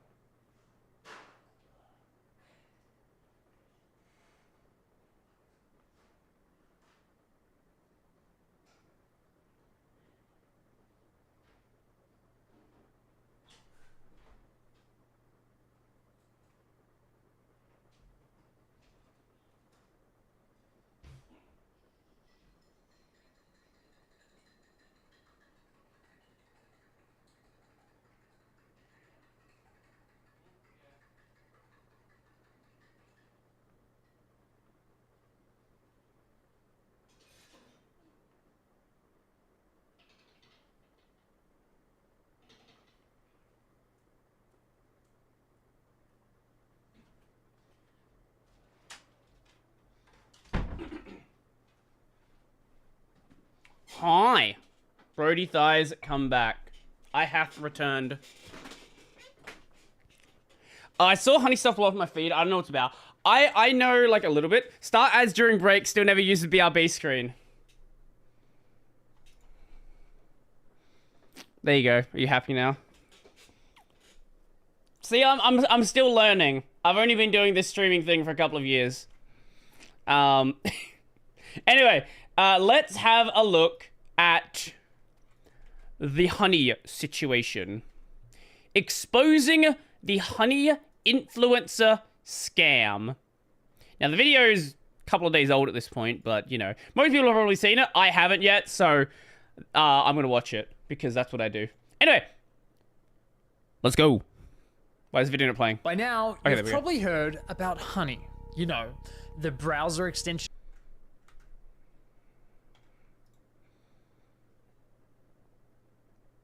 And Chroma CEO Eric Ritchie has released a video. That makes sense. Sorry, I heard a very similar accent. That saves you money. Do you have Honey installed? What's Honey? Oh, no. Honey. Honey is a free browser extension. Free browser extension. Free browser extension. Free browser extension. Everybody. Everybody did Honey. Everybody. Coupon codes when you check out online. Free money, basically. It's literally free money. It doesn't make sense to not be using this. So what's the catch? There is no catch. Join Honey. Join Honey. Join Honey. Honey. Honey. Honey. Honey. Honey. Honey. Honey. Honey. Honey. Honey. Everybody. Join Honey. Yeah, I hate to break it to you, but your favorite influencers sold you a lie. Honey is a scam, and the majority of claims promoted by those influencers aren't even remotely true. But it gets worse. Honey hasn't just been scamming you, the consumer, they've also been stealing money from influencers, including... Well, I don't know how it's... I will probably get to that. I don't know how it's scamming you as a user, because there have been multiple cases where I actually have had a discount from a code entered from Honey. So I don't understand how you as the user are losing out. I can understand how creators might be, but I'm still confused about like the user side. Including the very ones they paid to promote their product. And I'm not just talking about a few bucks here. I believe this scam has likely cost content creators millions of dollars. Sound crazy? Well, I didn't believe it at first either, until I experienced it myself firsthand. In fact, I'm confident this might just be the biggest influencer scam of all time, which is insane considering Honey is owned and run by PayPal. Right, Who purchased right. this company for $4 billion. This 3-part series is the result of a multi-year investigation where I believe I've uncovered signs of advertising fraud, How's the level, by the way? fraud, the illegal collection of personal audio data, level. deception, lies, coercion, extortion, the list goes on. I've reviewed hundreds of documents, adverts, sponsorships. I've reviewed emails between Honey and merchants, interviewed victims. Believe me, this runs deep. Now, I want to be clear. The views, allegations, and conclusions expressed in this series are my opinions, based on evidence I have gathered, which will be shared throughout. With that said, ladies and gentlemen, this is the Honey Trap. It's so funny that Linus is still getting dragged into it, even though they publicly split like 3 years ago. People were contacting Linus, being like, Linus, talk about Honey, talk about the Honey situation. You promoted Honey. Like, they literally did a big segment on the WAN show when they split from Honey. So I do kind of feel bad for Linus. Now there are situations where I don't feel bad for Linus, but you know, this is one of them where I will let him get some I will let him have like a bit of slack, because he's like one of the only ones that actually did pull out a long time ago.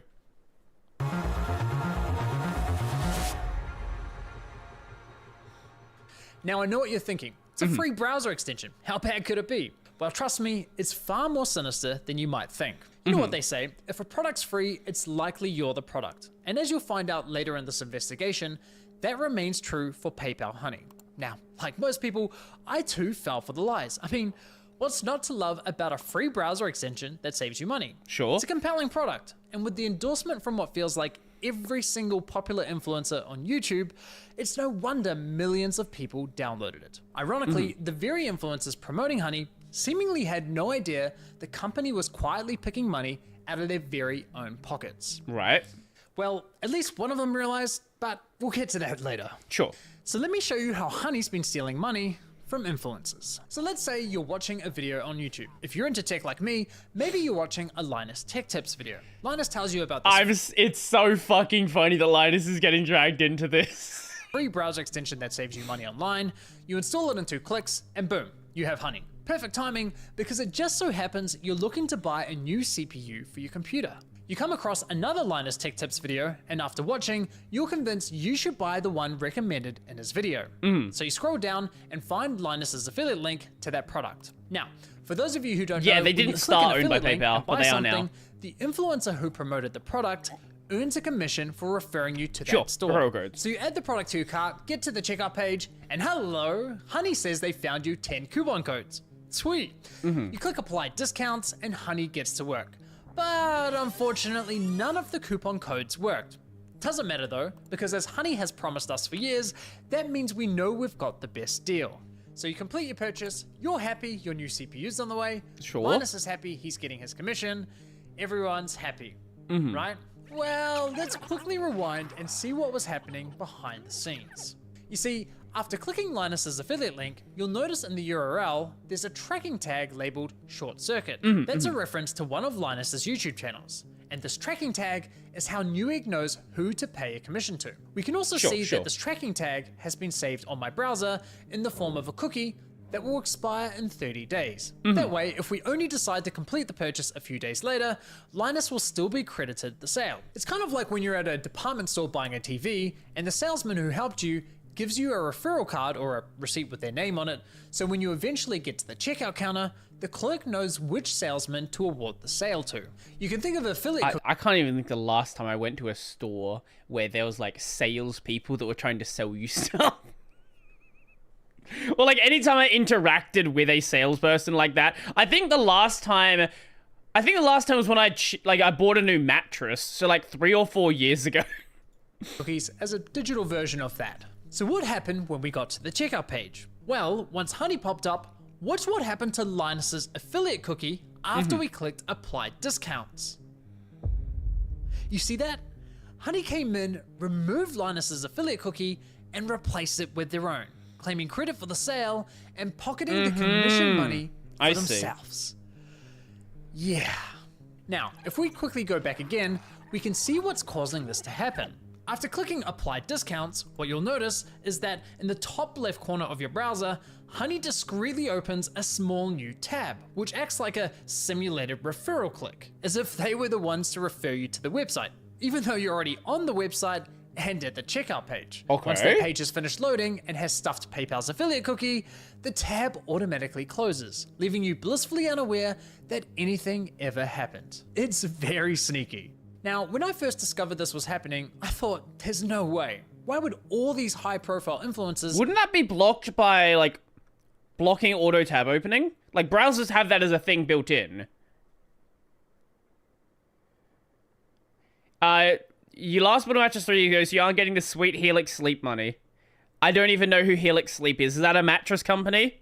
Be promoting a company that is actively poaching their affiliate commissions. It didn't make any sense. So to make sure I wasn't going crazy, I went on a Honey testing spree, clicking one affiliate link after another, and it kept happening. But even after all those tests, I scoured the internet to see if anyone was talking about this and found nothing. Okay, there was this one debate about it on the Y Combinator forum, but nothing concrete. Besides that, virtually nobody was talking about this, adding fuel to my doubt. Trusted extensions may be whitelisted? Actually, that's a good point. I hadn't thought of that. So I figured, screw it. I'll reach out to Honey and ask them directly. And sure enough, they came back to me with the following. If Honey is activated and is the last program used while shopping on a site, it is likely Honey will receive credit for the purchase. I was right. And just like that, my investigation into Honey began. Now, some might consider what PayPal's doing here dirty or highly unethical, but personally, I can't see how it's anything short of fraud. I mean, just imagine something like this happening in a real-world scenario. Let's say you're at a department store looking to buy a new TV. A salesman spends time running you through your options. You decide to buy, he gives you his referral card, you get to the checkout, and right as you're about to pay, a sleazy salesman pops up going, "Hey, shall I check if I have any coupon codes for you?" Naturally, you say sure. He snatches your referral card without you ever noticing, looks for coupons, says, "Sorry, no luck this time," but instead of handing back the original referral card, he hands back his own. Isn't this how Honey always said they make their money, though? I don't think they've ever explicitly publicly said that it replaces existing referral codes. Obviously, if there is a discount found, then yeah, it would. But I don't think they've ever explicitly said that. I could be wrong. I've not seen enough of the write-ups about Honey, like from like their own write-ups to concretely say that. They didn't refer the customer to the store. They didn't promote any of the products. The salesman did that. PayPal provided absolutely zero value to the customer, yet they were rewarded for the sale. But because this is all happening online, buried behind clicks and cookies and tracking data, there's little to no transparency that this is ever happening. Okay, but what if Honey had found a working coupon code? Sure. Would that make it okay for them to claim the commission? Honestly, no, I don't think so. The fact remains that Honey didn't refer the customer to the store, nor did they promote the product. Look, don't get me wrong, I'm a consumer myself. Saving money. If they found a code, should they receive a referral?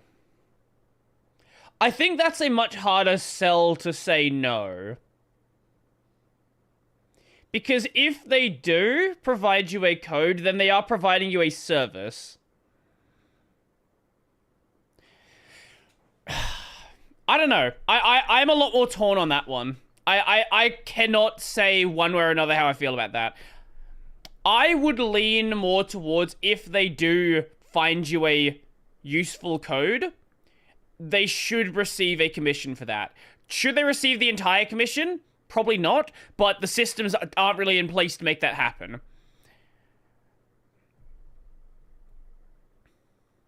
No, that's what he's gone into when they find a code now. Like, that's what he's gone to now. He's saying, if they find a code, should they still receive a commission? He's saying, no, they shouldn't. Money matters, especially when money's tight. But this scam doesn't just affect wealthy influencers. There are hundreds of thousands Just of use the Twitch small chat then, creators, if it's that delayed. bloggers, artists who rely on affiliate commissions to support their craft. Sure, you could argue that Honey may have convinced the consumer to complete the purchase by providing a discount. But let's be real, if you're already at the checkout with your items in your cart, you already have a high intent to purchase. And again, this would never fly in a real life They have sale. a page called How Does Honey Make Money? Let's have a look. How does money make honey? How does honey make money? Let's have a look, see specifically what they say on their page. Honey makes commissions for our merchant partners. We earn these commissions when a member uses Honey to find available savings or to activate PayPal rewards. We work with affiliates to help confirm your purchase so we can get a commission from the merchant. What makes Honey unique is that we pass some of the earnings back to our members in the form of PayPal rewards for our rewards program. This is a win-win for our members. I am not as convinced that it's a bad thing in the case of finding a code. I will completely agree if they don't find a code, they shouldn't be taking commission. 100%. If they do find a code, I think there's room for discussion there. And with it being owned by PayPal, PayPal could absolutely work on a system that doesn't devour the creators' codes. If this was like some third-party company, sure, whatever. They can't really do much. But PayPal has the ability to put something in place for that. Environment. No department store is going to allow a salesman to hang out at the checkout counter, casually handing out coupon codes while simultaneously stealing commissions from the other sales reps. So why are we allowing a corporate giant like PayPal to do it on the internet? Now, believe it or not, I think issue is the referral sniping is very non-transparent. Yeah, no, I agree. If this is something that is, especially in the case of not finding a code, I don't think they should be doing it full stop. And if they are doing it, they should be telling you. This first example I just showed you with Linus is just one of 3 scenarios in which Honey poaches affiliate commissions. And the next scenarios are even worse. But before I show you how bad scenario 2 is, it's important you understand the fundamental system Honey is exploiting. You see, in affiliate marketing, there's this thing called last click attribution, which basically means last click wins. For example, you might click on a shoe blogger's affiliate link for a pair of Nikes, but you don't buy right away. Later, you click on a YouTuber's link for the same shoes and complete the purchase. In this scenario, the YouTuber gets the commission and the blogger gets nothing. There are other models like first click, where the blogger would win the commission, or dynamic click, where the commission is shared. But the industry went with the system already exists for dynamic clicks then. Okay. I didn't know that it was a thing that already existed. What I would say there is it should be using a system like that then. Logically, that would make the most sense to me. Because while it's not always the fairest, it's the easiest to implement. Therefore, it became the industry standard. Now, when it's blogger versus YouTuber for a sale, honestly, I'd say last click is usually fair. But when it's anyone versus Honey, there's no real competition. Honey pops up right at the end of your purchasing journey, virtually guaranteeing they'll win that last click. They of course know this and do anything they can to get that last click, even when there's no coupon codes to offer. Which brings us to scenario 2. Honey Gold, which is now called PayPal Rewards. Here's how it works. I didn't even know they'd renamed it. When you get to the checkout and Honey Gold is available, Honey pops up and is essentially saying, hey you, consumer, click this button here so PayPal can claim the commission for the sale, and we'll share a portion of that commission money with you in the form of points. It's basically a lame cashback scheme. And it's genius because if there are no coupons to offer, but the store is participating in Honey Gold, it gives Honey another reason to get that last click. How can YouTubers, bloggers, or any other type of affiliate fairly compete against this type of mechanism? Of course the consumer's gonna click, and of course they're going to win the sale. I think in that case, if the consumer is getting something of value out of it, I don't see there being an issue there. Yes, you could argue that honey, like, is always going to be the last click. Sure. But at the end of the day, the consumer is what matters. Now, if the reward system is not good, which I assume he's going to talk about, that's a whole different story.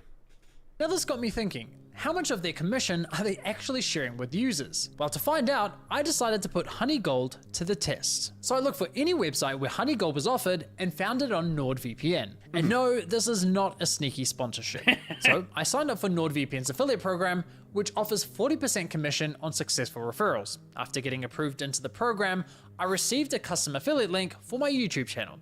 Using this link, I made 2 separate purchases. For the first, I activated Honey Gold, and sure enough, you can see my affiliate cookie was replaced with Honey's. And for the second, I didn't activate Honey. Is it unfair for them to take the commission if their search has convinced you it's the best price you're going to get? Yes, I think if they are not providing you any benefit, then they shouldn't be taking commission. That's my stance on it. Gold. As expected, I was awarded a $35 commission for the sale where Honey Gold wasn't activated, and received nothing when Honey Gold was activated. For the first time, I experienced Honey poaching my own affiliate commission. So how much of my stolen $35 commission did PayPal share as cash back with my Honey account, aka the consumer? Brace yourselves, 89 points, which is equivalent to 89 cents USD. That's right, Honey poached a $35 commission. But how much is that in comparison to, like, credit card reward systems?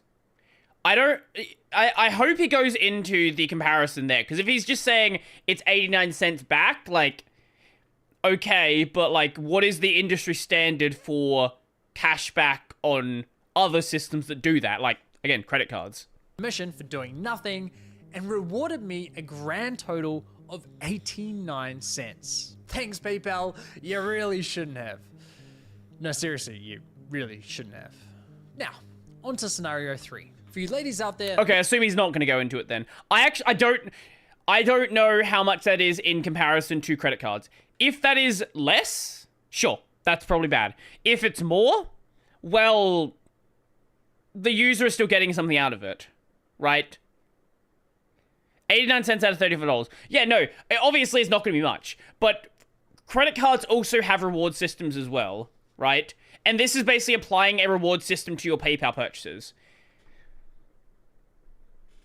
I don't know if what the user is getting out of this is providing them value relative to what other systems provide them. That has not been mentioned. Let's say you're looking for a new outfit. Your favorite influencer tries on something that slays, you click on their affiliate link and get to the checkout. But in this scenario, Honey knows it has nothing. Wait, did you just give... You effectively just gave a shout out to someone with 1,000 subs on a video that has 10 million views. I kind of want to see, does this person have more subs now? I actually want to know.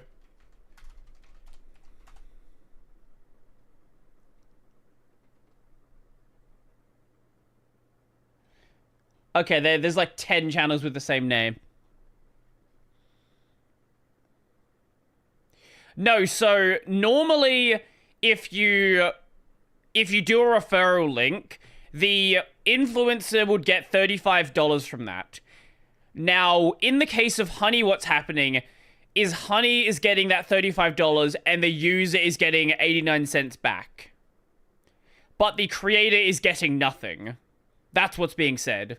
Affiliate link and get to the checkout. But in this scenario, Honey knows it has nothing to offer. No coupon codes, no Honey Gold, yet it still pops up to announce absolutely nothing. Annoying as fuck. Naturally, you click the got it button to get rid of the annoying dancing coin, and whoa, what's that? PayPal takes the sale. Yeah, I will agree this is very sketchy. 100%. If they are saying we have done nothing, there is no reason for them to be taking the sale. Why? Because fuck you, Mary, that's your commission. But wait, there's more. My My personal favorite is when Honey has nothing to offer, so pops up offering you to check out with PayPal. Brody, send you a clip of using React button. It randomly did a perfect reaction. I'll have a look at that after this video. Even though the option is already available at the checkout page. And of course, if you click the checkout button, PayPal poaches the sale. Again, that shouldn't be happening. Classy. As I was saying, Honey uses any excuse possible to get that last click from the user. It's absolutely disgusting. I can't even begin to fathom how much money has been lost at the hands of this browser extension. Imagine being the influencers who promoted Honey, telling your audience, who, by the way, are the most likely to use your affiliate links, to download an app that poaches your affiliate Hi, sales. Wukong and Brody. We finished the Crazy. game. Now, to be No clear, more not Wukong. every influencer who promoted Honey engages in affiliate marketing, so those who don't are obviously unaffected. But did any of the influencers who are engaging in affiliate marketing ever catch on to what Honey's been doing? Well, it turns out yes, at least one of them did. Linus Tech Tips, who have been promoting Honey since 2017. So here's how I found this out. Promoting since 2017, stopped in 2022, to be more accurate. You see, one day I was browsing Linus's forum to see if anyone had raised a red flag about Honey. And sure enough, back in 2020, someone sounded the alarm. Or was it but 2020 they was stopped? ultimately ignored. However, in 2022, a different user noticed that LMG were no longer promoting Honey. Oh, there and we go. asked the Okay. team if they had been dropped as a sponsor, to which one of Linus's employees responded with, "We ended the partnership with Honey due to the way their service interacted with affiliate links. Essentially, if someone clicked on an affiliate link and then they used Honey and searched for a deal, Honey will override that tracking link even if they don't find you a deal. That didn't jive with us, so we ended the partnership." Okay, so they had no idea this was happening, and it took them several years to catch on. That's quite telling, because we're talking about a tech-savvy YouTube channel that's run by a very large team. The fact that it took them several years to figure this out, in my opinion, really underscores the deceptive nature with which Honey operates. If Sure. Linus and his team didn't know, I can't imagine many other influencers would have known Yo, what's up? How you doing, Bastion? Welcome, welcome. either. Now, I have to say, as a longtime viewer and supporter of Linus's channel, I'm incredibly disappointed they weren't more public with this discovery. I get this I specific feel like issue they were. does- I'm pretty sure they talked about it on the WAN show. Maybe I'm misremembering, but I'm pretty sure they did talk about it on the WAN show. doesn't directly affect their viewers, but surely they must have realized the wider impact this could be having on the creator community, a community they're a part of. I think that matters. And it's not as though they only promoted Honey once or twice. They did approximately 160 sponsored segments, all of which remain live on YouTube. Those videos have accumulated around 194 million views. According to my data, that makes Linus's company, LMG, the third largest promoter of Honey on YouTube. So yeah, in my opinion... Okay. But like, I know that, yes, but like, can we like focus on the fact that they also did cancel the affiliate, and then you have this over here? Like, yes, they are a massive promoter of it, but I don't think like you should be focusing entirely on LTT here. LMG, the third largest promoter of Honey on YouTube. So yeah, in my opinion, they should have made more noise about this. But what's truly baffling to me is that after LMG ended their partnership with Honey, they then went ahead and partnered with a company called Karma Now, a coupon browser extension that literally engages in similar behavior. Now, I did reach out to LMG about this situation, and I'll be honest, their response was not to my satisfaction. They didn't address the majority of my questions. However, they did at least provide some important context. Okay, you know what? You know what? Take back everything I said about LTT. Fuck them. What do they do? Oh, that's actually hilarious. Okay. Okay. With Honey. LMG stated that as soon as these issues with Honey were brought to us, we tried to work with them to remedy them. After a few calls, we were informed that they weren't willing to change, so we stopped working with them across all channels. So let me get this straight. One of Honey's biggest promoters goes to them and says, "Hey, can you please stop overriding our affiliate links?" And Honey effectively goes, "Nah, not happening. Assuming I've got that correct, and if true, that just goes to show what little regard Honey has not only for content creators, but also their partners. Now, as for LMG's less than ideal response, I did press Linus's team to address the rest of my questions, but never heard back from them. But it's time to shift gears, because unfortunately, this scam runs much deeper than stolen affiliate commissions. It's time we talk about how Honey used these influencers to sell you a complete lie. How they sold you a product that was doing the opposite of what they promised. You see, as I was testing Honey across different stores, I was encountering a reoccurring issue. When I reached the checkout page, Honey would claim it couldn't find me any coupon codes. Yet when I searched manually, I found working codes with these. And even when Honey did find me a code, I was often able to find another code of better value. Kind of strange. I want to know where Honey is finding their coupon codes. I do hope he goes into that. But also, I want to know how long it took to find these coupon codes. Because if you had to spend like 15, 20 minutes, they probably have agreements with the businesses. Very possible. But if you had to spend like 15 or 20 minutes to find them, like, you're really not getting, especially if, like, unless you're saving like $100. If you're saving like $3, then like you don't really, it's not really much you're getting. He will? Okay, he will. Good. Given their claim that, well, thanks to Honey, manually searching for coupon codes is now a thing of the past. Another oddity was that Honey would often only find me Honey branded coupon codes, such as Honey 5 or Honey 10. Why would a store only have Honey branded coupon codes?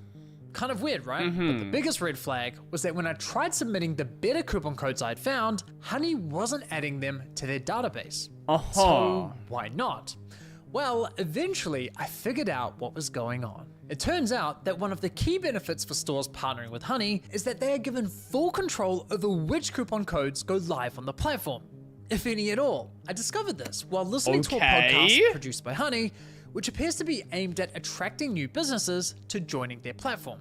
In this podcast, an employee from the Australian clothing store, Princess Polly, discusses the benefits of partnering with Honey.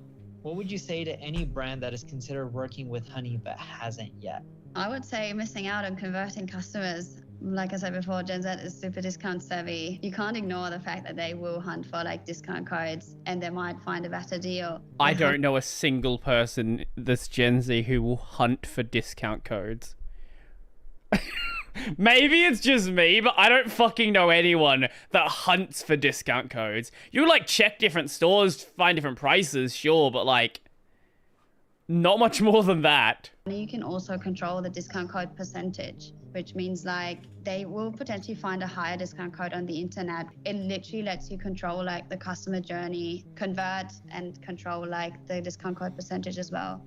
This is insane. She's basically saying Honey is great for businesses because it encourages users not to bother hunting for coupon codes. And it allows businesses to control which coupon codes are shared with consumers. Now, I was able to further verify this on Honey's website. If by Gen Z they mean grew up in the Great Depression. Yeah, we just loop back around. Well, you know, they are Zoomers, so it's basically the same thing. Specifically, the FAQ page for partners, which clearly states, as a partner, you have control over the content hosted on the Honey platform. So yes, even if Honey knows of a coupon code that offers, say, 20% off, but a partnering store tells them, hey, only share a 5% off coupon, then that's the only discount Honey will apply to your cart at the checkout. Okay, that's kind of sketchy. Yeah, that is kind of sketchy. Page. I mean, holy shit. Honey wasn't finding you the best deals possible. They were intentionally withholding them from you for their own financial gain. This completely invalidates. This seems like a really good place for a legit extension to come across, like to come along, that accepts community, like real community submissions and doesn't, like, just something entirely open source that's like managed by some just like dude who wants to run some extension. Fully open source it, no one's making money, you host it yourself if you want to. There's just like a public database. Like, you just have like a GitHub that has like a list of coupon codes or something like that, and it just pulls from that. Honey's core value proposition to consumers. For years, they sold you the lie that they would find you every working coupon code on the internet and apply the best one to your cart. But nope, complete and utter lie. They have literally been feeding you coupon codes that were Responsible approved upper by the reverse, partner exactly. stores who were paying them. And can I just say, the double messaging here is hilarious. Because on one hand, Honey has appealed to consumers by promising to find the best deals possible. But on the other hand, they appeal to businesses claiming that Honey helps prevent consumers from finding the best deals. It's absurd. Now, when you think about it, this all makes complete sense. I mean, why would any online business pay Honey for sharing their highest value coupon codes with its 20 million users? That's not an appealing partnership whatsoever. Put the coupons in a blockchain. What value? Explain to me what possible value putting the coupons in a blockchain could have. I want you to tell me right now. Put the coupons in a blockchain. Why? Why put them in a blockchain? NFT the coupons. Sell the coupons. So, to make a partnership more attractive, Honey told businesses, hey, if you partner with us and pay us an affiliate commission, we'll let you control which discount codes are shared on our platform. And we'll tell our consumers we scoured the internet and found them the best deal possible. Line go up. You know what? I'll respect that as an answer. Everybody wins. Just not the consumers or the influencers. With this discovery, I decided to do a thorough audit of Honey's advertising campaigns. And yikes. So, if you're the kind of user who doesn't search for coupon codes, which is most people, running Honey, at least from what I can see, is neutral to slightly beneficial. It's not going to be the best coupon codes available, but for the user, there's not really a downside. At least, maybe they collect all your data. I don't know. If that's the case, well, to be fair to PayPal, PayPal already has all your data anyway, so I wouldn't even call that any worse than it currently is. Ads, the sponsorships, everywhere you look, it's lie after lie.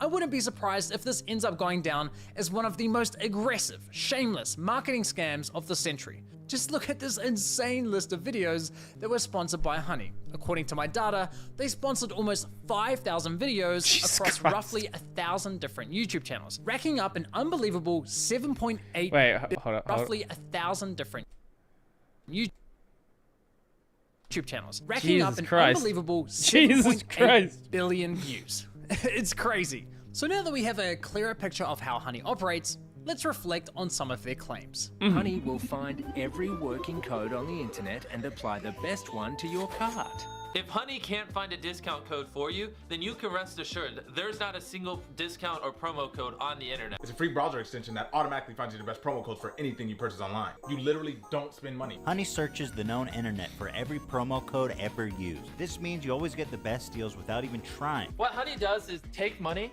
and they put it in your pocket. If there is any way to save money on your purchase, they'll find it. Getting you the lowest prices possible at checkout. You are always going to get Channel the best name, deal no Brody matter where you're Robertson. What? shopping. Amazon, eBay, Best Buy, doesn't matter. Honey's got your butt covered. If Honey can't find a code, you have the best deal. It really puts into perspective just how shady this company is, doesn't it? Now, believe it or not, the Better Business Bureau launched an inquiry into Honey's advertising claims. But after Honey immediately discontinued the claims for, quote, business reasons, the BBB decided to drop the case. Beautiful. Honestly, at this point in my investigation, I thought I'd seen the worst of it. I thought I understood the full picture of Honey's shady business model. But here's the thing. What I haven't told you is that there were instances where Honey would actually work really well, finding me incredible discounts that seemed almost too good to be true. Now, it wasn't very often, but enough to confuse me. And there were even times when they weren't poaching affiliate commissions by claiming the credit for sales. These inconsistencies bugged me. It didn't add up. I would assume that maybe has to do like, you're like a special partner? With everything else I had discovered. It was clear I was missing something. Well, once I finally figured out what that was, I uncovered an even darker side to PayPal's scam, one that targeted an entirely new victim.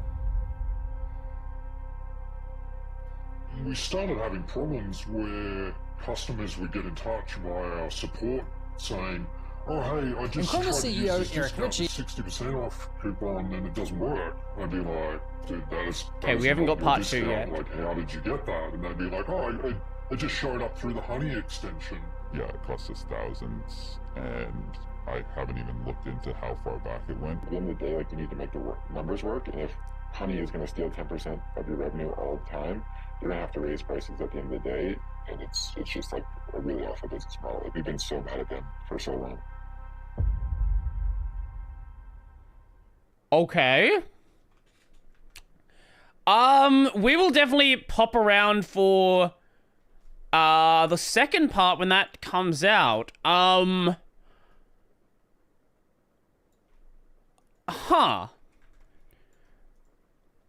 definitely think they're shady. Do I think it's like the biggest online marketing scam of the century? No, I don't think it's that. No. If you look at the fucking crypto world, there's so many bigger marketing scams than that. But it's not a good one. Now let's have a look at this Markiplier clip as well while we're here. Can I pause real quick? I have a natural distrust of Honey. Okay. I don't know what it is. I don't know why, but I naturally distrust Honey, and I don't. Okay. Thank you for the sub. Guys, Appreciate it. We're gonna stop. Everyone, listen. Okay, I don't listening. know what it is, but my gut tells me that nothing in life is free. So where's all these savings coming from? And like that's a good like general motto to have, but there is stuff in life that is free.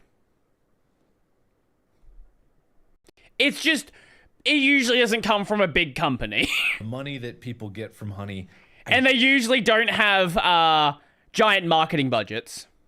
Don't trust it. They push so much advertising. They push so much advertising on YouTube. They do brand deals with other YouTubers. I think they've even offered me, and I said no because I just don't trust Honey.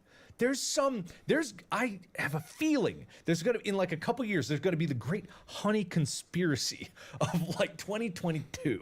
And I don't know what it is. I'm sure it's fine. And like, I got no problem with like the concept of an app that like clips coupon codes for you. That's great. That sounds great on its surface. But there's some shady shit going on. I can't put my finger upon it. But why do they spend millions on advertising? And then people are getting money out of it, and then people are saving money out of it. He was a few years off, he was a little bit off. It doesn't make sense, and then something's going on here. But to be fair, this was from 2020, so like 4 years. Oh yeah, no, it's from 2019. So like there was a couple of years in there that like compressed into like one, you know, the COVID years. So he's not that far off. Where's all this money coming from? Where is Honey getting the money? Where's Honey getting all their money from? They should be losing money. In the grand scheme of everything being compared across the internet, shouldn't they be losing an incredible amount of money considering how much they're saving other people and giving to people? Something's going on there. I don't trust Honey. I don't know what it is. I have no evidence to back it up. Everyone that I tell this thinks that He commented crazy. They're like, vindication. "Oh, Honey's great. I use Honey all the time." What the fuck is going on at Honey HQ? What is happening?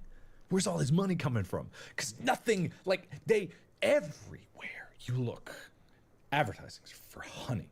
YouTubers across the board. When was this clip actually uploaded? Oh, it was actually uploaded 4 years ago. How are they paying for all these people? How are they paying for all those ads? You see what I'm saying? There's millions. There's millions in advertising. Where's that all coming from? I don't know. What's their business plan?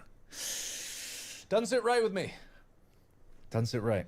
I have nothing other to say besides that. But am I the only one that just has an inherent distrust? I don't know. I don't get it. Do you guys like? I have no idea. I seem high as fuck. No, it's like this has been itching away at me I would for kiss so long. Markiplier. He's a I've had this, beautiful like, man. deep-seated doubt about Honey, and it's just like I don't trust it. I just don't trust it. I don't trust it. There's something about it. I just don't trust it. So I don't use it because I don't trust it. It's the same thing like with like the DNA test things. Like, I'm not gonna give you my DNA. Wait, was this after the DNA stuff like came out? Like the 23andMe drama happened? Or was this before it? I don't actually know. Because there was like a big drama about those as well. So yeah, a lot of those companies are selling DNA data to like big companies. They are handing data off to like the FBI. A lot of things like that. DNA, it's my DNA. It's mine. Look at my DNA. You want it? You can't have it. FBI. If I hey, listen. Oh, there we go. If I disappear like in the next few days, it was honey. If I disappear in the future and then suddenly like Markiplier just mysteriously disappears, it was honey. Because there's some shady shit happening. I don't trust it. I don't trust it. Okay, so I'm not the only one, but it seems like I am in the minority here, which is fair. I get that. Anyway, so back to the point at hand, which is Damien. Yes. Well, he was right. He was certainly. Why is my stream here? Don't recommend me my own stream on my channel I'm streaming from. Why would you do this, YouTube? I get that. Anyway, so back to the point at hand, which is Damien. Yeah. Why? What is this website? Streamception. I love it. What is this? What is this thing that Ren sent me? Hold up.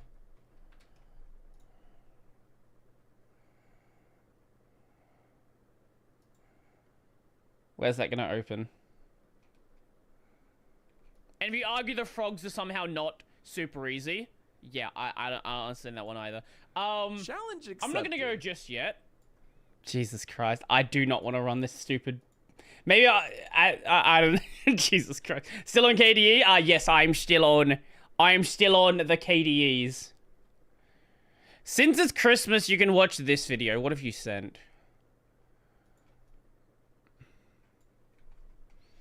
What do we have here?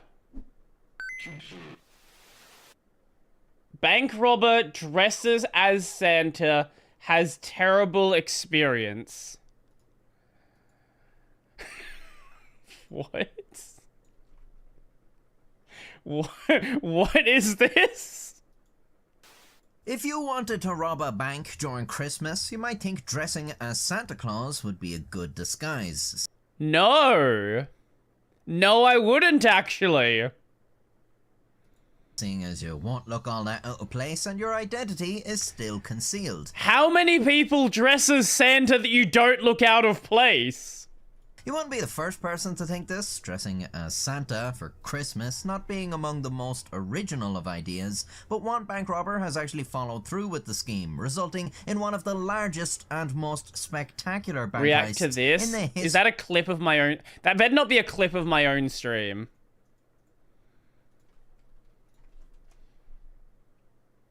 Oh, no, it's 12 hours of fireplace.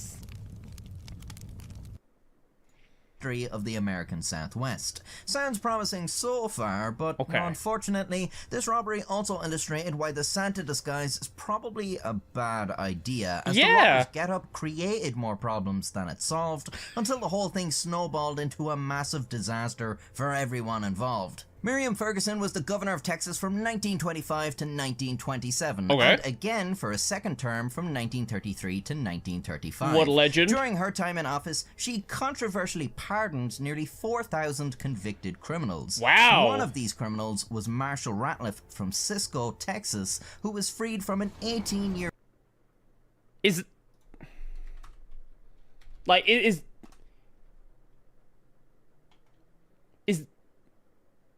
Okay, it's just a place called Cisco. Wait, it was like the Cisco company started in Cisco? Because it's in California now.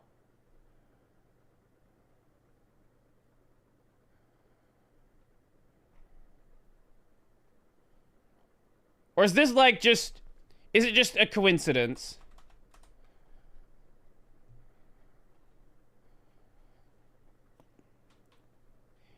It was founded by... It's Stanford. Okay. No, I think it's just a coincidence. Okay. Prison sentence in 1927 after serving just 2 years. Ratliff had been in prison for robbing a bank, but now that he had miraculously got back 16 years of his life as a free man, he decided that he should immediately rob another bank. What a legend. He wasn't exactly a genius, so he'll probably make an absolute dog's Yeah, if you're dinner. a bank robber, you're not exactly the smartest person, right? Like, if you want to get some easy money, there are easier things to rob than a bank. Like, a gas station. Like, yeah, like, if you succeed in robbing the bank, you get a lot of money. But, like, the challenge of robbing a bank is considerably higher. Of this. He tried to enlist his brother Lee to aid in a robbery of the First National Bank in their hometown of Cisco. Lee had also been recently pardoned by the governor, but bank he was is where unable money to is, help his true. brother, however, as he got himself arrested again. Einstein and Oppenheimer over here. Instead, Ratliff called in 2 fellow ex-cons and perpetual members of the naughty list, Henry Helms and Robert Hill, as well as a third man who was good with safes. Plus the credit from doing a bank, that's true. Chances of making off with a load of money were prematurely dashed when he came down with the flu and abandoned the scheme, making him probably the world's least committed bank robber. To replace the sneak thief sniffler, Helms called in a relative, Lewis Davis. Unlike the others, Davis was a family man with no criminal history, but he was in need of money and was lured into the plan with promises of big money and an easy job. This would turn out to be false. The heist was planned for the 23rd of December 1927. At the time, 3 to 4 Texas banks were being robbed every day, and in response... Okay, maybe robbing a bank was a better plan in 1927. Holy shit! He said 3 to 4 being robbed every day, but how successful are those robberies? Are they attempted robberies or actual, like, I got away with money robberies? Because those are 2 very different things. Texas Bankers Association offered $5,000, about $85,000 in today's money, to anyone who killed a bank robber. Wait, they're just like, fuck it, we're not gonna pay for security, we're just gonna hire Texans. Actually so fucking based. Holy shit. So they would have just had guys standing outside the store, just pointing guns at everyone that came in. Holy shit. There's no such reward for bringing them in alive, because Texas. This would make the bank robbery particularly risky, and given everyone in Cisco would recognize Ratliff, he decided to make use of a disguise. Seeing as it was Christmas, why not dress as Santa? People might keep their hands over their holsters if they saw a convicted bank robber walking into a bank, but no one would suspect Santa Claus of any impropriety. Arriving in a stolen car, Ratliff had the others drop him off a few blocks away from the bank so he could get things started while they parked the car in the alley beside the bank. As he made his way down the street, Ratliff noticed everyone was happy to see Santa so close to Christmas. A bit too happy, actually. Kids started to swarm over to him, and soon a small crowd was following him to the bank. To avoid suspicion, Ratliff was forced to speak in character to humor the children. Eventually, he was able to disperse the crowd before entering the bank. The bank and you have all of these witnesses. Were pleasantly surprised to see Father Christmas and greeted Ratliff with a "Hello, Santa." Ratliff didn't respond, however, not because he was preparing for the heist, but because he was distracted. Several children had seen Santa in the bank and were coming in for a closer look. Just then, the rest of the gang arrived and everyone pulled out pistols. This is a ho-ho hold-up. A couple of civilians... I hope he actually said that. Managed to back out the door and go get help. The rest were corralled by the gang as Ratliff pulled a sack from under his costume and began stuffing it with cash and... So there were like hundreds of witnesses outside who could immediately go and just get some of the Texans with guns. This is such a terrible fucking idea. Bonds. Seeing as the police department was only 1 block away, Jesus Christ, this... Okay, these guys are fucking bright. Police Chief G.E. Bedford was very quickly on the scene, accompanied by 2 officers. Armed civilians also started to gather around the bank, eager for a chance of bagging a bank robber and the $5,000 reward. The gang traded fire with the mob outside, but soon realized they were surrounded. Taking 8 people inside the bank as hostages, including 2 little girls, they decided to enter the alleyway and make their way to the car using the hostages as human shields. As they left the bank, they were confronted by the mob. Look, they're taking... And they shot the hostages, because Texas. Cover behind children. No match at all for the penetrative power of my rifle. The mob opened fire on the gang. You didn't shoot at the... No, you didn't shoot at when they had the hostages.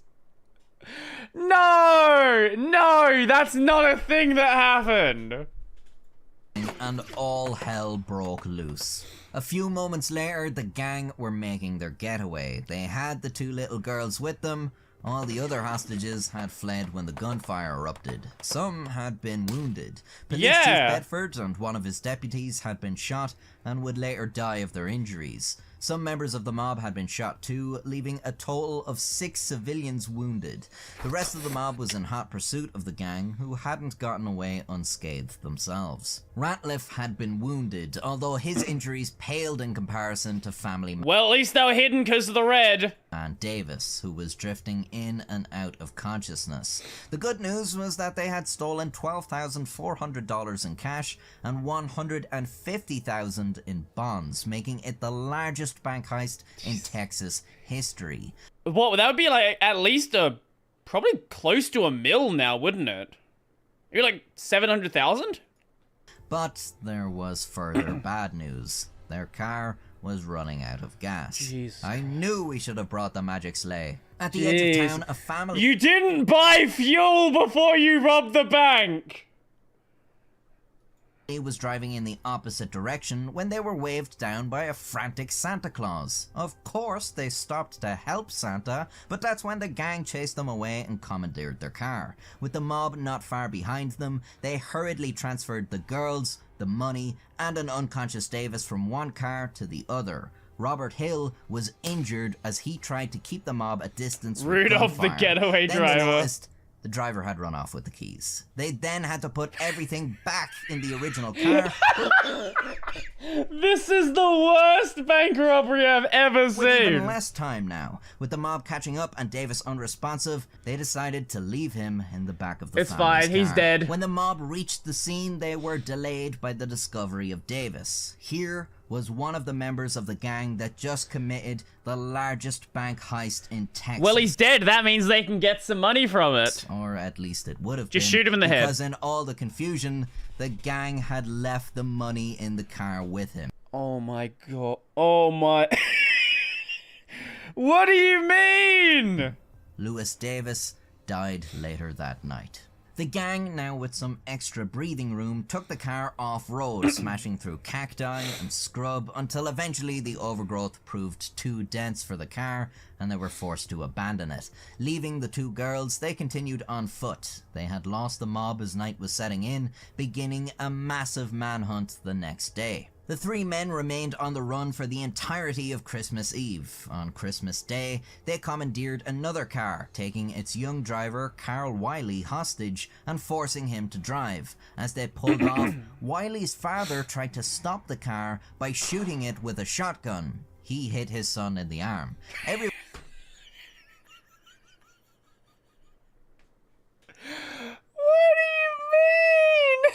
mean? Oh my god! Oh my fucking god! Everyone in this story should get some sort of award. After another night on the run, the men released the injured Wiley and his car and set off to steal another one. When the authorities reached Wiley, he informed them that the gang was in rough shape. They were injured, had very little to eat over the last few days, and were struggling in the December weather. The next day, the robbers were spotted in a car. It's and Texas, chased. not that bad. Driving to an oil field, they exited the car and fired on their pursuers as they fled on foot. One of these pursuers was Deputy Sheriff Cy Bradford, a known badass who would later become a Texas Ranger. Whoa! Bradford took aim with his double-barrel shotgun he called Old Betsy. He fired a shot, and a fugitive Texas thing ever went down. He fired another Sounds like shot. a mission from GTA. It does sound like a GTA mission. And another fugitive went down, but made it back to his feet to stagger on. A third shot landed on a third fugitive, who also managed to recover and keep going. These two robbers then disappeared into nearby woods. The authorities then made their way to the man who did not get back up. It turned out it wasn't a man at all, but Santa Claus. Well, I suppose Santa Claus is a man, but my point is that it was Marshall Ratliff. He reportedly had 6 pistols on his person, as well as 6 gunshot wounds. Jesus! But he was alive. The manhunt for Henry Helms and Robert Hill pressed on as a posse of over 100 men attempted to keep the pressure on the fugitives and deny them a chance to rest. A biplane was used in the search, but no one could find the men. During the search, 2 members of the posse were wounded due to accidental discharge of their weapons, bringing the total number of civilians wounded They shot themselves to 9. Like I said, awards were needed. On the 30th of December, 7 days after the robbery, Henry Helms and Robert Hill were apprehended. Exhausted and weakened, the men did not put up a fight. This robbery had been a huge disaster, but things weren't about to get better for the men anytime soon. At trial, Robert Hill was sentenced to 99 years imprisonment for his part in the robbery. Over the next couple of years, he was involved in 3 prison breaks and spent over a year on the lam, but was ultimately recaptured each time. Hill then stopped attempting any more escapes for the next 15 years, when in 1945, he was granted a pardon by Governor Coke Stevenson. What? Jeez, Texas, what's with all these pardons? Why? Texas doesn't have an answer for this question because the Board of Pardons and Paroles kept no record of why they advised the governor to pardon Hill. After his release, Hill found employment, got married, bought a house, and robbed a bank, a church, and spent the next 50 years living the life of a model citizen. He died in 1990. Okay, this guy won. 96. This is the good ending. Marshall Ratliff and Henry Helms both received the death sentence. On death row, Ratliff's mother gave him a phonograph and a stack of gospel records. He used this to play When the Roll is Called Up Yonder to men passing his cell on the way to the electric chair, presumably to add levity to their situation. Oh my God. In total, 7 men would hear this song on their way to die. Henry Helms attempted to feign insanity to avoid the chair. That's the strat. 10 minutes for a jury to see through this and confirm his place on the hot seat. On September 6, 1929, almost 2 years after the robbery, Helms passed by Ratliff's cell. Ratliff did not play any music as his brother-in-arms walked to his death. That same day, Ratliff also began to feign insanity. It seems Ratliff's attempts were more convincing because he had his jailers feeding him, bathing him, and taking him to the toilets. A month later, and the guards had obviously stopped viewing Ratliff as a potential threat because his cell door was left unlocked. Sneaking out, he got a hold of a 6-shooter and fatally wounded a guard before another guard attempted to wrestle the gun off of him. In the ensuing scuffle, the guard beat Ratliff unconscious and dragged him back to his cell. The next day, a crowd of around 1,000 people gathered outside the jail. Already annoyed Ratliff had gone so long without execution, they had heard of his insanity ploy and his escape attempt and decided they'd had enough. Hey, they Some go of the kill men himself? broke into the jail and made their way to Ratliff's cell. Oh my Hello, God. Santa. Marshall Ratliff was dragged outside where the crowd hung him between 2 telephone poles. Jesus Christ! Okay, sure.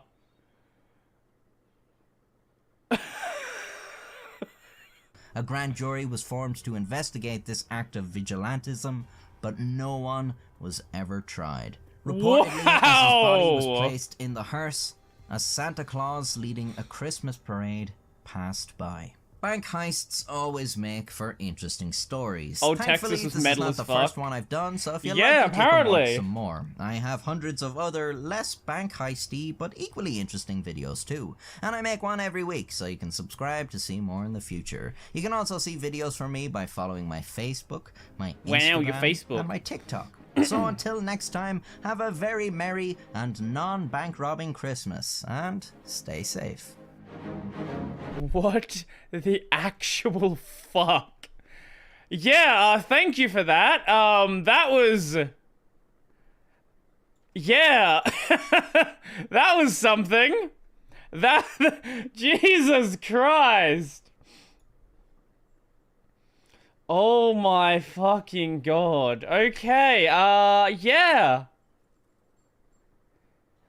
Yeah.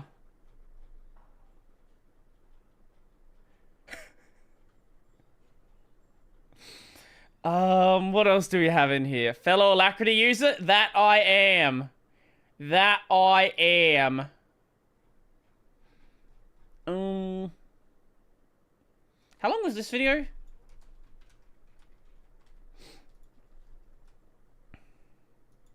Okay, that's an ad. I don't want to watch a Wix ad. Let's go. Let's go! My home drive is almost full. I need to deal with that one. Yeah.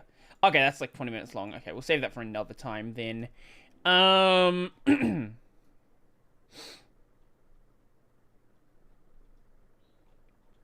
What? Okay, it's another 20-minute video. Definitely, we'll save that one for next time. We'll watch this one today, and then I reckon we'll go out. I have a 10-minute one. Yeah, feel free to send it. I want to watch this one because I'm bad at video games, so I want to be less bad at video games. The most important part of AIM that nobody talks about. How do you hit somebody that moves like this? Going in now?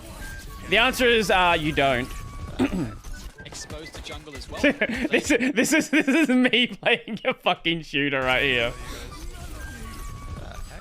Exposed to jungle as Yep. Beautiful. I'm so bad. Yep. I'm the worst player to exist. Yep.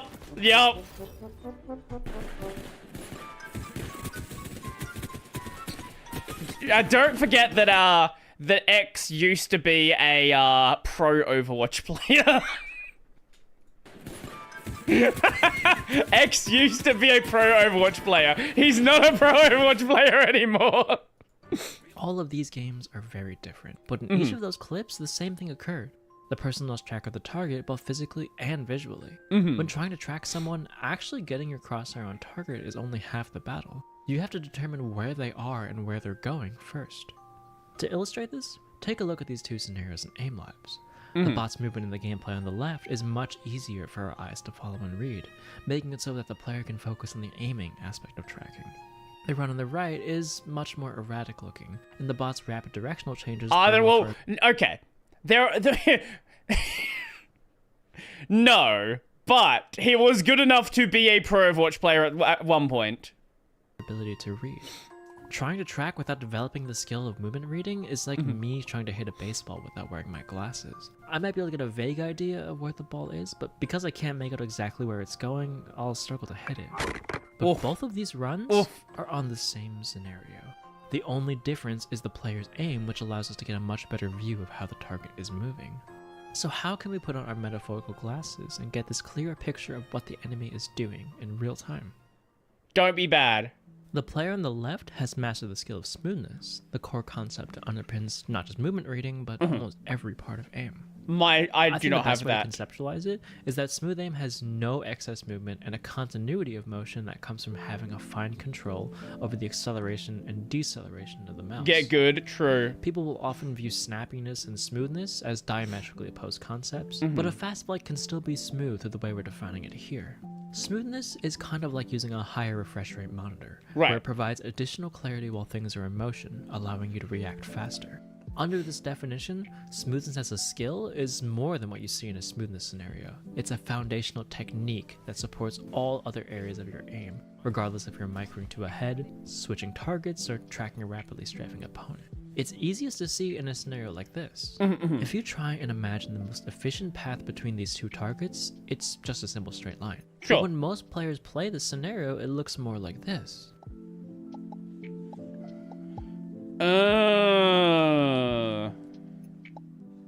Compare that to a higher level player, Xianlo.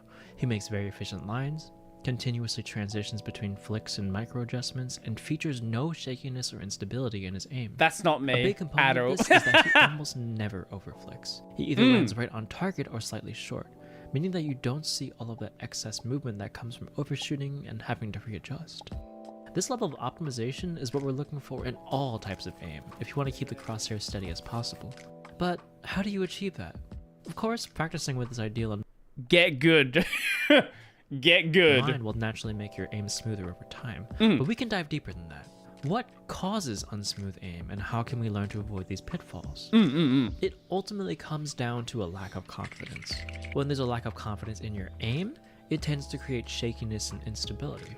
When there's a lack of confidence in your reading, it results in a lack of continuity in your aim. For shakiness, this lack of aim confidence creates tension. When most players attempt to perform an aiming task they don't feel comfortable with, gripping the mouse tightly is a natural reaction. Right. This could be precision, rapid directional changes, or fast flicks, but regardless, tension usually provides a band-aid fix to these issues. But with tension, you can lose a great deal of control over the amount of acceleration and deceleration you apply on the mouse. It becomes really easy to make overly aggressive mouse movements or shake uncontrollably after a flick. But the idea here is that being aware of your tension can be an indicator of your weaknesses. Tension isn't always a bad thing, and the takeaway here isn't to eliminate all tension in your aim or develop a delusional level of confidence, but instead, think about situations where you do tense and determine if it's covering an underlying weakness. Working on those skills will reduce the innate feeling of needing to tense in those scenarios and minimize shakiness present in your aim. For example, if you find your aim starts locking up when somebody goes in for a close range fight with you or takes a bounce pad, causing you to flick back both of those things I am very bad at. Target aggressively when they change directions, this could get you to think about the why behind that instability. I'd consider that I'm not comfortable engaging or transitioning to using my arm in my aim, and maybe would look to play some scenario that would help address that. But issues like this are not always caused by tension. They might stem from technique-related problems too. Going back to Xianlo's technique in static, where he favors undershooting to minimize excess mouse movement, this is a very consciously developed habit. The main benefit is that following through with a mouse movement is easier and more consistent than changing directions and having to reverse the momentum of your mouse. Right, okay, so getting close but before is easier than overshooting and recorrecting. Take this idea and apply it to every category of aim. Let's think about those intro clips again. If these players aim to minimize their mouse movement and lean towards under-aiming, if they do happen to undershoot, it's much smoother and more efficient to correct back to the target. Ain't nobody got time for that, true. It even has the additional benefit of being much better at catching those rapid strafes, where if they change directions, they'll strafe right on top of your crosshair, potentially avoiding the cycle of constantly overcorrecting caused by all that excessive perceived motion. This could have given them enough visual clarity to read their opponent's movements and end up winning the fight. But have a look at this gameplay. Okay. It's not shaky, but it's not smooth either. This is what a lack of continuity in aim looks like. The main cause for continuity issues is that lack of confidence in reading. When you don't trust in your ability to react to the enemy's movement patterns, you'll often lean into prediction. In this clip, I stop tracking my opponent and start moving my mouse in the opposite direction, even though there's no visual cue or reason to, because I relied on prediction and expected the enemy to move in the opposite direction. Now, there are times in which prediction is a useful tool, like in an enclosed space, or when the opponent enters a predictable arc, like a jump pad. But these are exceptions to the rule. On top of creating this unsmoothness, it also prevents you from improving your reading skill, especially when you use it in aim trainers. If you play a scenario that's too difficult for you to read, prediction will probably help your scores, but avoiding that will make for much better practice that will translate more to in-game scenarios. Although, discontinuity can also be a mechanical issue. It could come from difficulty combining wrist and arm aim, or just a general lack of development in your mouse control. At the end of the day, putting in the time and practice is what makes all of these ideas come together. But it's Do you see he tried playing FPS with a drawing pad? Oh god, that sounds disgusting. About the goals behind your practice as you build these habits and speed them up with time. You want to be thinking about what your practice is doing for you, whether that's in an aim trainer or just in your game of choice. If you do choose to tackle these weaknesses in an aim trainer, check out the resources we've made in the description. We have scenarios to cover every type of aim that could help you focus on whatever it is you're working on and give you feedback on how developed each of your skills are. Thanks for watching, and we'll see you next time. I'm still going to be very bad at shooters. No matter what I do, I can try to get better at shooters. I'm going to be bad at shooters. That was fun. Mate, what shooters do I play? I don't really play much, which is the other problem. Right now, pretty much only Marvel Rivals. And there was this link that Ranton sent. Let's have a look. And I reckon this will be the... I reckon this will be the last one we watch for the day. I'm not watching an ad. Piss off. Oh, don't blur your password. Okay, yeah, I'm more than happy to watch Don't Blur Your Password. For anyone who is unaware, blur is non-destructive. Anyone who tells you it is a fucking liar.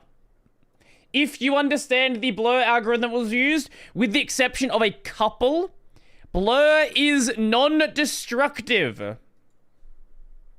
Blur your local IP though, exactly. Make sure you blur your local IP. You wouldn't want anyone to know what IP address you are on your local network. Take a look at this image. I mean, Mike Wazowski. What do you think it is? It's blurred, but you can probably still tell that it's Mike Wazowski from Monsters, Inc. Sure. Now, what about this one? It's really blurred this Mario. time. I'm sure you still recognized it as Mario.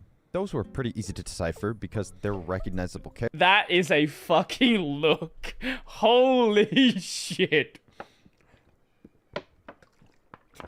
I respect that. I respect that look. Jesus fucking Christ. That's a crazy headset. I think it's the Razer headset, actually. I think that... yeah, I think those are the Razer cat ears. I could be wrong, though. What is that waifu you have as your profile picture on Discord? That is art of my FF14 character. Also, that's Celeste down there, isn't it? Yeah, that's Celeste. Characters. We know what's behind the blur because we've seen it before. But Sure. what if I showed you this? Could you figure out what's behind the blur? Well, today, I'm going to show you that this might not actually be that hard to solve, and next time you blur your password, you might want to rethink it. The other day, I saw this post by my favorite YouTuber, Captain Disillusion, who's simply asking, can someone unblur these center digits? Now, in order to claim my spot as the first one to solve this, I instantly started brainstorming ways to decipher the set of 18 digits that had been blurred into an unreadable... I did see a lot of people doing this. A lot of people brute forced it. They knew the blur algorithm and just re-blurred the text. Mess. At first, it may seem impossible, but there are actually a surprising amount of cases throughout history where a similar thing has actually been worked out, especially with... Who's gonna spend their time to undo Potion Seller? What kind of life do you live that you're going to go and undo Potion Seller? Let me just show you Potion Seller for anyone who's unaware. Listen to me.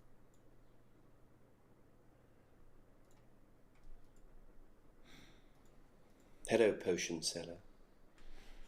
I am going into battle, and I want your strongest potions. My potions are too strong for you, traveler. Potion Seller, I tell you I'm going into battle, and I want only your strongest potion. What? You can't handle my potions. They're too strong for you. Potion Seller. Potion Seller. Listen to me. He's just trying to like... I want only There your it is. strongest potions. My potions would kill you, traveler. You cannot handle my potions. Potion Seller, enough of these games.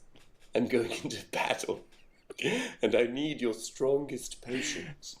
2010, 2011 YouTube was a different My strongest place. potions will kill you, traveler. You can't handle my strongest potions. You better...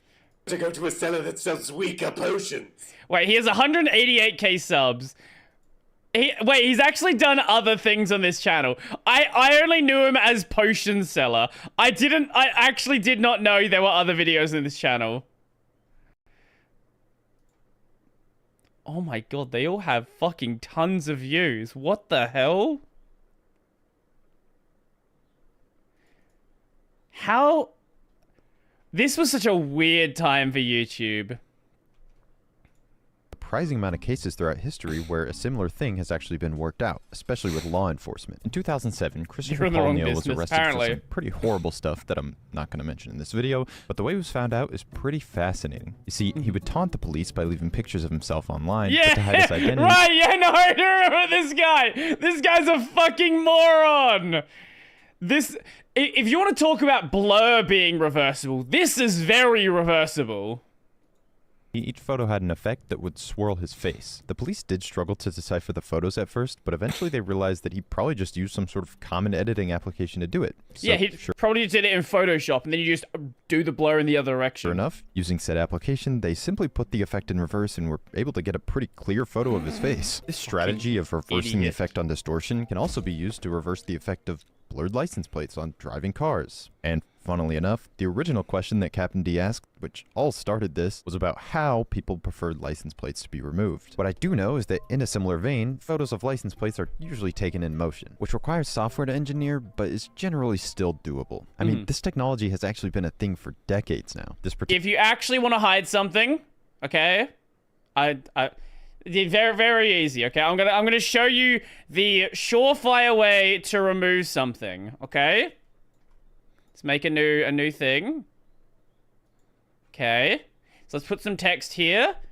License plate. Okay. Right, what you do is you get the rectangle tool. You do this. And it's covered. Now, be very careful that you don't touch this slider. Okay? Because if this is anything less than 100%, you can see it. Put that at 100%. Now, if you're doing this on real paper, do not use a fucking marker. Holy shit. I have seen so many times people using like a Sharpie to draw over like text on an actual document. You can still see the text. Stop it. Particular software is reserved for law enforcement, and the video about it is like 15 years old, but that doesn't stop everyone in the comments from begging for access to the software to figure out who run into me when my car was parked and run off. Oh no. Oi! No! Stop it! I'm gonna swap caps. There we go. Better. Take a look at this image. I mean, what do you think? Here? Restricted for law enforcement. Yes, I need to. It's to be removed. What I do know is that, but it's generally still doable. I mean, this technology has actually been 18 years old. Run into me when my car was parked and run off. I need this for a hit and run. Thank you for contacting us. Our products are restricted for law enforcement. Yes, I need to. Somebody ran away after he hit me behind. He refused to give me his details, but I managed to get his CCTV footage, but I can't take his number plate. Yes, same pro, but I got the car image. Can this YouTuber help me, please? Can you help me? I blurred the picture, please. How to purchase software. Please. I'm working in crime branch. I'm working in crime. You're not qualified for that, maybe. My point is, technology may have brought... Shred it?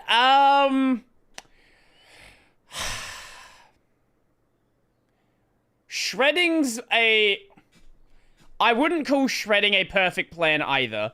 Because if somebody has access to those shredded pieces, and they have enough time, they can put it together. Burning it is a much better plan. If it's really important, I would burn it. Eat it, that also works. Shredding, it's fine if you're going to split the shredded data. But if you're going to put it all in... If you're going to shred it and then put all the shredded information in the same bag, definitely not. Definitely not then.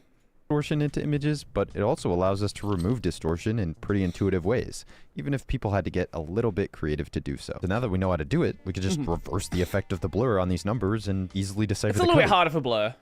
Right? Well, not exactly. Assuming you know the blur algorithm, it can be done. To hide these numbers, the captain used a box blur, which is kind of like the poor man's Gaussian blur. That's not to say it doesn't come in handy every once in a while, but that's besides the point. The difference between this and something like, let's say, a swirl is that when you blur a photo, you're actively averaging pixels, which can overlap and, with enough strength, can actually be destructive. In some cases, algorithms can actually reverse the effect of a blur, but with too much blurring, you reach the point of no return. And that's where we are with this puzzle. The numbers are so blurred that it would even be impossible for like an AI algorithm to figure out. Which, by the way, these are very few and far between, but I saw some comments on my Twitter that were like, yeah, AI could do that. Okay. Do it. I mean, if it was that easy, just do it. I even bet that with no prior information, no hints, I could still guess exactly what is behind a blur.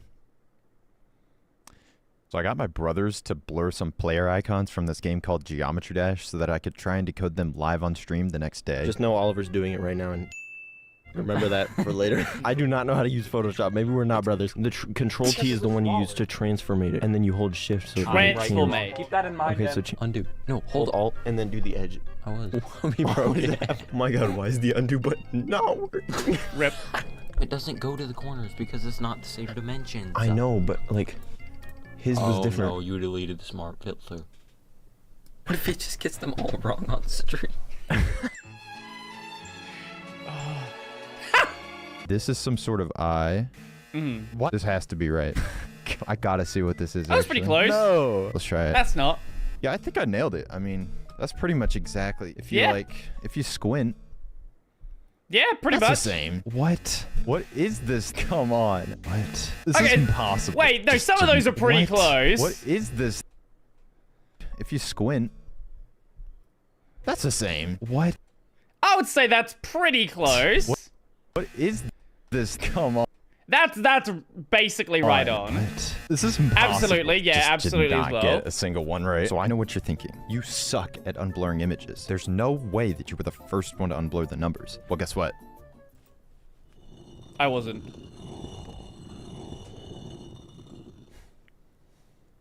Okay, well, he was. Well, I was. And after just 20 minutes of decoding, I accidentally earned a shout out on Captain D's channel by becoming the first person in the world to decode that block of numbers. I'm challenging you to Tux Cut tomorrow night. Are you now? Yeah, I'm pretty cool. And even though I may not be the best at unblurring images by themselves, there are still a few pieces of information in his post that at first you may have taken for granted. Right here, you can see that he used After Effects' fast box blur set to 20, with the font as Arial Narrow Bold. Now, don't get me wrong, it definitely is possible to find those by yourself, especially because he left some numbers outside of the blur, which can make it super easy to identify the font, and that's even ignoring the fact that Arial's one of the most popular fonts, like, ever. Anyway, no matter how I ended up there, I don't know if it's more popular than Times New Roman. I don't know what would be the most popular font, but it's definitely up there. Font, the font size, the type of blur, and the blur size that was used. And why would I want that, you ask? Well, I was about to recreate the number grid pixel for pixel. Jesus fucking Christ. Arial is the default selected on Office apps, right? Maybe? No, we're not talking about Linux. No one gives a shit about Noto. Actually, what is the most popular web font? Because I imagine the most popular web font actually might be the most popular font, just full stop. Come on. I was going to say some sort of witty transition, but I don't even think that's as funny as this fat cat knocking everything over. So anyway, the next step of the process was bringing everything into After Effects and trying to match up my numbers with his. I was definitely rushing to do it, but I was pretty confident that no one else had thought about it. I was wrong, but you know, I was still going to be the first person to get it done no matter what. So yeah, when I came up with my plan, I just got to it and recreated his exact number grid in After Effects. And again, it was easy, knowing like the font and the blur, but once you get to the middle, obviously you don't know the numbers. So I just put a bunch of ones as placeholders, and I quickly realized that sure, a blurred 1 and 3 are totally different, but like a 6 and 8, when you blur them, they look basically the same. So it's hard to trial and error and brute force your way through, just guessing numbers until you have like the same exact blur that the original image had. And to be fair, I did get the first number, but then I was pretty unsure about like every other number after that. But the good thing is, on the spot, I remembered a blending mode that I use pretty often when I'm editing my videos. You see, sometimes when I'm editing my videos, I'll have to like cut from this to this. You can see that that's pretty jarring. I didn't, wait, what did you? Videos, I'll have to like cut from this to this. You can see that that's pretty jarring. So. And I know this isn't the best example, but the way that I would fix that, if I wanted it to be a smooth cut and some sort of like edit, then from here to here, I would want to overlay the clips in a way that my face is going to end up in the same place on the frame after I cut jarringly. So at least it's a little bit smoother. But the way that I line it up to where the most pixels are as similar as possible is a difference blending mode. And the difference blending mode is exactly what it sounds like. It just shows you the difference between your top layer and your bottom layer. The more similar a pixel, the more black it'll be. So you just want to make the screen as black as possible. So when I'm editing and line up my two faces on top of each other and then try to get the difference as little as possible, when you cut from one to another, it looks smooth. And if you want to see that difference blending mode used in the coolest way I've ever seen, yeah, I guess in the case of a green screen, that makes sense. Called motion extraction. It's actually one of the coolest videos on YouTube, and it shows the tiny differences in movement in big landscapes and stuff like that. I'll link it down below. It just actually is shows that cool. Frame differencing is an insanely powerful tool, and it is 100% what made this possible. Back to our puzzle, I realized that if I overlay the original image on top of mine, then when I get the 4 right, it'll turn completely black. So then I really could just trial and error and brute force from there and try every number in each slot, which is what I did. So yeah, I would just go 1, 2, 3, 4, 5, 6, 7, 8, 9, and that one was 0. It was easy until I realized that the 6s and 8s are still impossible to differentiate. But what if I just put like an exposure layer on top, and now every single small difference is a bright, blinding white that you would only see at the gates of heaven. From there, it was a breeze. I just basically felt like who's like a famous puzzle solver. I don't know, Nicolas Cage, but basically I figured it out. Fancy way to do every it. Number revealed, it was time to post the result. And oh my god, I did not actually realize I was going to be first. People loved it. Captain Disillusion said he would give me a personal on-screen shout out on his YouTube channel. The whole thing instantly got posted on Reddit, got like 40,000 upvotes, and Smarter Every Day called me clever. That guy's verifiably smart. I'm clever, maybe. But then to be fair, 20 minutes later, this guy figured it out as well. And if I had just not seen it earlier, then maybe they would have gotten it first, and then I... Well, if someone finds it after you, did they actually find it after you? wouldn't even be making this video right now. So I guess my strategy to decipher the code from a very blurred out image wasn't actually that original. And you know, I'm not special. I feel like anybody could have come up with this if they were determined enough. I just happened to see the post. Blurring images definitely can be destructive, but if you're not trying to get your information figured out by malicious people, then you probably shouldn't leave it behind a blur that has a chance to be removed. In fact, if you want to cover up anything, I would recommend the black box, the oldest trick in the book. Using the markup tool on your phone Wait, the black box strategy might have its flaws too. Because if you're on an iPhone, someone could theoretically go into adjustments, turn up the exposure, turn up the brilliance, turn up the highlights, turn up the shadows, turn down the contrast, and they would reveal the exact message that you were trying to hide. This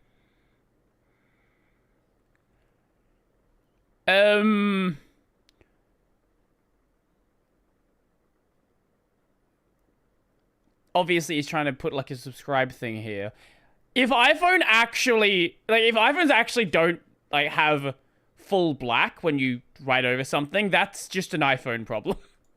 stuff can be dangerous. Nobody wants information that they thought was safe to be revealed in any way. So please make sure that if you're trying to cover up your sensitive information, just use a completely opaque box. Don't blur it, don't swirl it, don't use just one pass of the marker tool on your phone. Unless you're a horrible person, actually. Then definitely do swirl your face and never use the marker tool. Use the pen. At least while you're at it. But most importantly, don't give it to a group of determined computer nerds who would absolutely love to decipher a code that you gave them, because in less than an hour, you're going to be staring back at your own password. That was fun.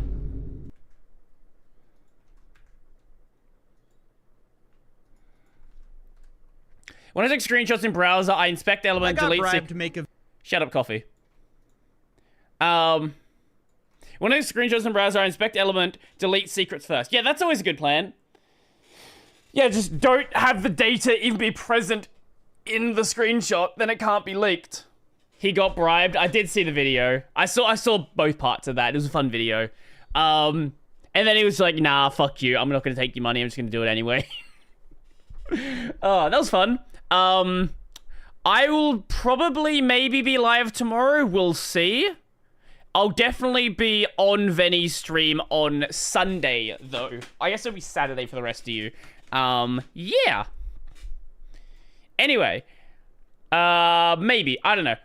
I'm thinking of doing another Cosmic stream, because there's a lot of stuff I actually didn't get to on my last one. Who is Venny? Someone I stream with quite a bit.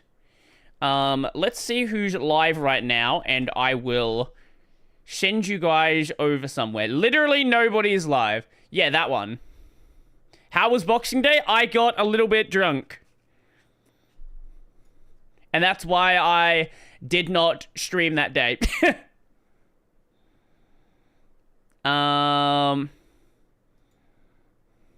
Did you punch your sister? No. Who got bribed? Coffee. Someone tried to pay CoffeeZilla to make a hit piece on some CSGO gambling sites. Nah, it doesn't look like anyone exciting is live right now. Well, I'm gonna go, yeah, the VTuber hat on Tegra T. I'm gonna go make some food, and, yeah. Part 3 of Coffee's thing's out? Is that what this video is? Oh, that actually is what this video is here. I will probably check that out afterwards then. No raid.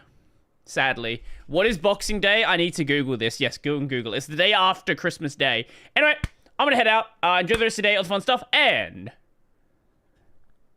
I'll probably be live sometime next week. Hopefully we can get Kingdom Hearts working.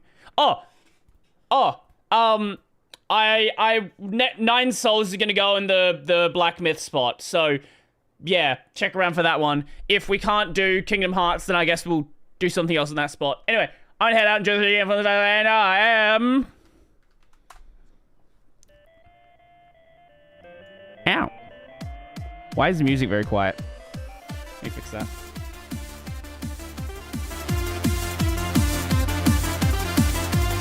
See you guys later.